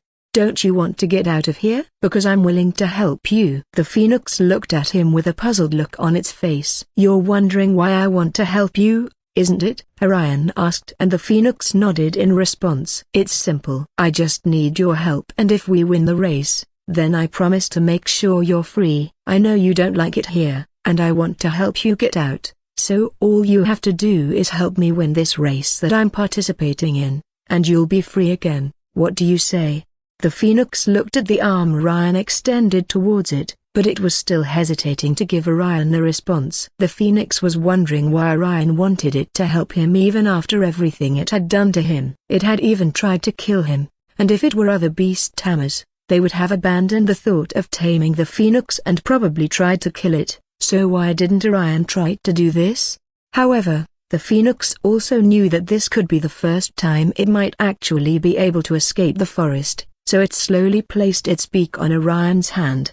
Seeing this, his lips widened into a smile. Orion swiftly cancelled the wind spell, and the hands holding the phoenix down vanished into thin air. "I'm not sure if you've eaten, but I got you something you might like." The phoenix looked at Orion and wondered what he was talking about, but then it noticed a small picnic basket materializing in front of it. The basket floated towards it and the phoenix noticed countless mini sandwiches inside the basket. It looked at Orion, wondering what it was. "It's food you'll need your strength for what we're about to do, so eat up," Orion instructed, and a mini sandwich floated out of the basket. He grabbed it and ate it in front of the phoenix, to show it that there wasn't anything wrong with the sandwich. Seeing this, the phoenix felt a bit relaxed, so it took a bite as well, but the moment it took its first bite, the phoenix's eyes widened in surprise. Sweet. To its surprise, the food actually tasted delicious. It took another bite of the mini sandwiches and the same feeling washed over it. So sweet and yummy. It took another bite of the sandwich. "It's delicious, I love it." The phoenix swiftly began to devour more of the sandwiches. The more it ate, the more it could feel its hesitation dissolving into thin air. But while the phoenix was preoccupied with the sandwiches, Orion brought out the item box Gainshall gave everyone and he pulled out a crystal-encrusted saddle. He gently patted the phoenix but it flinched. It slightly moved away and Orion walked closer to it before saying, "It's just me, you can trust me." He patted the phoenix again, and this time, it didn't try to distance itself from Orion. Seeing this, Orion gently positioned the saddle across the phoenix's neck, just above its wings. Orion strapped the saddle perfectly around the phoenix's body, and he made sure it fit perfectly before noticing that the phoenix had finished its meal. "You want more?" Orion asked when he saw that the phoenix kept looking inside the basket as if it hoped to find more. "Well, if you want more, that will have to be after the race," Orion assured the phoenix before leaping on and mounting the saddle, settling into its soft seat. The moment he sat on the saddle, the tiny crystals on the saddle began to glow and Orion could feel his body synchronizing with the beast. Before Orion attached the saddle had been enchanted with a spell that would allow Orion and the phoenix to share a special bond. This bond made them feel as though they were one. In a way, it would make them feel like they could read each other's minds. This was done so that the students would feel a bit more connected to their beasts while they rode them. It wasn't much, but Orion was able to obtain a little information about the phoenix, allowing it to know a bit more about the beast and its gender. The phoenix was also able to obtain a few pieces of information about Orion. Now, she knew that Orion was an elf prince and she also knew what this race was all about and why Orion wanted to win so badly. The saddle also enabled the phoenix to know that Orion meant what he said about helping her leave the forest. So now, she trusted Orion more than she trusted any being and was eager to help him win the race. "Let's go," Orion muttered, and the phoenix unfolded her wings before igniting it in flames, illuminating the forest. She launched herself into the sky like a catapult and Orion sat securely and proudly on her back. Together, they soared above the treetops. The wind whipped through Orion's blonde hair as he leaned forward while his hands held onto the reins. Using the map he had memorized already, Orion guided the phoenix where he wanted them to go and the phoenix pushed forward with a sudden burst of speed. Before long, they appeared in front of the first section of the race which happened to be a dark tunnel. Back in the Elf Kingdom, just a few minutes before Orion encountered the phoenix, the moaning sounds of a beautiful female elf could be heard in a room. Although she tried her best to suppress her moans, in the end, she couldn't do it. Instead, she kept urging her husband to increase his pace. Now, the sound of flesh slapping against each other echoed within the room as the beautiful female elf approached her climax. "Yes, babe, right there, faster." Tenjin didn't want to disappoint his beautiful wife, so he grabbed hold of her hips and he rammed faster into her tiny, little hole before releasing his seed into her. The moment he was done, Both elves collapsed on the bed beside another female elf on the huge bed. Tenjin turned around to take a look at the ceiling while his two wives rolled towards him to snuggle with him. He had just humped his two beautiful wives and they were equally as exhausted as him, so they decided to take a break before going for a third round.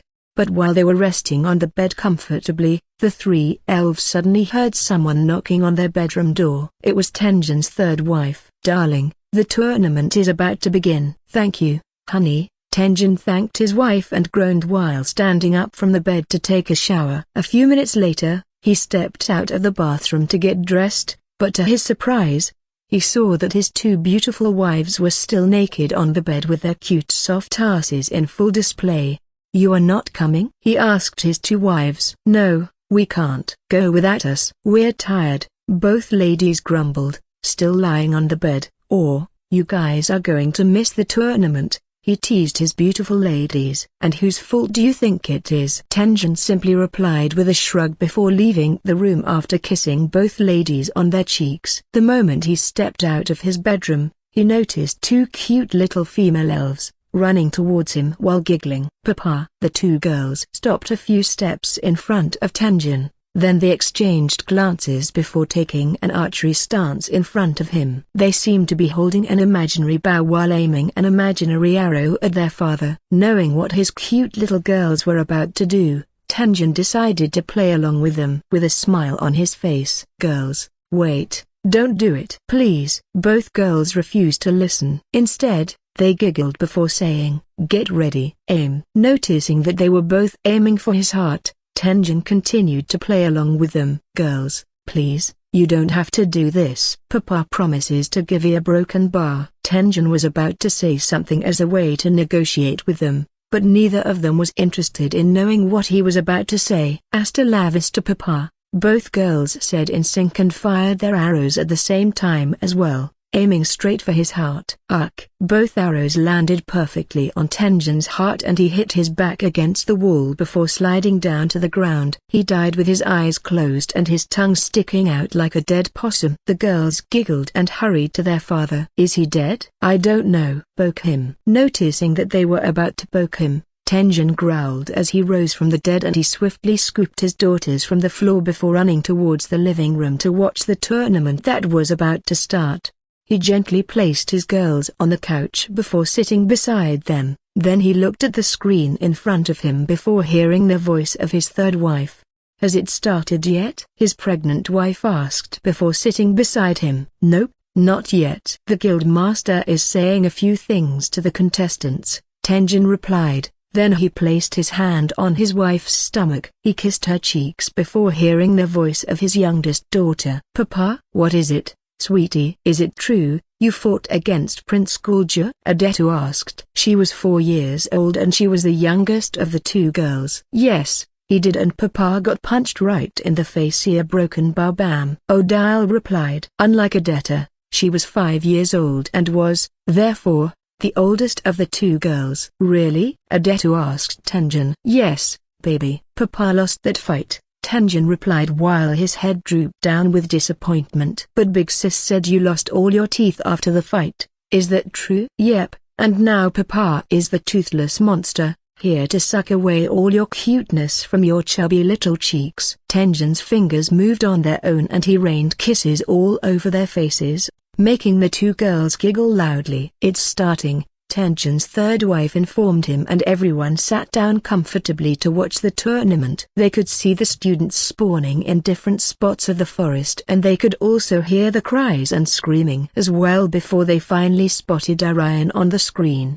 "Papa, is that him?" Adetu asked. It was their first time seeing the prince, so they weren't sure if the elf on the screen was the prince or not, but his appearance and hair color matched the description their father had given them.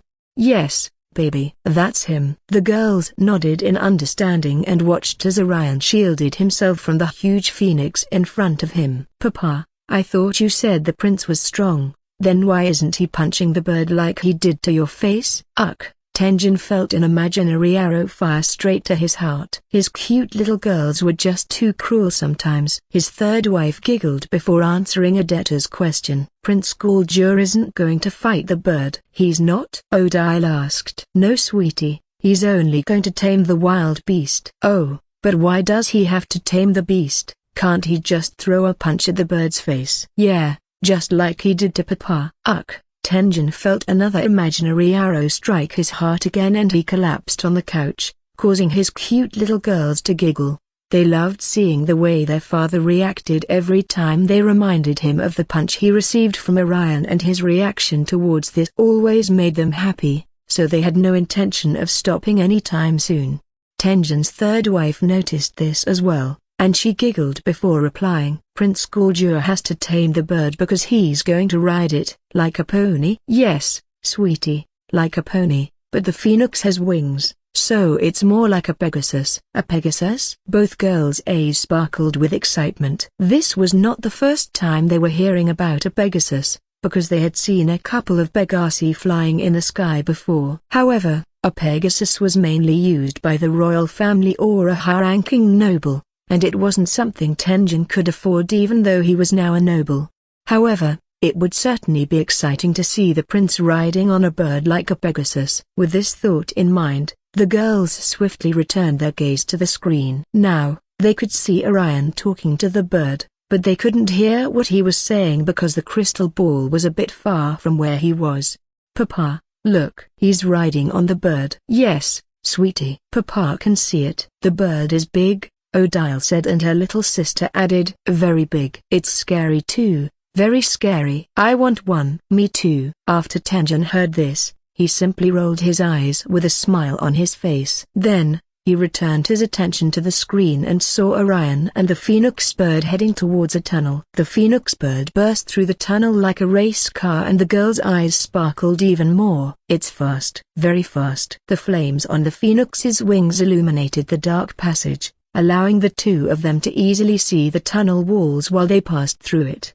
The phoenix continued to surge forward at a super-fast speed. It was even faster than what the little girls could see or follow, but this was not the case with their parents. Tenjin and his wife could see the phoenix folding her wings tightly against her sleek body while Orion sat astride her back with his lean figure bent low. The tunnel's entrance narrowed as they moved deeper and the phoenix adjusted her size so that she could easily pass through the tight spaces.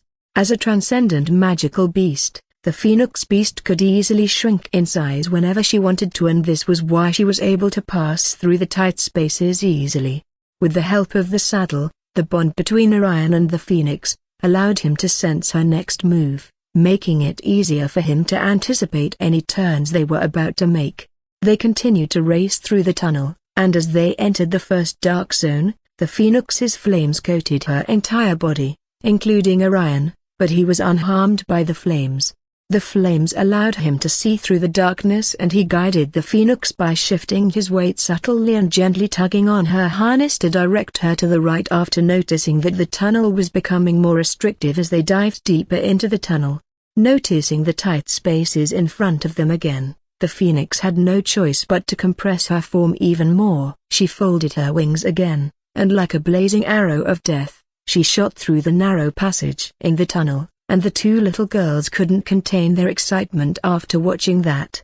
Yeah, Prince Guldur, go go go. You're doing great. We're almost there, Orion whispered after noticing that they were approaching the final stretch of the tunnel. The phoenix bird noticed the end of the tunnel as well, and the flames on her body surged higher, allowing them to easily see the exit. With a burst of speed, Orion and his phoenix emerged from the tunnel to feel the sunlight bathing their skin. One section down, 4 more to go, Orion informed the phoenix, and she was ready for their next challenge. The first section might have looked easy to complete, but it wasn't. The sharp turns and unexpected changes in the tunnel caught them by surprise, but the phoenix was able to easily adapt to the task due to the trust she had in Orion.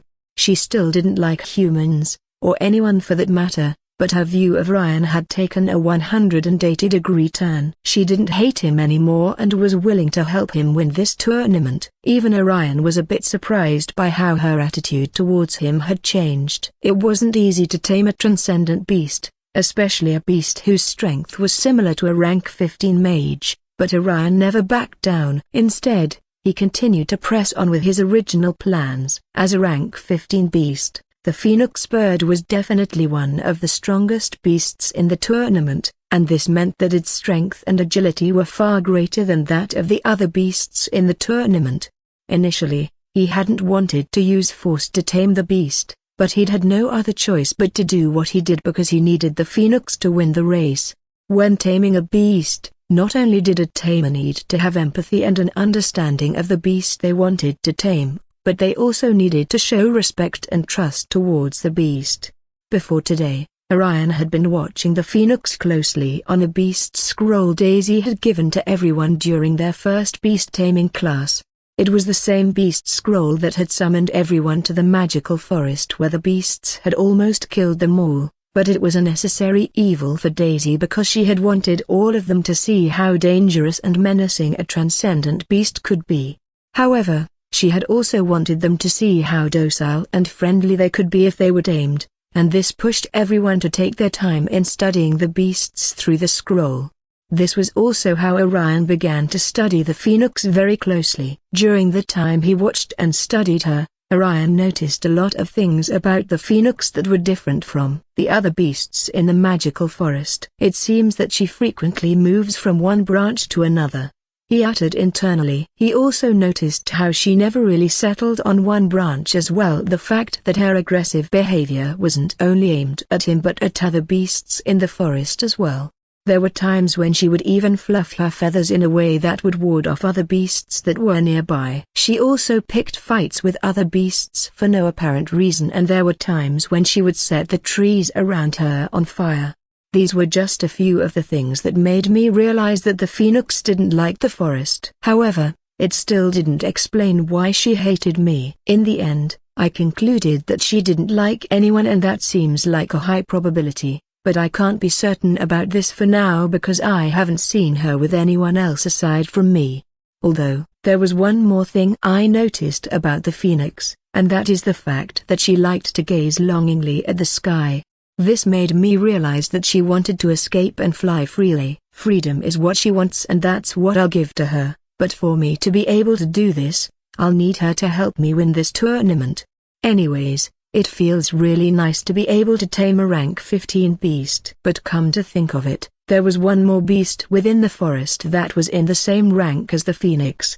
I believe it was a Shadow Panther. I wonder who will be the one to tame the Shadow Panther. Could it be Aslan or Arthur? Well, it could also be Adrian or our broken bar. Orion halted his train of thought when he thought of Lilith taming a rank 15 beast like him.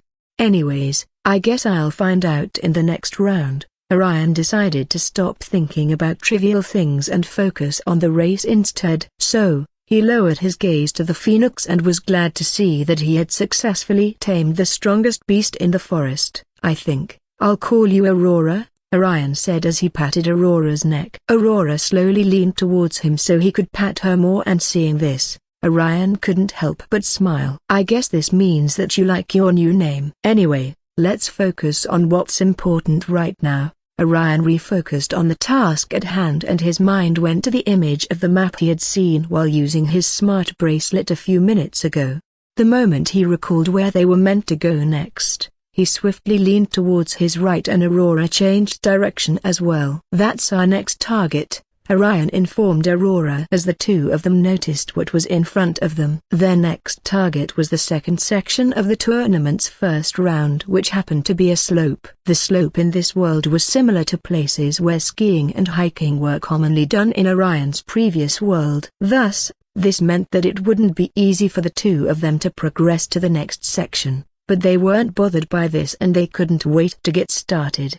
Orion leaned forward, and Aurora unleashed her strength, which propelled them to the first incline. The flames on Aurora's body intensified and she sped towards the top of the slope. The moment they arrived at the top of the slope, Orion and Aurora noticed a steep decline. Aurora adjusted her speed again while Orion guided her subtly, and together, they glided down the slope. Now, they were moving in a fluid and controlled speed. Then they noticed a series of banked turns. Aurora tilted her body and she tried her best to adapt to the angled surface. Orion also maintained his balance while also ensuring they remain centered. Meanwhile, the crowds in the arena were still watching the scene from their seats, including the 20 female elves who had become Dahlia's closest friends, thanks to Orion. All 20 ladies currently had their eyes glued to the screen and they were silently praying in their minds for Orion to make it to the next round. So far, a couple of students had made it to the next round, mainly because they had tamed a beast in the mortal rank and not one in the transcendent rank. However, their performance in this particular section wasn't really good, and so far, only the Succubus Princess and Lion Prince had successfully completed the challenge for the second section. But while the girls were completely focused on what they were watching on the screen, a beautiful nature elf joined everyone in the arena and she sat beside a gorgeous dark elf. "How many rounds are there?" she asked the dark elf. While she was heading over to the arena, the nature elf had been hearing everyone talking about the first and second round of the tournament, so she decided to ask this particular question. Since she had just arrived, she missed when Gangel addressed Orion and the rest of the contestants before they left the arena. "There are 3 rounds, but the first round is divided into 5 sections, the dark elf explained. "So far, Prince Guldur has completed the first section and right now he's about to complete the second section as well." The dark elf continued to explain further, but she became silent the moment she noticed Orion and Aurora approaching a near vertical incline. This would be the last challenge for them in this section and they were able to complete it with ease, and the moment they completed the second section, they moved on to the third section and the girls noticed a series of towering hurdles in front of Orion and Aurora. "This task looks like it will be difficult to complete." "Yes, it does," the dark elf replied. "What are they going to do in this section?" the beautiful nature elf asked the dark elf. "They're going to leap over every hurdle in front of them and it will be done while they're mounting their beasts." "What?" The beautiful elf with green-colored hair and eyes exclaimed while everyone continued to watch the screen. They could see Orion as he got ready for his next task. Orion was very familiar with the hurdle leap in front of him. It was similar to what athletes do in his previous world, where they would sprint over long distances with the hope of jumping over a series of hurdles lined up in front of them. However, the only difference was that the barriers weren't of equal sizes and the beast tamers were expected to remain mounted on their beasts while their beasts jumped over from one hurdle to the next. Each hurdle was higher than the other and the girls noticed as their prince's eyes gleamed with excitement, and boy does he look hotter than ever. Orion guided the reins perfectly as he and Aurora approached their first hurdle and Aurora responded instinctively with her powerful legs bending downwards before launching upwards. Orion's body lifted with her and together, they both soared over the first barrier, clearing it by inches. The girls were in awe, but Orion wasn't done yet. Next was a double hurdle which was having 2 barriers spaced closely together. Aurora swiftly tried to build up momentum while Orion leaned forward to adjust his weight on the bird. Unlike the previous hurdle, Orion and Aurora were able to clear the double hurdle with ease and the crowds erupted into cheers, but there was still one more hurdle to jump over. This final hurdle was the highest one yet, but Orion and Aurora remained unfazed. Aurora ignited herself as she tried to fuel her strength, but with the help of the saddle, Orion could also feel how nervous she was for this particular hurdle and he whispered a few words of encouragement. "You've got this, Aurora." It was strange to hear this from Orion, but Aurora was really glad he tried to encourage her. A few minutes ago, they were enemies, but now, Orion was seeing her as his most trusted ally and Aurora didn't want to disappoint him, and so with a mighty leap, Aurora cleared the final barrier, landing smoothly on the other side, and Orion patted her neck with a smile on his face. "Amazing, Aurora. You're unstoppable." Aurora smiled and leaned a bit more to him for Orion to give her a good pat on her neck. Of course, she knew she was amazing, but it felt even better to hear someone say it and praise her as well. Maybe it wouldn't be so bad to have a master, The Phoenix thought to herself. After what she had seen so far, the elf prince definitely looked like someone worthy to become her master. He had all the right qualities she would want in a master, but aside from that, he also had lots of delicious snacks for her to eat as well, and he wouldn't want to have a good supply of food by their side. No, no, Aurora, focus. Freedom is more important. Freedom is all I need. The Phoenix shook her head and tried to focus on what's more important right now. Food can always wait, but the most important thing right now was her freedom, and that was all she wanted. And so, with that out of the way, Orion and Aurora moved towards their next challenge. Orion and Aurora continued to soar through the sky. However, while Aurora could fly to a particular section, other students had beasts that couldn't fly and could only move on land. Therefore, the tournament officials took this into account, and they decided to make the tournament fair for all the contestants by introducing challenges that some beasts may excel at while others might struggle with. A good example was the hurdle Aurora leapt over. As a bird, Aurora didn't have to leap over the barriers like a four-legged magical beast, but she had to do it because every single activity she and Orion did was rewarded with points, and it would be displayed at the end of each round of the tournament. Also, Orion's encounter with Aurora in the magical forest was assessed carefully, just like everyone else, and he was rewarded with a point based on not only how he was able to tame Aurora but also on how he equipped her with a saddle and his communication skills with his beast. As a beast tamer, it was expected of every contestant to know the right words to say to their beasts. Words and body language were very important in communicating with a beast, and cheering them up as well. All these were just a few of the things the judges were watching closely. They cared very little about the race and who finished first. A student might win the race, but that didn't mean that he would qualify for the next round, because he would still be disqualified if his total points weren't enough to proceed to the next round. Judges and the tournament officials were only concerned with the students' efforts to build a strong connection with their beasts during the tournament. They were only judging them based on their ability to tame the beasts and not their ability to race. However, this wasn't the only thing they were monitoring closely. During the first and second sections of the tournament, Orion's positioning and handling of the reins were monitored closely, just like every other student.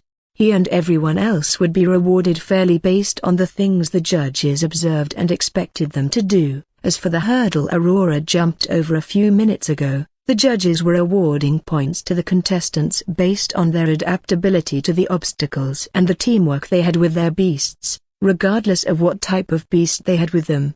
In a nutshell, every challenge had a unique scoring criteria, as they assessed each beast's unique strengths and weaknesses. A few minutes later, Orion and Aurora finally arrived at their destination and they could see a maze-like puzzle of large mirrors and glass in front of them.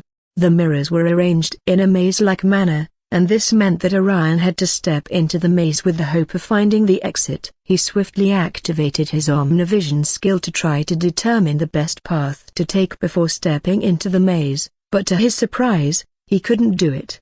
The maze's path kept twisting and turning at every moment, so it was difficult to know the exact path for him to take. He tried 3 more times just to be certain, but the results were the same. Then, Orion noticed something. He could see a few other students walking into the maze before him. None of them knew where they were going, but this didn't stop them from entering the maze. They didn't know how to get to the exit, but they didn't want to stand by and do nothing either, so they decided to trust their guts. The map on their smart bracelets couldn't help, and that left them with no other choice but to trust their instincts. Orion also decided to do the same. Then he slowly placed a hand on Aurora's back to send her a clear mental image of what he wanted her to do. This was the same thing he did to her during the last hurdle leaping challenge. With the help of the saddle, he could send a vivid image of what he wanted her to do for him, and this was how Aurora knew that she was required to make a jump during the hurdle leaping challenge. "Let's do this," Orion instructed, and Aurora shot into the maze. He instructed her to follow her instinct, and that was exactly what she did. The maze was made up of extremely tall mirrors, but even though the mirrors were tall and huge, the size didn't prevent them from shifting and distorting around the contestants. There were other small mirrors as well, and they were floating around for no particular reason. A spell had been cast on the mirrors, and now, they were either displaying the reflections of the contestants or a family member of theirs. These illusions looked realistic and difficult to avoid because not only could Orion see his own reflection, but he could also hear his own voice, and that was not all. The mirrors also displayed Evelyn and Elena's reflections, and they were calling out to him, begging him not to leave them. "Orion, sweetie, where are you going? Won't you take Mummy along with you? Orion dear, your aunt needs you. Can't you stop what you are doing for a minute? I miss you so much, dear." The voices and cries of his mother and aunt echoed loudly in his ears, making it difficult for him to move past them. Orion had no choice but to ask Aurora to stop. "Aurora, stop." He patted the back of her head and she slowed down, but Aurora wondered why Orion would want them to stop now when they had just entered the maze. Orion closed his eyes and tried to re-evaluate the situation he was in. Even though his eyes were currently closed, he could still hear the sounds of his mother and aunt from the countless images reflected in front of him. "Baby, it's Mummy." "Why aren't you looking at Mummy?" He heard Evelyn's voice. "Come on, sweetie, Mama just wants to talk to you." "Please, baby, you're making Mama sad. All I want is to see your face." Orion didn't reply to his mother's voice. He knew his mother wasn't really there, but the more he heard Evelyn's voice, the harder it was for him to differentiate between reality and illusion. But why do their voices cause a dizzying effect? This was what Orion had noticed so far, and he couldn't comprehend how this was even possible. Strangely enough, he had been feeling drowsy ever since the reflection of his mother and aunt appeared in the maze. Also, the more he listened to what his mother and aunt were saying, the more he felt sleepy and tired, making it difficult for him to stay awake. "I wonder what type of magic this is?" Orion uttered in his thoughts. "It seems to be some kind of hypnotizing spell. But I've never heard of a hypnotizing spell before." Before today, Orion had never heard of or seen the spell, but this didn't mean that it didn't exist. He knew about illusion spells, but it looked like the illusion spell used in the maze had been mixed with a hypnotization spell, making it difficult for Orion to cancel out the two spells. Although Orion had illusion resistance, it wasn't strong enough to prevent the spell from affecting him. This was because the spell was a Tier 4 magical spell. At least, this was what he concluded, but he suddenly noticed Aurora shaking her body, and this pulled Orion out of his daydream. Aurora did this because she wanted him to focus on the task at hand. Realizing what Aurora wanted him to do, Orion swiftly tightened his grip on the reins and apologized. "Sorry, Aurora." "Now, where were we?" Orion swiftly cast a sound magic spell over his ears, and after that, he was no longer affected by the illusion and hypnotizing spell. His affinity for sound magic was still low, so it would only last for a few minutes while he was in the maze, but this was more than enough time for him to find the exit and proceed to the next section.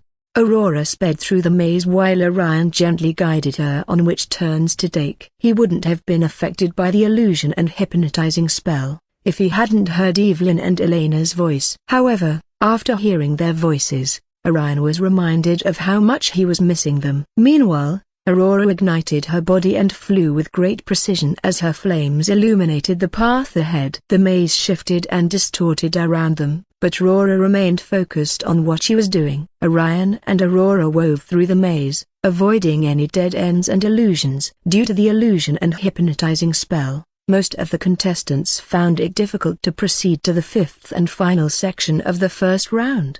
A lot of them were still stuck in the maze and they couldn't pass through it because of what the reflections on the mirrors were saying to them. Just like how Evelyn and Elena's reflection asked Orion to stop and take a look at them, the same thing occurred to all the other contestants. However, while Orion didn't do what the reflections were asking of him, there were a few contestants who couldn't help but give in to the voices of their loved ones, and the moment they did, they suddenly found themselves at the entrance of the maze. But this was still okay compared to those who suddenly found themselves in the magical forest filled with beasts. This meant that such people would have to start all over again from the first round. Luckily for Orion, he didn't look into the eyes of the reflections. He hadn't known if anything would happen, but he had found it weird that the reflections kept asking him to look in their direction.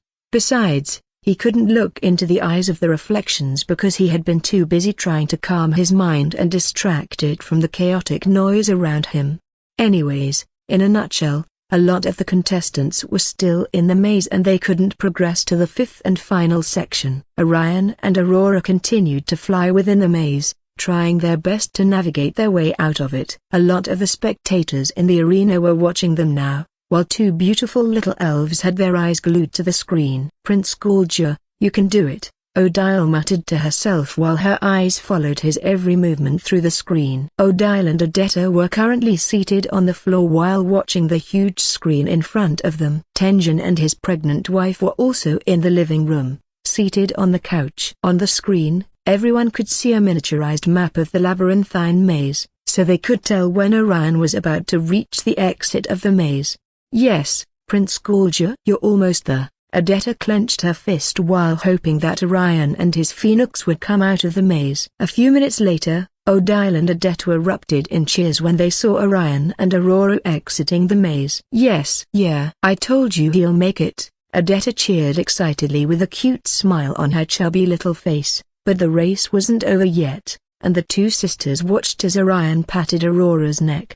They watched as he and Aurora approached the final challenge of the first round, and they could see a massive, blazing ring that was about 10 meters in diameter. The flames danced and roared on the ring and the crowd in the arena watched intently as they wanted to see how Orion would pass through the flaming hoop with 10 flying beasts trying to stop him. The flying beasts in front of them were hell gargoyles, but Orion and Aurora weren't worried about the gargoyles in front of them. Aurora swiftly coated her body in flame, along with Orion, and he slowly leaned forward, allowing his body to align with that of Aurora's. In the blink of an eye, the flame completely engulfed them, and only a streak of lightning could be seen as Orion and Aurora passed through the gargoyles and hoop.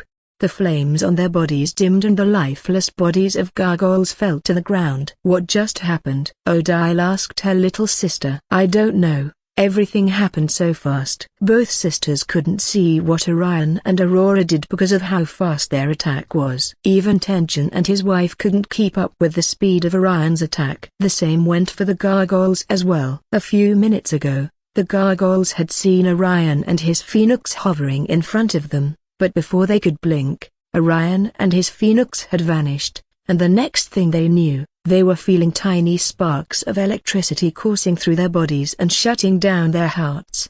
The attack had been so fast that they barely had any time to react or protect themselves before their hearts shut down. Odile and Odetta didn't know what Orion did exactly, but they were glad to see that he had successfully progressed to the next round of the tournament.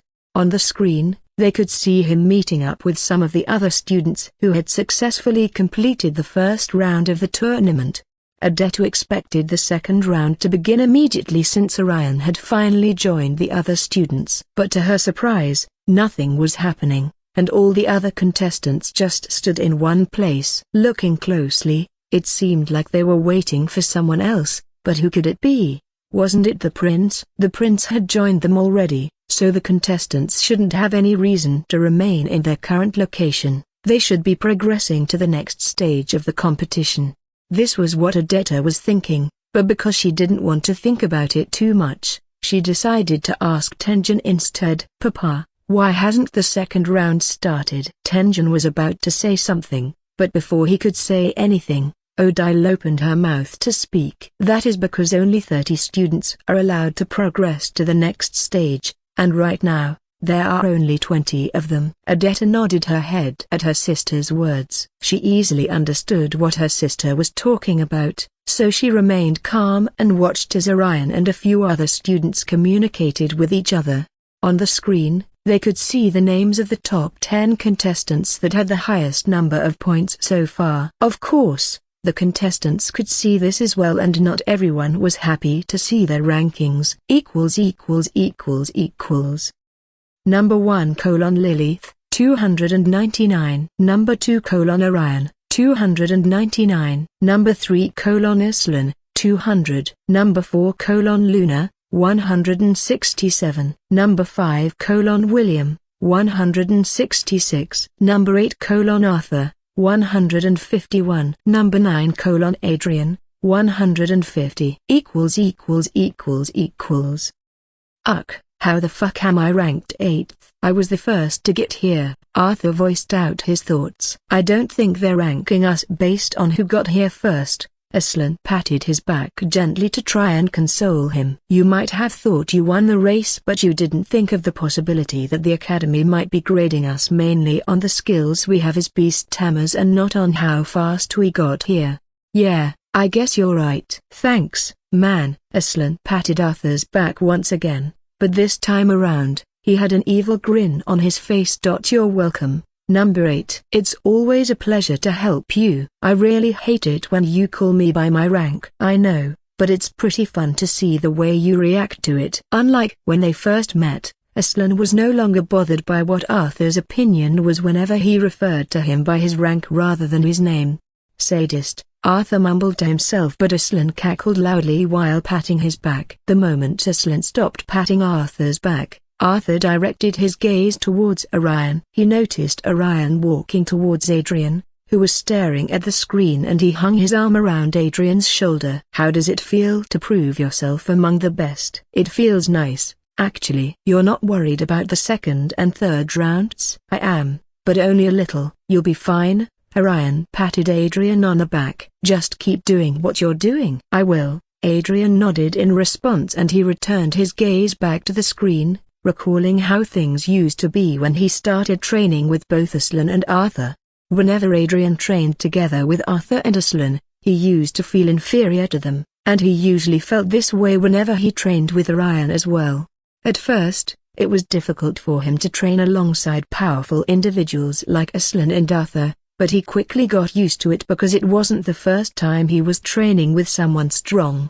After training and sparring with Orion a countless number of times, Adrian had come to the realization that Orion was simply a monster. His strength was not only frightening, but it was also out of this world. I really like your phoenix. Aslan's voice emerged from behind Orion. Me too, but I think the prince's phoenix bird is just as strong as Princess Lilith's shadow panther, Arthur added. Yeah, they're both in the same rank, Orion replied with a shrug. He was acting as though it wasn't that difficult to tame a phoenix, but everyone knew that it was quite difficult to tame a beast like Aurora.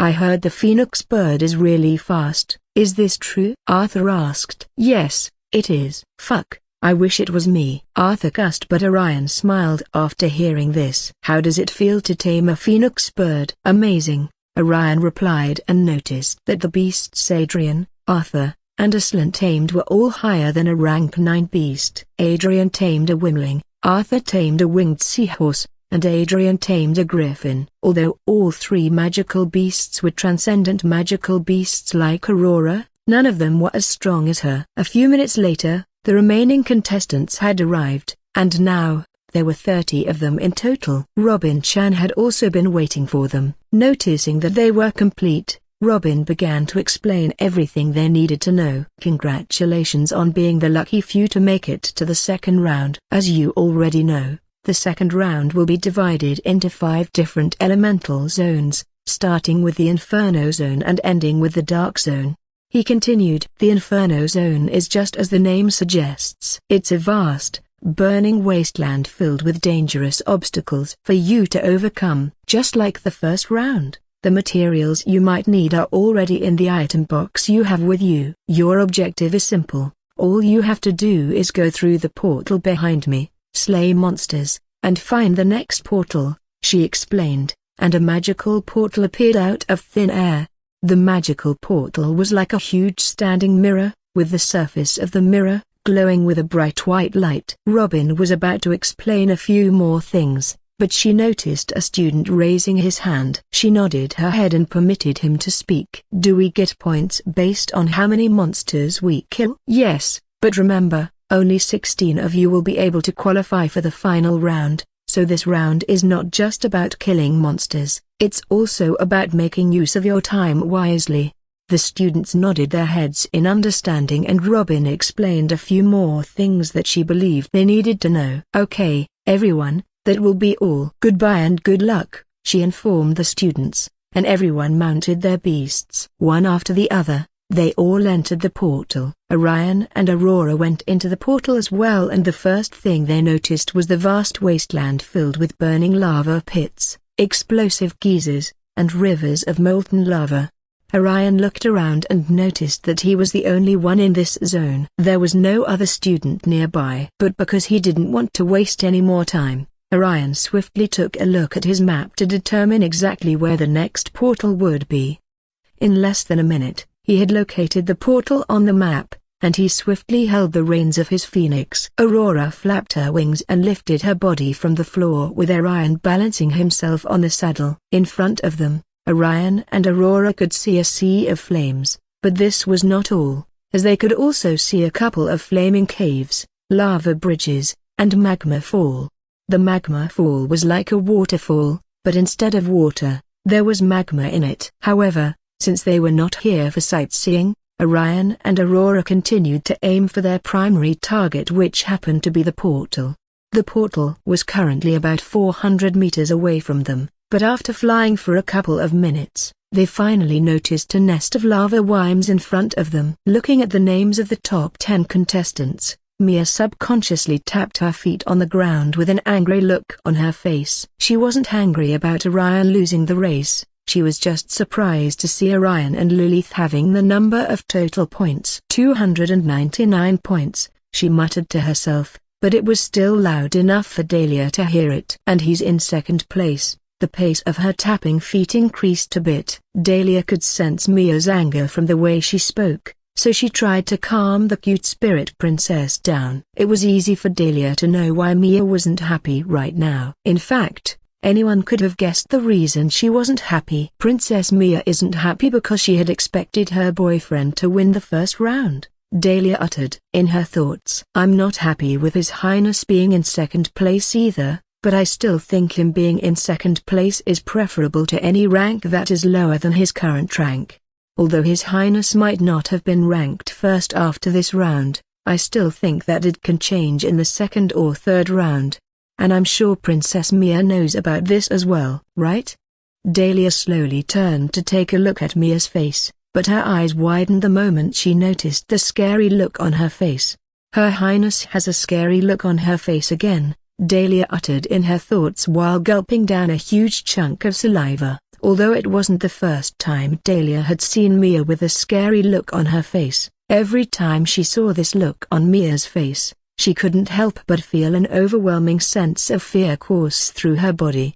After training with Mia for the past 2 months, Dahlia had instinctively developed a fear of this particular facial expression. However, she was glad that it wasn't aimed at her like it usually was whenever they were training together. Dahlia sighed deeply before calming her heart down a bit. She tried her best to forget the scary experiences she went through during her training sessions with Mia. Although one might not expect it, Mia was definitely a good teacher. But she was also a very scary teacher. Anyways, let's try to calm her down. With this thought in mind, Dahlia decided to help Mia see the bright side of things. She turned towards Mia and said, Your Highness, I understand how you must be feeling right now, but His Highness currently has the same number of points as the Demon Princess, she explained, and Mia replied with a nod.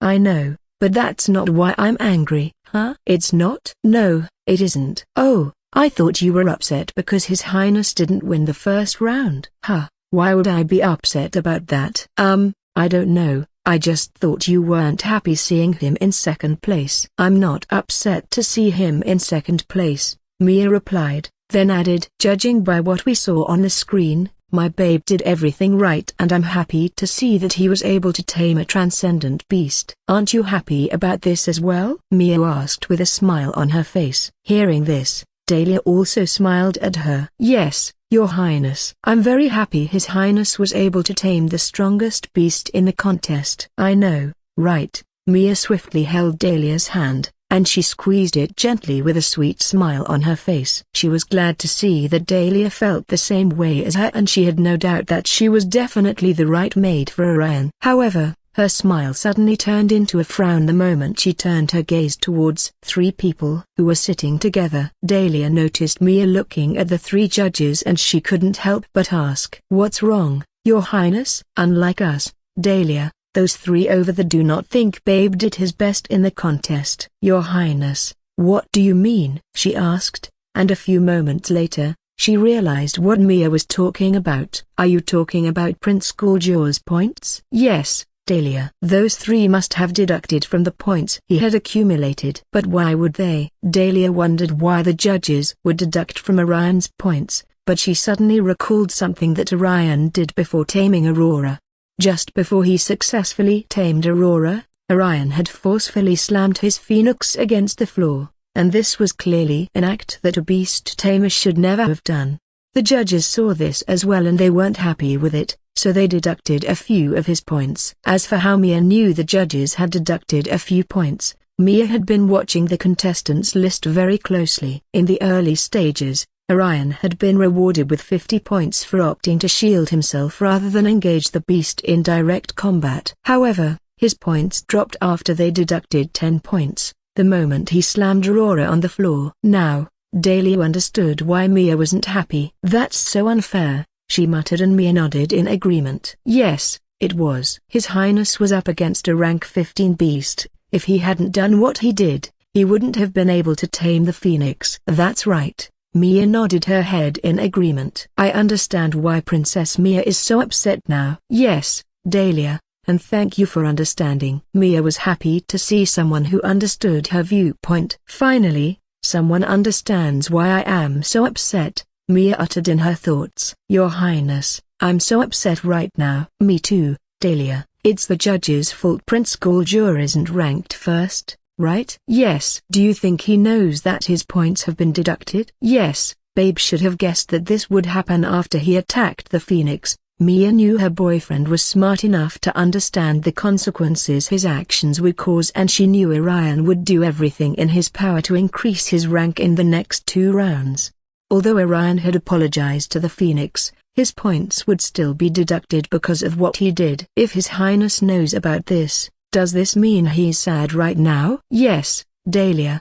I'm sure he is sad, but the moment Dahlia heard that Orion was sad, her killing instinct kicked in and she couldn't hear anything else after that. Every other word Mia said faded into the background and Dahlia's heart clenched a bit. She slowly curled her hands into fists and she tightened them. Can he kill them? She said loud enough for Mia to hear. Yes, we can't broken by her. Mia was surprised to hear what Dahlia said. Your Highness, you agree to it, right? Nope, I do not. Oh, Dahlia said, feeling disappointed to hear that. She had thought that Mia would agree to it, but she had been wrong. However, she wasn't going to give up so easily. Okay, Your Highness, I understand, but can I pull them into my shadow space and break their bones at least? No, you cannot. Oh, Dahlia's shoulders became slumped due to her disappointment. She couldn't understand why Mia was against her plans. She was simply trying to help. So what was wrong with what she was trying to do? She had heard that her favorite prince was sad, and as his maid, shouldn't her first instinct be aimed at making him happy? So, what better way was there to help him other than eliminating the source of his distress? All I want is to make sure Prince Goldjaw is happy again, Dahlia uttered internally. She repeatedly brought both of her index fingers together while staring at the floor, and her cute lips had puckered up to make a pout. And this made Mia smile after seeing this. She wasn't upset, and she could understand why Dahlia wanted to do something as dangerous as that. Dahlia had told Mia about her past, so Mia knew that Dahlia had been raised and trained by vampires to become an assassin. This would explain why her first instinct was to take action against those who had upset Orion. Mia held Dahlia's hand and reassured her. Everything will be fine, so there's no need for you to do that. Okay. Dahlia nodded her head in understanding. Mia giggled, after seeing how cute the vampire elf looked right now. Tell me, Dahlia, did you really believe that you could win against the 3 judges if you fought against them? No, Your Highness, I wasn't going to fight them. I just wanted to break their limbs, that's all. 2 of the judges are immortals, while the 3rd is an apex mage. Do you really believe that you can have the chance to do that? No. But I can pull them into my shadow space and keep them there for as long as I want. Since Dahlia's magical affinity was darkness, she could summon her shadow clones from her shadow space, which was a large empty void. As an assassin, Dahlia had killed a large number of her enemies in her shadow space, but none of the enemies she had encountered were immortals or apex mages, so her plan would definitely not work if she faced the three judges. Mia knew this and she simply rolled her eyes with a smile on her face. Your plan might not work, but I bet it will once you've ranked a lot higher than your current rank. You're right. Dahlia nodded her head in agreement and she vowed in her heart to become a lot stronger in the future. Mia noticed the determined look on Dahlia's face and she beamed. She knew Dahlia wouldn't do anything stupid and would instead try to become the best maid for Orion. And so, with this thought in mind, Mia decided to turn her attention to the screen once again. Oh, they're entering the portal now. Oh, they're entering the portal now. Mia noticed the contestants stepping into the portal along with their beasts. Dahlia also turned towards the screen after hearing what Mia said, but she noticed something else so she asked her. Princess Mia, why is Prince Gulji the only one in the Inferno Zone?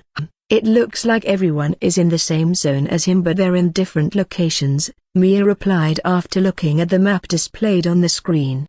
The map had something like a heat signature of all the contestants in the Inferno Zone, and this allowed everyone to know exactly where each of the contestants was on the map. Oh, okay. Dahlia nodded her head in understanding. I think the Academy did this to distance everyone from the portal. You're right, Dahlia. There's only one portal and everyone is at an equal distance away from the portal. So, it is like a race? Do the tournament officials want the contestants to slay monsters and race against themselves to the portal? It seems so because only 16 of them will be allowed to qualify for the third round. Dahlia returned her gaze back to the screen, and she noticed Orion was about to encounter a nest of lava worms, which had about 100 of these monsters. The lava worms looked like they were feeding on the carcass of a dead monster. But while they were eating, a few of the worms had noticed Orion's presence and they turned towards him, roaring with rage. And as if that wasn't scary enough, 30 of the worms abandoned the meal in front of them to enjoy a new type of meal that had arrived. The carcass of the dead monster they were eating could never be enough for 100 lava worms, and so a lot of them were unable to eat to their satisfaction, while some couldn't even grab a bite of the meat, so they had no choice but to turn towards a new source of food. Actually, it was a handsome meal with pointy ears, riding on a big chicken, and who didn't love chickens? Food? No, it's chicken. A huge chicken. I love chickens. I saw it first. No, I did. It's mine. All mine. Come to daddy, you delicious chicken. The rhymes hurriedly slithered towards Orion and Aurora like winged serpents, gliding through the sky. Well, the worms were wingless beasts with a serpentine appearance, but even though they had no wings, the worms could still manage to fly towards their prey. They weren't bothered by the fact that their meal was high above the ground because they could also fly. Meanwhile, Orion remained relaxed as he watched the lava worms close the distance between him and them with their mouths drooling in anticipation of what they were about to eat. And for some unknown reason, Aurora felt relaxed even though there were about 50 worms in front of her. It was strange, but it was also really relaxing. She felt relaxed because she knew Orion could handle the number of monsters heading towards them. Stupid serpents, this prince is going to end you all within the blink of an eye, Aurora huffed in petty annoyance. She was still mad at the worms for calling her a chicken. How could a beautiful, mythical creature like Aurora be called a chicken? These useless serpents had to be taught a lesson. Unlike Orion, Aurora had understood what the worms were saying when they noticed them, and she had been angry at the worms since then. She wanted to kill them herself, but she thought against it because she was interested in knowing how strong Orion really was. I'm still curious about how his mana suddenly tripled that of mine, Aurora uttered in her thoughts. It was weird, so I really want to gauge how strong this prince really is. I've never seen anyone boost their ranks to be 3 ranks higher than mine. I will definitely find out how strong he is. One could wonder what Aurora was talking about, and she was simply referring to when a huge hole had appeared underneath Orion during their first encounter. This had been thanks to his title as Child of Mana. The title allowed Orion to increase his mana capacity for a brief moment, allowing his mana capacity to be similar to that of a rank 18 mage, and this was what Aurora didn't know but wanted to find out. She wanted to see if Orion was really as strong as a rank 18 mage. With that out of the way, She refocused her mind back to the lava worms in front of her. The lava worms had a huge ball of light glowing from their bellies, and the light could be seen slowly heading toward their mouths while they got closer to Orion. The moment they were very close enough to him, a huge ball of lava shot out of their mouths, flying towards Orion and Aurora. Orion swiftly shielded himself from the worm's attack by casting a mana shield, and at the same time, he began to cast a new set of spells. Then, 20 magic circles surrounded the worms heading his way and the ones still occupied with the dead monster they were eating. With a click of his fingers, the magic circles activated, and the loud, high-pitched wailing of a banshee filled the ears of the lava worms. A few of the worms cried out in agony while some of them tried to escape, but they couldn't because Orion had cast the spell in a way that the worms wouldn't be able to escape, even if they wanted to. The loud high-pitched wail continued for about 5 minutes, and before the worms knew it, their bodies ignited in flames, while the rest of them exploded as though they had swallowed a lot of dynamite. Their entire surrounding turned bloody, with chunks of meat flying everywhere, and a rain of warm blood drizzled down to the ground. The moment he noticed there was no other monster in sight, Orion turned toward the direction of the portal, and Aurora flapped her wings before heading toward the portal as well. Meanwhile, a lot of the spectators gasped in surprise at the scene that unfolded before them. So many of the spectators hadn't expected Orion to cast a sound magic spell. They had expected him to use a flashy and swift killing spell, just like the spell he used against the gargoyles, but Orion hadn't seemed interested in doing that, and many wondered why, including Dahlia.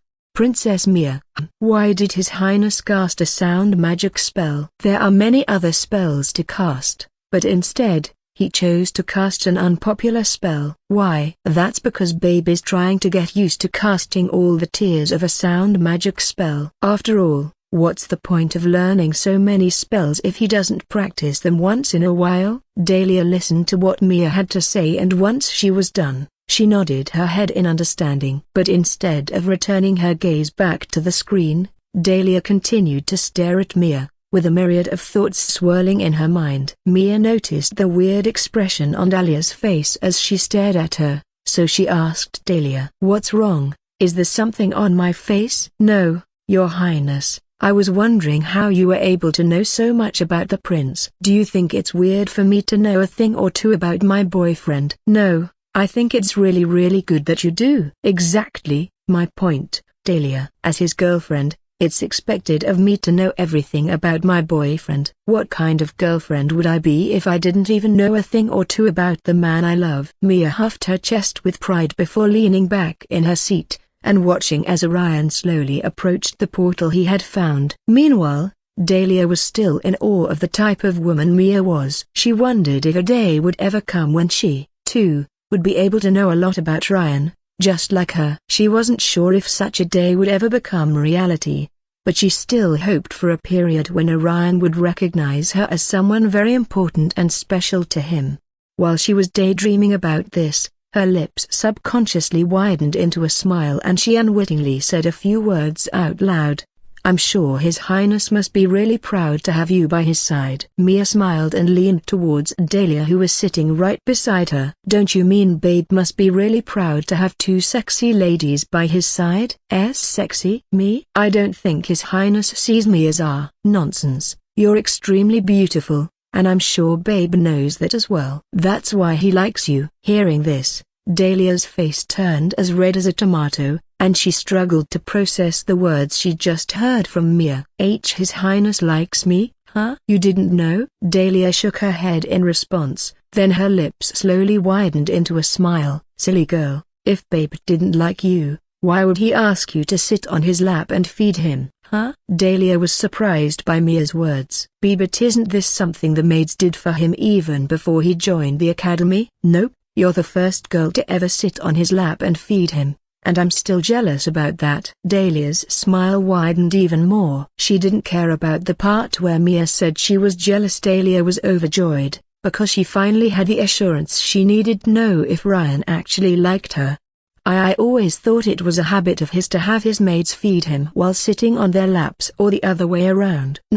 "I've known Babe since we were little, and I've never seen any maid do anything like that with him. But haven't you ever found it strange that Babe had a lot of maids in the castle, yet he still wanted you to be his personal maid? I did, Buta. Well, he's liked you since the first day he met you. Huh, but yeah, I know, right? He's a pervert. Even though he has a sexy girlfriend like me, his eyes were still interested in a drop-dead gorgeous beauty like you. I bet he has a lot of perverted things in plans for you. Perverted teeth things. For me? Yep. I don't know what to say. There's nothing for you to say. He's liked you for months now and I know you feel the same way about him. And if you still have doubts about his feelings for you, how about we find out together? Huh? But how? Mia smiled and beckoned for Dahlia to lean closer to her. Dahlia did as Mia wanted and she listened as Mia whispered a few words into her pointy elf ear. Dahlia's other pointed ear twitched a bit and it slowly turned red, along with her cheeks, the more she listened to what Mia had to say. Why, Your Highness, are you? Yep, I'm serious, Dahlia. We'll wait until the beast taming tournament is over, then we'll leave the academy and head over to the city for some shopping. Understand?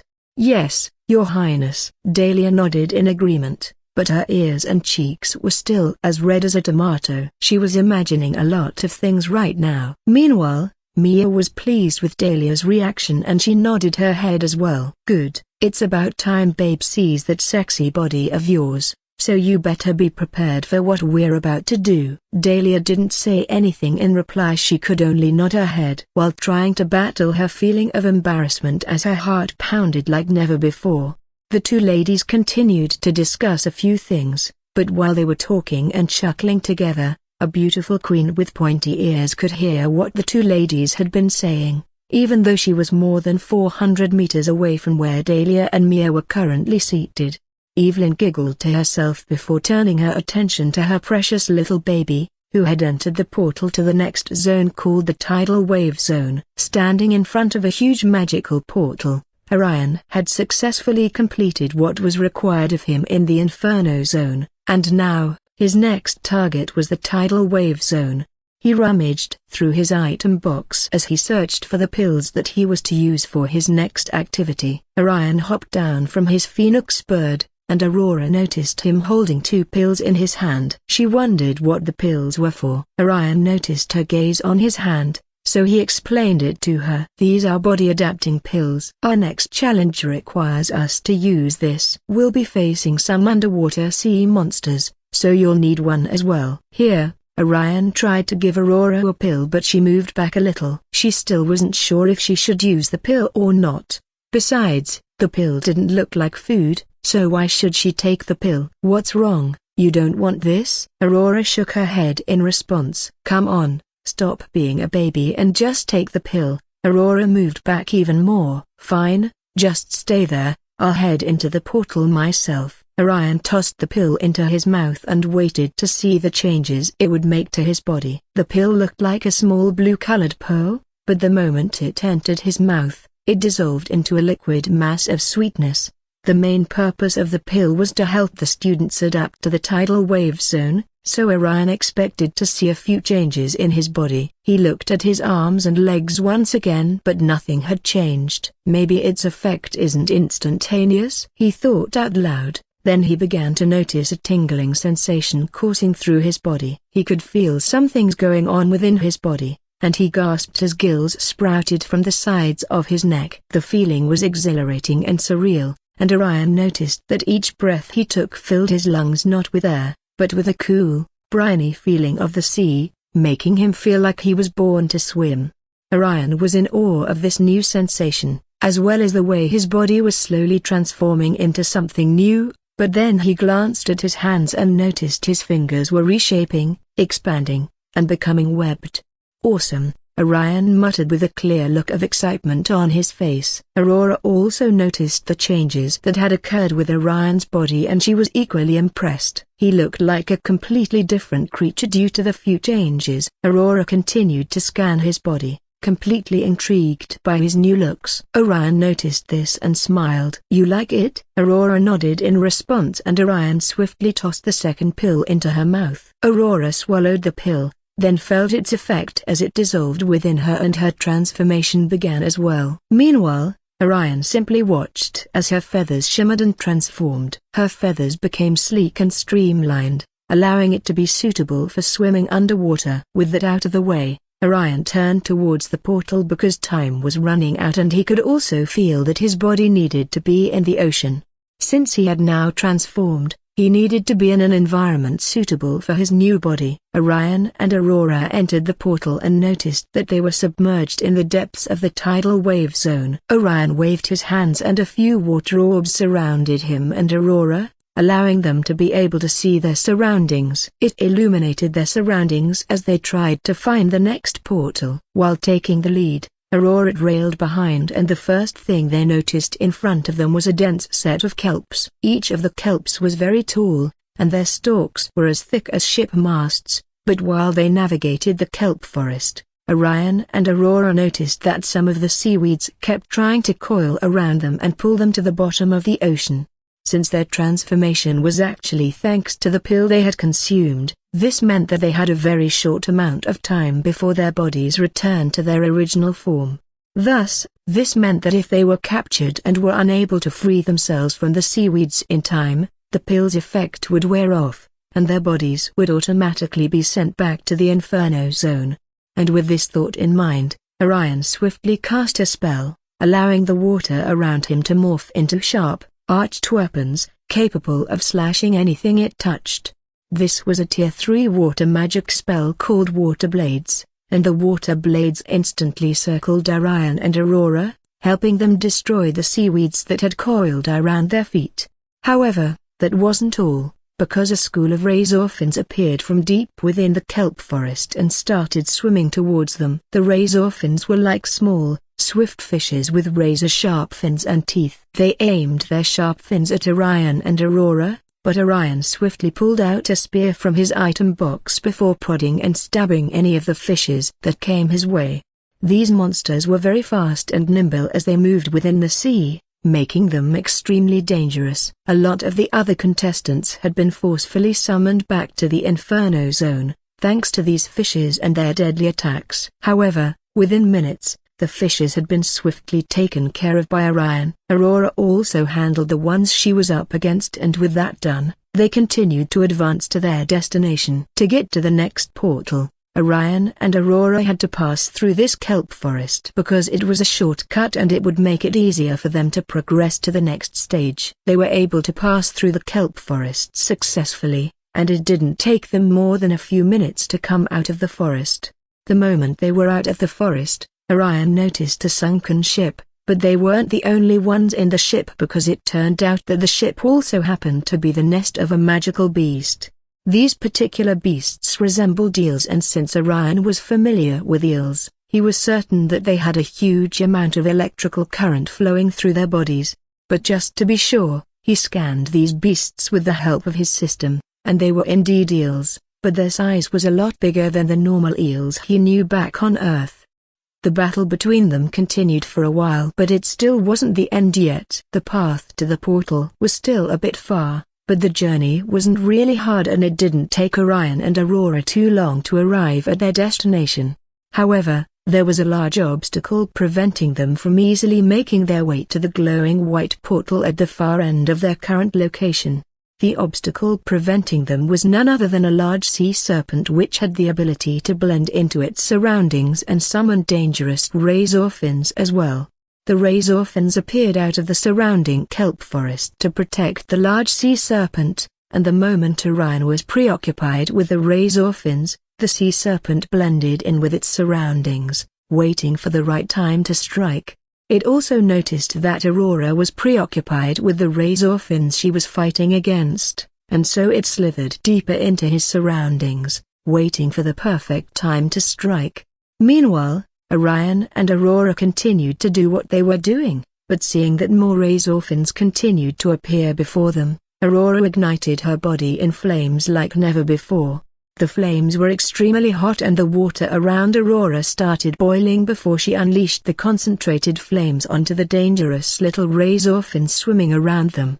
Her flames killed every single one of the razorfins. The large serpent didn't want to waste its chance to strike while Orion and Aurora were enjoying their victory, but to its surprise, A huge spear appeared from deep beneath the ocean, and impaled the large beast. Then Aurora set the large serpent on fire. A loud piercing sound echoed beneath the sea, and before it knew it, the entire body of the serpent burned to crisp. Although Aurora's elemental weakness was certainly water due to her magical affinity to fire, but because Aurora was naturally a transcendent beast, she had the ability to produce extremely hot flames which could burn any deep-sea creature.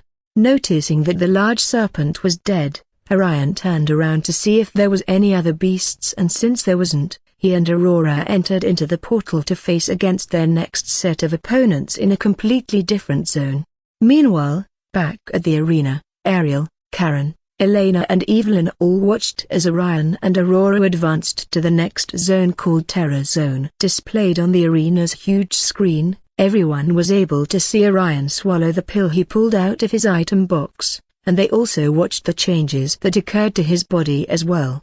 They noticed how his hands grew longer, and his fingers became webbed, causing the entire crowd in the arena to gasp with surprise. Even the Apex mages watching from their seats couldn't conceal the surprised looks they all had on their faces. However, there was one Apex mage who didn't have a look of surprise on her face, and it was Ariel. Ariel simply smiled when she saw the changes that were happening to Orion. It looks like my pills are working perfectly, she muttered to herself. But Elena was sitting right beside her and she heard what Ariel said. You made this? Elena asked with a surprised look on her face. Of course, I did. Didn't I tell you I was working on something to help everyone swim underwater? Ariel asked, and Elena recalled the first picnic she had with Ariel, Evelyn, Karen, Mia, and Orion. During that time, Ariel had invited Orion to come to her kingdom, but he had rejected her offer even though Ariel had promised to give him something that would allow him to swim underwater. Yes, you did, Elena agreed with her after recalling the things that happened during their first picnic together. So, how long does the pill last exactly? It lasts for about an hour before it wears off, but this should be more than enough time to help the students find the portal they're looking for. Elena nodded her head in understanding and listened as Ariel continued to tell her about a few other things she didn't know. Also, no side effects have been discovered after you use the pill, and so far, it remains the best pill I have ever concocted till now. Of course, I have other pills that can last days, months, and possibly years if you use them, and if everything goes according to plan, we'll be able to have hundreds and possibly thousands of people visiting the Merfolk Kingdom soon. Hearing how much Ariel had grown, Evelyn complimented her. Your skills in pill concoction have really improved over the years. The cute mermaid queen giggled and puffed out her chest out with pride. Of course, it has. Who do you take me for? A lazy queen who likes to sleep all day while leaving her grandfather to handle the affairs of her kingdom? Well, that's not a lie, Karen muttered beside Ariel, and Ariel glared at her, causing Karen to clear her throat loudly. I meant to say, Her Majesty has improved a lot in recent years, Queen Evelyn. Ariel's scary look relaxed a bit and she nodded in agreement. Karen is right, I am no longer the same lazy NEET I used to be. That's right, Her Majesty is now a hard-working NEET who likes to sleep a lot less than she used to. That's it, Karen. I'm definitely deducting from your earnings this month. Huh? Your Majesty, you can't do this to me. All I did was tell the truth. You shouldn't do this to me. I can, and I just did. Please, he broken bar. Nope. That will teach you never to mess with me again. But I wasn't messing with you. Then it will teach you to say nice words to your superiors. But I thought we were friends. Don't bring friendship into this. It won't change a thing. Karen pouted with a cute look on her face while her puppy dog eyes stared cutely at Ariel. You can stare all you want, Karen. I'm still not changing my mind. Really? Yes. Anyways, I think you guys need to hear about how the Academy came to ask for my pills. And how did they do that? Elena asked. It all started when I was busy on a wonderful morning. Don't you mean sleeping like a log on a beautiful morning? Zip it, Karen. Okay, Your Majesty. Good. Now, where was I? Oh, I remember now. It all happened when Lucille came to pay me a visit at the castle. She explained some things to me, and that was when I understood the reason behind her sudden visit to my kingdom. Ariel continued. Initially, I didn't want to give the academy the pills, but because they couldn't stop begging me to give it to them, I had no choice but to show them how generous I was, Ariel explained while she relaxed comfortably on the chair she was sitting on. Karen giggled while she was listening to their conversation and she couldn't help but ask, was this before or after you begged the academy to allow you to attend the tournament as a special guest of the academy? Shut up, Karen, you're ruining things for me. Karen apologized and returned her gaze to the screen, but Evelyn and Elena giggled after hearing how Ariel had pleaded to be invited to the academy tournament as a special guest. Initially, the academy hadn't wanted to invite all of the Apex mages in the mortal realm because Lucille had wanted them to watch the tournament from the comfort of their homes, but she had always intended to invite King Simba, Edward, and Evelyn to the tournament. So, the moment Ariel heard about this, she pleaded to be invited as well. Due to her persistence, Lucille agreed to her demands, and she decided to invite the rest of the Apex mages into the mortal realm as well. That way, there wouldn't be any discord between the Apex mages, and Lucille would be more pleased with her decision because it felt a lot better to have all the Apex mages at the arena rather than inviting only 3 Apex mages to the academy. And with that out of the way, everyone returned their gaze to the screen to see Orion facing against a huge serpent and a school of deadly rays orphans. However, there was something Ariel had noticed while staring at the screen. Is it just me, or did Orion not only cast a tier 3 water spell, but also a tier 5 water spell? Ariel asked after noticing the water orbs that glowed around Orion. The water orbs were tier 5 water spells, and Ariel was surprised to see that Orion's understanding of spells had reached such a level already. Meanwhile, understanding exactly what Ariel was trying to say, Evelyn giggled and replied, "You're right, Ariel, baby's understanding of water spells has improved a lot, and now, it's only a matter of time before he awakens an origin core and comprehends the laws of water itself." "I knew it," Ariel said. While Karen asked Evelyn, just to be sure, "Is this true? Has Prince Orion really understood all the tier 5 water magic spells?" Evelyn shook her head in response. "No, he hasn't. But it's only a matter of time before he does." "Fair enough, but does he have a strong affinity for water-based spells?" Karen asked further. "Yes, he does," Elena replied, and Evelyn added, "Baby has 3 very strong elemental affinities, but his affinity towards water and a few other elemental magic is certainly a lot higher than mine had been when I was the same age as him."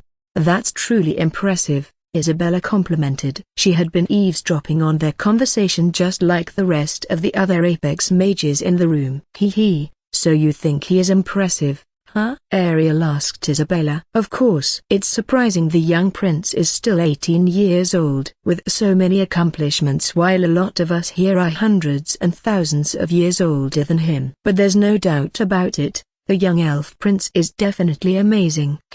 "Well, my cute underling is outstanding because he has an impressive goddess like me teaching him everything he knows." "Is that so?" Isabella asked with a giggle and a mischievous smile gracing her lips. "Yep." "Well, does your cute underling know that his goddess wasn't even as talented as he is when she was the same age as him?" "That's it, you've given me a reason to clobber you right now." "Oh, my, such a violent goddess." "No wonder, you look so unworthy for the handsome ear-broken bar MMM. King Edward covered Isabella's mouth before things escalated in a direction no one in the arena would like to see.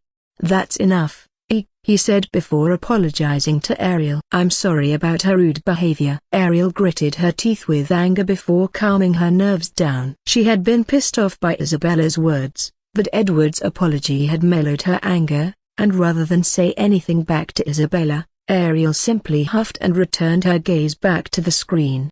Orion was now entering the portal to his next destination. He had successfully defeated the serpents, and this meant that he had 3 other zones to pass through before the second round came to an end. While watching the screen, Ariel suddenly recalled something important and she asked Evelyn, "Hey, Evelyn, once he has completely learned the spells, he's coming over to my kingdom, right?" "Fufu." "Yes, Ariel, your cute underling will be heading over to your kingdom to learn everything about the laws of water from you." "Good, Ariel nodded with a smile on her face. She knew there was no one in the world whose understanding of water laws exceeded hers, and since Orion's affinity for water-based spells was strong, it only made sense for him to improve his understanding of the laws of water from her. Laws were divided into different categories, and it was only a matter of time before Orion knew about this and broadened his knowledge of the things he had learned so far since he arrived in the world. With a smile on her face, Ariel began to imagine the amount of fun she would have with Orion in her kingdom, especially when he was done with the academy. Things are about to become a lot more fun in my kingdom, she uttered in her thoughts. Then she noticed as Orion arrived at his next destination. On the screen, Ariel could see Orion and Aurora emerging from the portal to find themselves in the Terror Zone. Looking around, Orion could see the dusty area which had a rocky path ahead, and far in the distance, Orion could see the faint glow of the next portal, thanks to his omnivision skill. With his next target within his sight, Orion and Aurora set off. However, they suddenly heard a faint rumbling sound. Looking up, Orion noticed a series of large rocks positioned above them on precarious cliffs, and before he knew it, the cliffs released several rocks which caused a dangerous landslide that tumbled down their path. Orion's instinct kicked in, and together, he and Aurora weaved through the falling rocks. Large boulders crashed against the ground, but this was something Orion could handle easily with his trusty Phoenix by his side. The landslides and boulders were specifically launched towards them by the tournament officials who were hiding a far distance from where Orion was.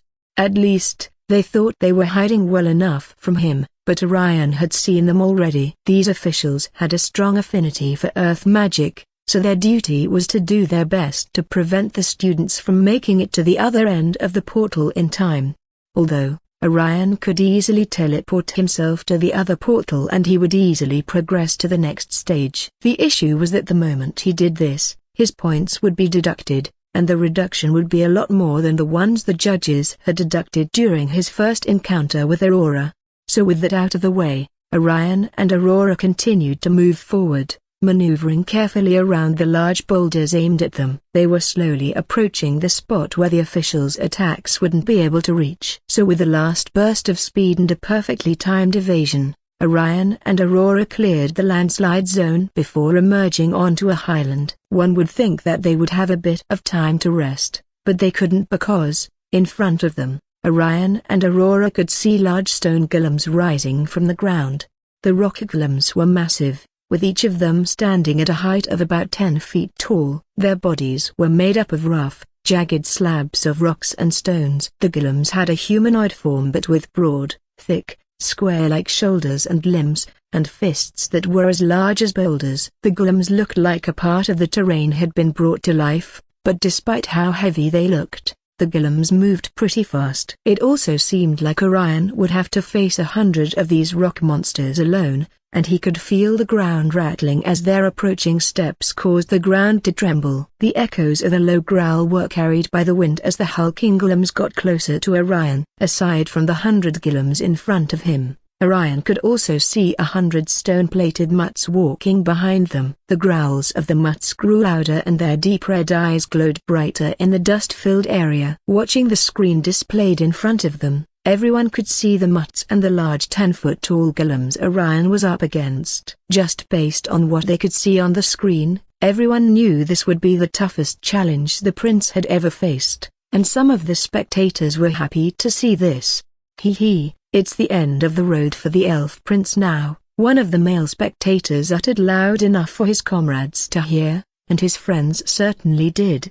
He was grinning from ear to ear and he couldn't wait to see the look on Orion's face when he lost this round of the competition. Yep, definitely. There's no way he'll be able to win against 100 of those scary-looking golems and mutts. I hope so, because he's currently in the lead right now, and Princess Lilith is more than 100 points behind him. This group of boys was one of the few die-hard supporters of the Demon Princess. They were all humans from the human kingdom, but they would rather see a gorgeous demon princess win the beast-taming tournament, than the elf prince.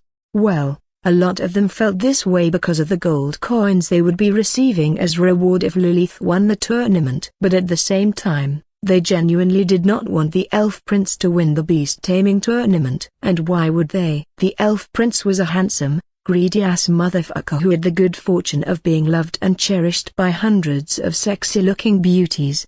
Just look at the girls supporting the elf prince. They were sexy as fuck. All of Lilith's fans turned towards the female elves supporting Orion, and tears flowed down their cheeks when they noticed the girls jumping and cheering for Orion. They could also see the beautiful, gorgeous elves, jumping and cheering while their huge breasts jiggled and shook with every movement they made. This is so unfair. Why is he so fucking lucky? I hate him so much. At least, he should try connecting us to these beauties. Yeah, I'd do anything to have my face sandwiched between those impressive boobies. Elf boobies are the best. The boys took one last look at the beautiful mountain peaks of the elf ladies as they jumped and cheered to their heart's content. And the boys certainly enjoyed the view, but too bad that it was all they could ever enjoy because they knew they lacked the courage to approach those beauties. And, with this thought in mind, they wiped away their tears before redirecting their minds back to the screen. They could now see the Gillums and Mutts, getting ready to strike. I hope the elf prince loses this round and starts all over from the Inferno Zone. Me too. Me 3. Although Orion was winning the race right now, everyone knew that it was because he had advanced to the Terror Zone a lot earlier than the other contestants. So, if he lost this fight, he would definitely be pulled back to the Inferno Zone to start all over again. He might become injured by the monsters he was about to fight, but the tournament officials were nearby, and they wouldn't allow the beasts to hurt him too much before saving him, and the same went for all the other contestants as well. Each and every one of them had their blood linked to a training dummy that was currently in the arena, so the training dummies would make it easier for the tournament officials to swap the bodies of their students with it if things went south. Anyways, I'm more worried about Princess Lilith. I hope she tries her best to beat that ugly-looking, puny, dick-headed elf prince. I hope so as well. We need to crush that pretty boy down to the ground. He deserves it. Yeah, all the boys, regardless of their race, had the same thoughts in mind. But, don't you think it is strange? Lucas asked, and Scar wondered what he was talking about. What do you mean? The tall teenage demon, Scar, asked. I mean, if you look at it, it's strange to see the elf prince cast so many elemental magic spells. I still do not understand what you're talking about. What I'm saying is that the prince has cast not only a lightning magic spell, but he has also cast a sound and water magic spell as well. So, don't you think it is strange to see the prince casting more than one elemental magic spell? Scar shrugged indifferently because it wasn't really a surprise to see a noble having more than one elemental affinity. It's normal for a noble or a member of the royal family to have more than one elemental affinity, Scar explained. It is? The teenage demon asked in surprise. Of course, it is. Back in the Demon Kingdom, I've heard of a couple of noble families with 3 to 5 elemental affinities. So, the prince could have either 3 or 5 magical affinities as well? Yes, because having 5 elemental affinities is still the highest number of magical affinities I've seen or heard about. Even some of the current Apex mages have a similar number of magical affinities, and I'm certain the prince can't exceed this number either. But what if there's someone who actually has a magical affinity with all the elements? That's impossible, but if there was ever someone like that, then that mage would certainly become the greatest mage in the world. I see. Lucas nodded his head in understanding as he began to ponder over a few things, but Scar slung his arm around Lucas' neck before saying, yeah, there's no point thinking about it too much, because there can never be anyone that has an affinity with all the elements. The highest the elf prince could ever have is 5 elemental affinities. But if this is true, then that would explain why he's the current #1 student in the academy. Yeah, he might be #1 for now, but even a top student like the elf prince wouldn't be able to handle 200 rank 9 monsters on his own, Scar explained, and someone else added, yeah, it's just impossible. But didn't he just defeat hundreds of Razorfins on his own? Lucas asked. Yes, but those deep-sea bottom feeders are different from these guys. Those fishes were rank 8 beasts. However, These scary-looking motherfuckers are way stronger than the Razorfins, so it will certainly be difficult for the Elf Prince to win against 200 rank 9 beasts. But can't the prince run the other way or hide from the golems? He could, but you know how these nobles are. They will never decide to lose face in front of their adoring fans. Scar mimicked the voice of a female in the latter part of his words, and everyone listening around Lucas and Scar chuckled loudly. I guess you're right, Lucas said before turning towards the screen. Of course, I am. Now, all we have to do is sit back, relax, and watch the prince fail. Ha ha. Yeah, I couldn't have said it any better. The Succubus Princess fan club members laughed as well and returned their gaze to the screen, expecting the prince to lose his current fight, but to their surprise, all 200 monsters fell to the ground with their monster cores completely destroyed. The battle had been so fast that even they couldn't believe what they had just witnessed. A few seconds ago, the golems had been standing tall before Orion and Aurora. Then Orion swiftly cast a Tier 3 Earth magic spell, and a huge magic circle appeared underneath his feet. The magic circle glowed brightly, and countless stones materialized from the magic circle before hovering above his feet. The stones slowly morphed into thin needle-like weapons, and at Orion's command, the needles spun around Orion like a tornado before aiming straight for the chest of the golems and mutts. Each golem's chest had a core in it, and even though the core was heavily shielded by layers of rock, the needles pierced through their rocky chests and connected with their cores. The moment the needles lodged into the cores, the needles expanded and huge spikes spread out from within the core, destroying the cores, along with the monsters. The same thing happened to the stone-plated mutts as well. Even though they were more agile than the golems, they were still slow to react to Orion's attack. All the monsters fell to the ground, and the mouths of everyone in the arena were practically dropping down to the ground as well. Even the judges couldn't believe what they had seen, because even though Orion was a rank 11 mage, it still didn't change the fact that a rank 11 mage could never handle 200 rank 9 beasts at once. In fact, Orion's attack happened within the blink of an eye, and it clearly defied the logic of all they knew and even the world as a whole. Just how much mana did the Elf Prince have to be able to do something so amazing? Aside from all these, there were even a lot of mages with earth magic affinity who weren't familiar with the Tier 3 spells he cast. If there was one thing anyone had learned after watching the prince from the very beginning to this current point in time, it was that the prince always cast his spells without chanting them. It took a great deal of talent and skill for a mage to be able to do that, yet the Elf Prince kept doing things as though it was a mundane, everyday thing for him. The image of the prince in everyone's eyes had changed a lot after such a remarkable display of strength. Although Orion was known within the academy as the top student, there were still a lot of students within the academy who believed that Orion had simply been lucky to be placed in such a position.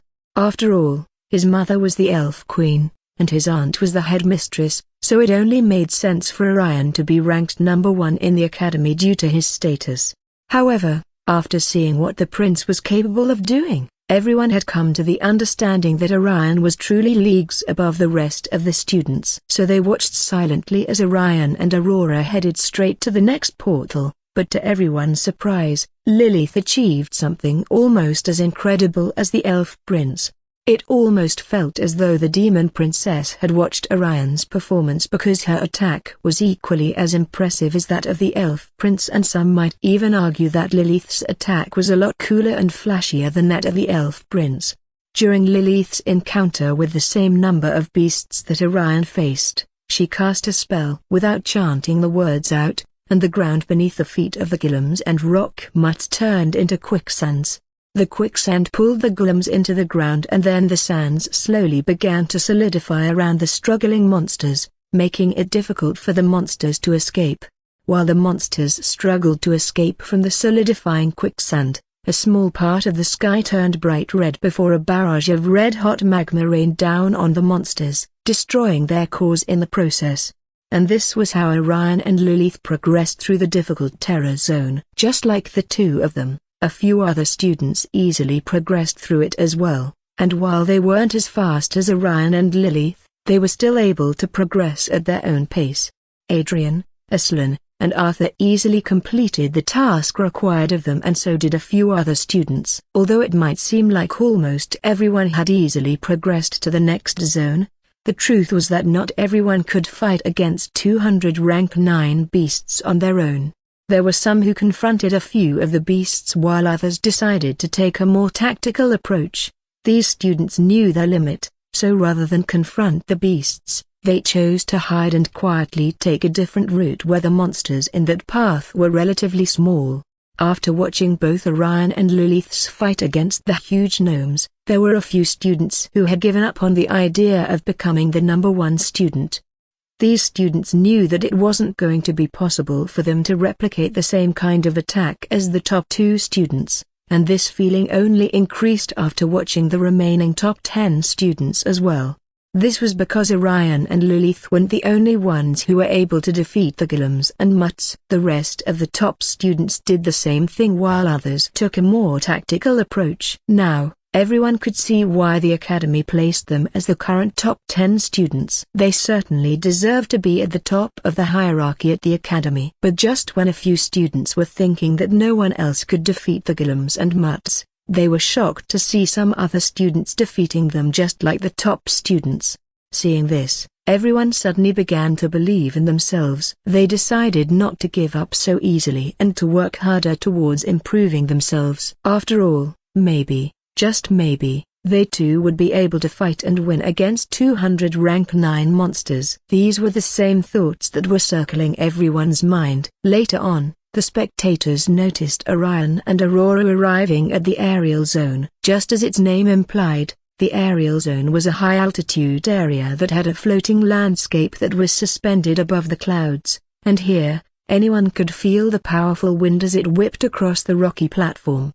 It was difficult to look around as well because fog and dust were in the air. Orion and Aurora stepped into the first platform and they immediately felt the force of violent winds from all directions. They also noticed large, swirling whirlwinds moving erratically across the platform, with each one powerful enough to throw even the strongest beast off course.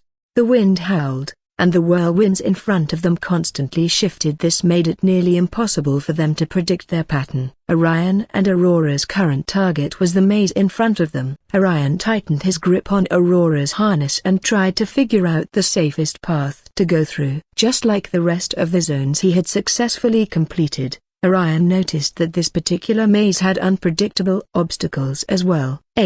While he and Aurora continued to navigate the labyrinth, the two of them suddenly heard screeching sounds pierce through the wind. Looking up, Orion could see storm falcons diving towards them with outstretched talons. These birds were extremely territorial and they didn't like uninvited guests passing through their territory, hence why the falcons were attacking them. The storm falcons had sleek, streamlined bodies and sharp talons and were very similar to the falcons Orion had seen back on Earth. The only difference between the two creatures was that the falcons in this world were a lot bigger than the ones on Earth. The sound of electricity crackling could be heard as the falcons dived towards Orion and Aurora, letting out loud shrieks with the hope of disorienting the elf prince and his phoenix. The dark gray birds blended in with the clouds and coordinated their attacks, but Aurora's keen senses helped her to react quickly to each of the falcons' movements. However, the falcons weren't going to give up so easily. They made a combined assault of whirlwinds, but Aurora snarled and swatted at the falcons that came too close to her. Lifting his head up, Orion realized that a lot more falcons were heading towards them from above. He guided Aurora towards a low-hanging rock formation and used the chance to study his surroundings as he tried to find out where the portal was. The moment he discovered its location, Orion signaled to Aurora to move, and they launched themselves into the air while timing and calculating their movement to avoid very strong gusts of winds which seemed to be disrupting their movement. The tournament officials were the ones responsible for the strong wind, and when they noticed that Orion and Aurora were approaching the final stretch, the officials intensified the assaults by sending a powerful blast of wind that almost threatened to throw Orion off balance.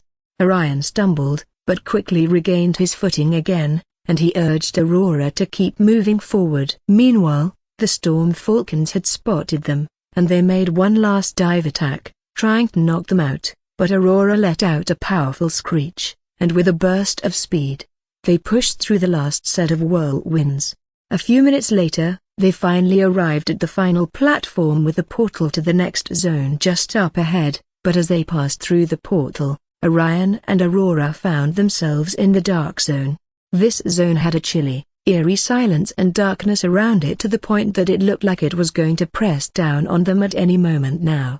They turned around once again and noticed that their surroundings were completely shrouded in darkness. Although everywhere was extremely dark, Orion and Aurora could still see a pale blue mist coming from a certain direction. In that direction, they could also hear the sound of someone whispering, but this whispering sound also seemed to be coming from every other direction.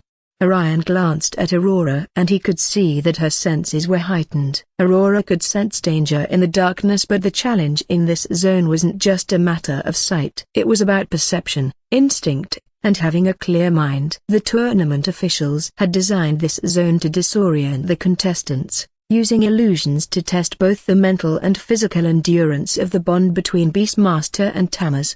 Orion and Aurora continued to move through the eerie darkness. They knew they had to find the portal if they wanted to leave the zone, so they continued to fly to the portal despite their pitch-black environment. The initial pale blue light they had noticed was actually an illusion made by the officials to make it seem like the portal was very close, but the moment they got close to the blue light, Orion and Aurora realized the portal was never there, to begin with. Moving on, they continued to search for the magical portal, but suddenly, shadowy figures began to materialize around Orion and Aurora. They looked like mirror images of the two of them, but they were cloaked in darkness and they had hollow eyes. These shadows mimicked their every movement as they tried to create confusion in Orion and his Phoenix's mind. "Aurora, don't let them distract you," Orion said with a calm, commanding voice, and Aurora obeyed his words. The two kept moving with synchronized precision, sidestepping the illusion and making their way forward while trying to ignore the shadowy figures that flickered and shifted around them. As they pressed on, the illusion faded, but another danger soon arose. Orion and Aurora could hear the whispers in the air growing louder and forming unintelligible words that invaded their minds, but before Orion could react to this, a shape darted out from the shadows. It was a stalking, nightmarish creature that seemed capable of blending seamlessly with the darkness. The creatures were spider-like but with elongated limbs and faces obscured by wisps of smoke. This made it difficult for anyone to see their faces directly. Orion sensed more than one of these stalkers encircling them and getting ready to strike. They were very fast and could only be visible for a brief moment before blending into the dark again, but Orion and Aurora weren't really bothered by this. Orion had been waiting for the right time to do this, and seeing that the number of spiders around them had increased, Orion decided to cast a light magic spell, shocking all the spiders as they tried to scurry away. But Orion didn't allow them to escape, so he immediately cast the spell and aimed toward the dark spiders. A lot of the spiders were killed while the others returned in a rage, hoping to end the elf who had killed their comrades. They also attacked Aurora, but once one of the spiders launched itself at Aurora, she swiftly reacted by using her heightened senses and swiped at the creatures with her claws. She caught a few of them mid-lunge and threw them back into the shadows. Together, she and Orion fended off the spiders, their instincts perfectly harmonized while they continued to adapt to every encounter. They faced off against the rest of the monsters within the dark zone, and after a few minutes of searching, they finally found the portal they were looking for. Orion and Aurora swiftly passed through the portal, signifying the culmination of the second round of the tournament.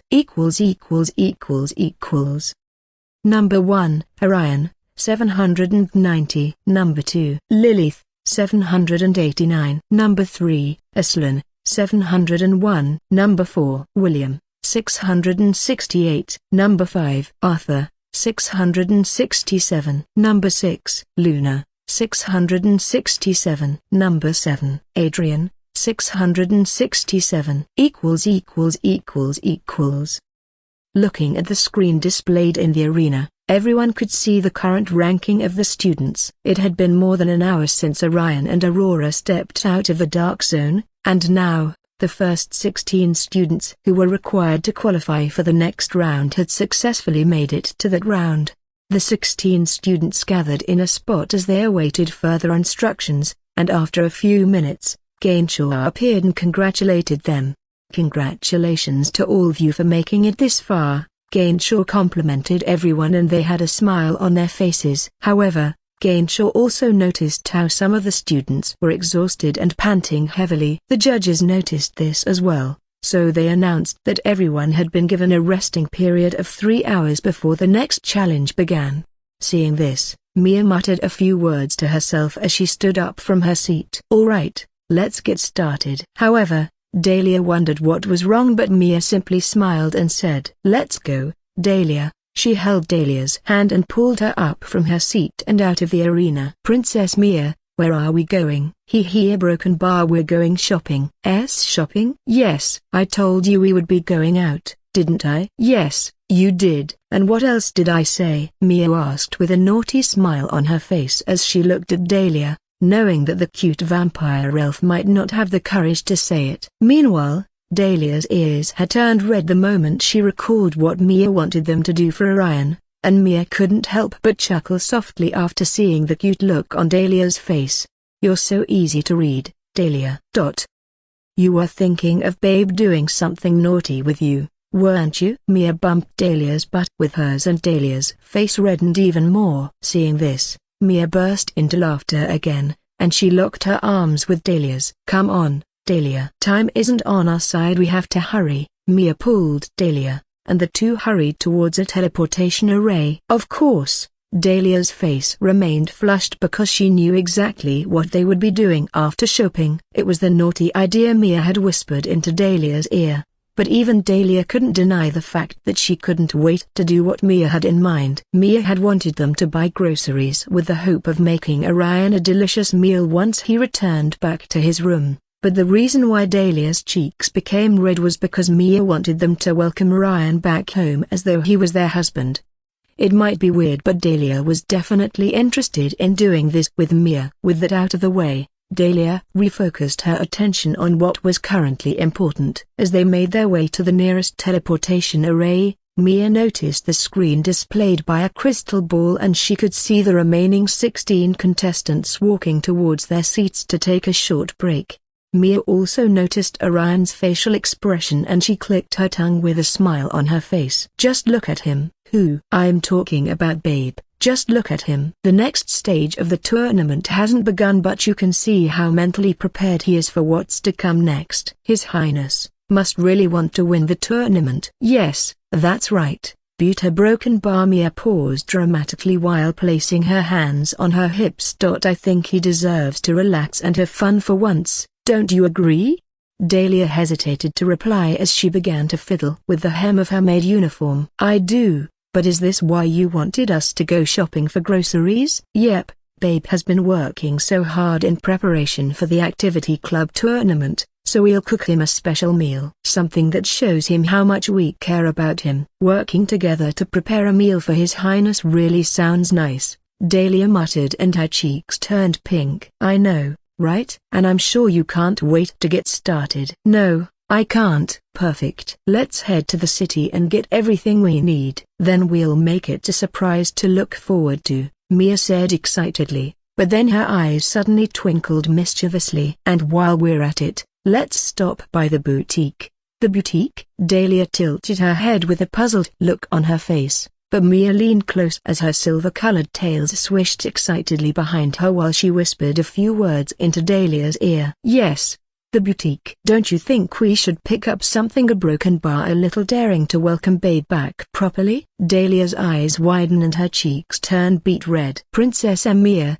I. What?" "Don't act so surprised," Mia teased and locked her arms with that of Dahlia's again. "Come on. Let's go before all the good stuff is gone." The two kept walking until they arrived at the teleportation array. The array shimmered as the two stepped on the platform, and a moment later, They appeared in the capital city, underneath the academy. Upon arriving at the city, the girls could see how the street was filled with the laughter of children and the chatter of merchants. A few crystal balls hovered in the sky and were displaying the replays of everything that had happened so far in the beast taming tournament.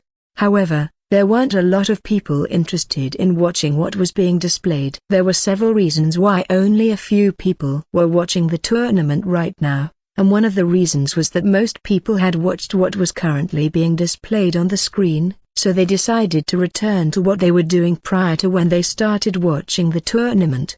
Meanwhile, others weren't interested in watching the tournament because they had one thing or the other that they were currently preoccupied with, and this was how everyone went about doing the things they needed to do. But one of the main reasons why the city was currently bustling with people of different races was because in this city, the merchants were much more than that of other cities, and the air practically smelled of money as well. Anyway, with that out of the way, Mia and Dahlia headed toward the market district. Mia was currently holding Dahlia's hand while she walked hurriedly through the street with a huge grin on her face. Meanwhile, Dahlia couldn't help but giggle at how the beautiful Kitsune princess looked happy. It seemed like it was the first time Mia was stepping out of the academy, and the excitement on her face looked like that of a child. "Isn't it wonderful here? There's so much energy here. Look at that Stella. Oh, and that one over there." Mia tugged Dahlia's arm as she pulled Dahlia toward a fruit vendor. Dahlia followed her as her eyes darted from the towering buildings to the colorful stalls. Then she perceived a strong aroma of freshly baked bread, and Dahlia admitted with a smile on her face, "It's nice." "The city is not just nice, it's amazing." Mia grinned while picking up a bright, star-shaped fruit. "Babe would love stuff like this, so let's get a few of these." "But what do you think we should make for him?" "Something fancy or maybe something hearty." Dahlia reached for a basket of blue vegetables while she replied, "His Highness will be exhausted after the tournament, so he would probably like to eat a simple dish. How about we make something comfortable for him to eat?" "You see, you're beginning to know more about him every day." Mia beamed and Dahlia smiled as well, her eyes still on the vegetables she was holding. The two ladies bought what they needed, and the moment they were done, they decided to check around the market. As they moved through the market, Mia chatted animatedly with the vendor while Dahlia quietly inspected almost every ingredient she laid her eyes upon. But after gathering the ingredients they needed, the duo arrived at a small boutique tucked away in a more quiet corner of the city. The display window was filled with elegant gowns and daring outfits that sparkled under enchanted lights. "Come on Dahlia, let's see if we can find something special inside," Mia said. While pulling Dahlia inside, Mia hesitated at the door as her hand gripped the handle tightly. "I don't think we're—" "No excuses," Mia interrupted before dragging Dahlia in, and as the two walked in, the first thing they noticed was the shopkeeper, who happened to be a beautiful lady with dark angel wings. "Welcome, beautiful customers. Are you two looking for something specific?" the gorgeous fallen angel asked with a beautiful smile on her face. Mia returned the smile and replied, "We're shopping for a surprise." "Something bold." The shopkeeper's eyes twinkled. "I have just the thing," she said and gestured for Mia and Dahlia to follow her. Mia browsed through the racks of clothes in front of her and held up various dresses for Dahlia to try on. "What about this one? Or this? Oh, this would look amazing on you, Dahlia. What do you think?" Dahlia shook her head furiously with her face looking as red as a tomato. I don't think I can."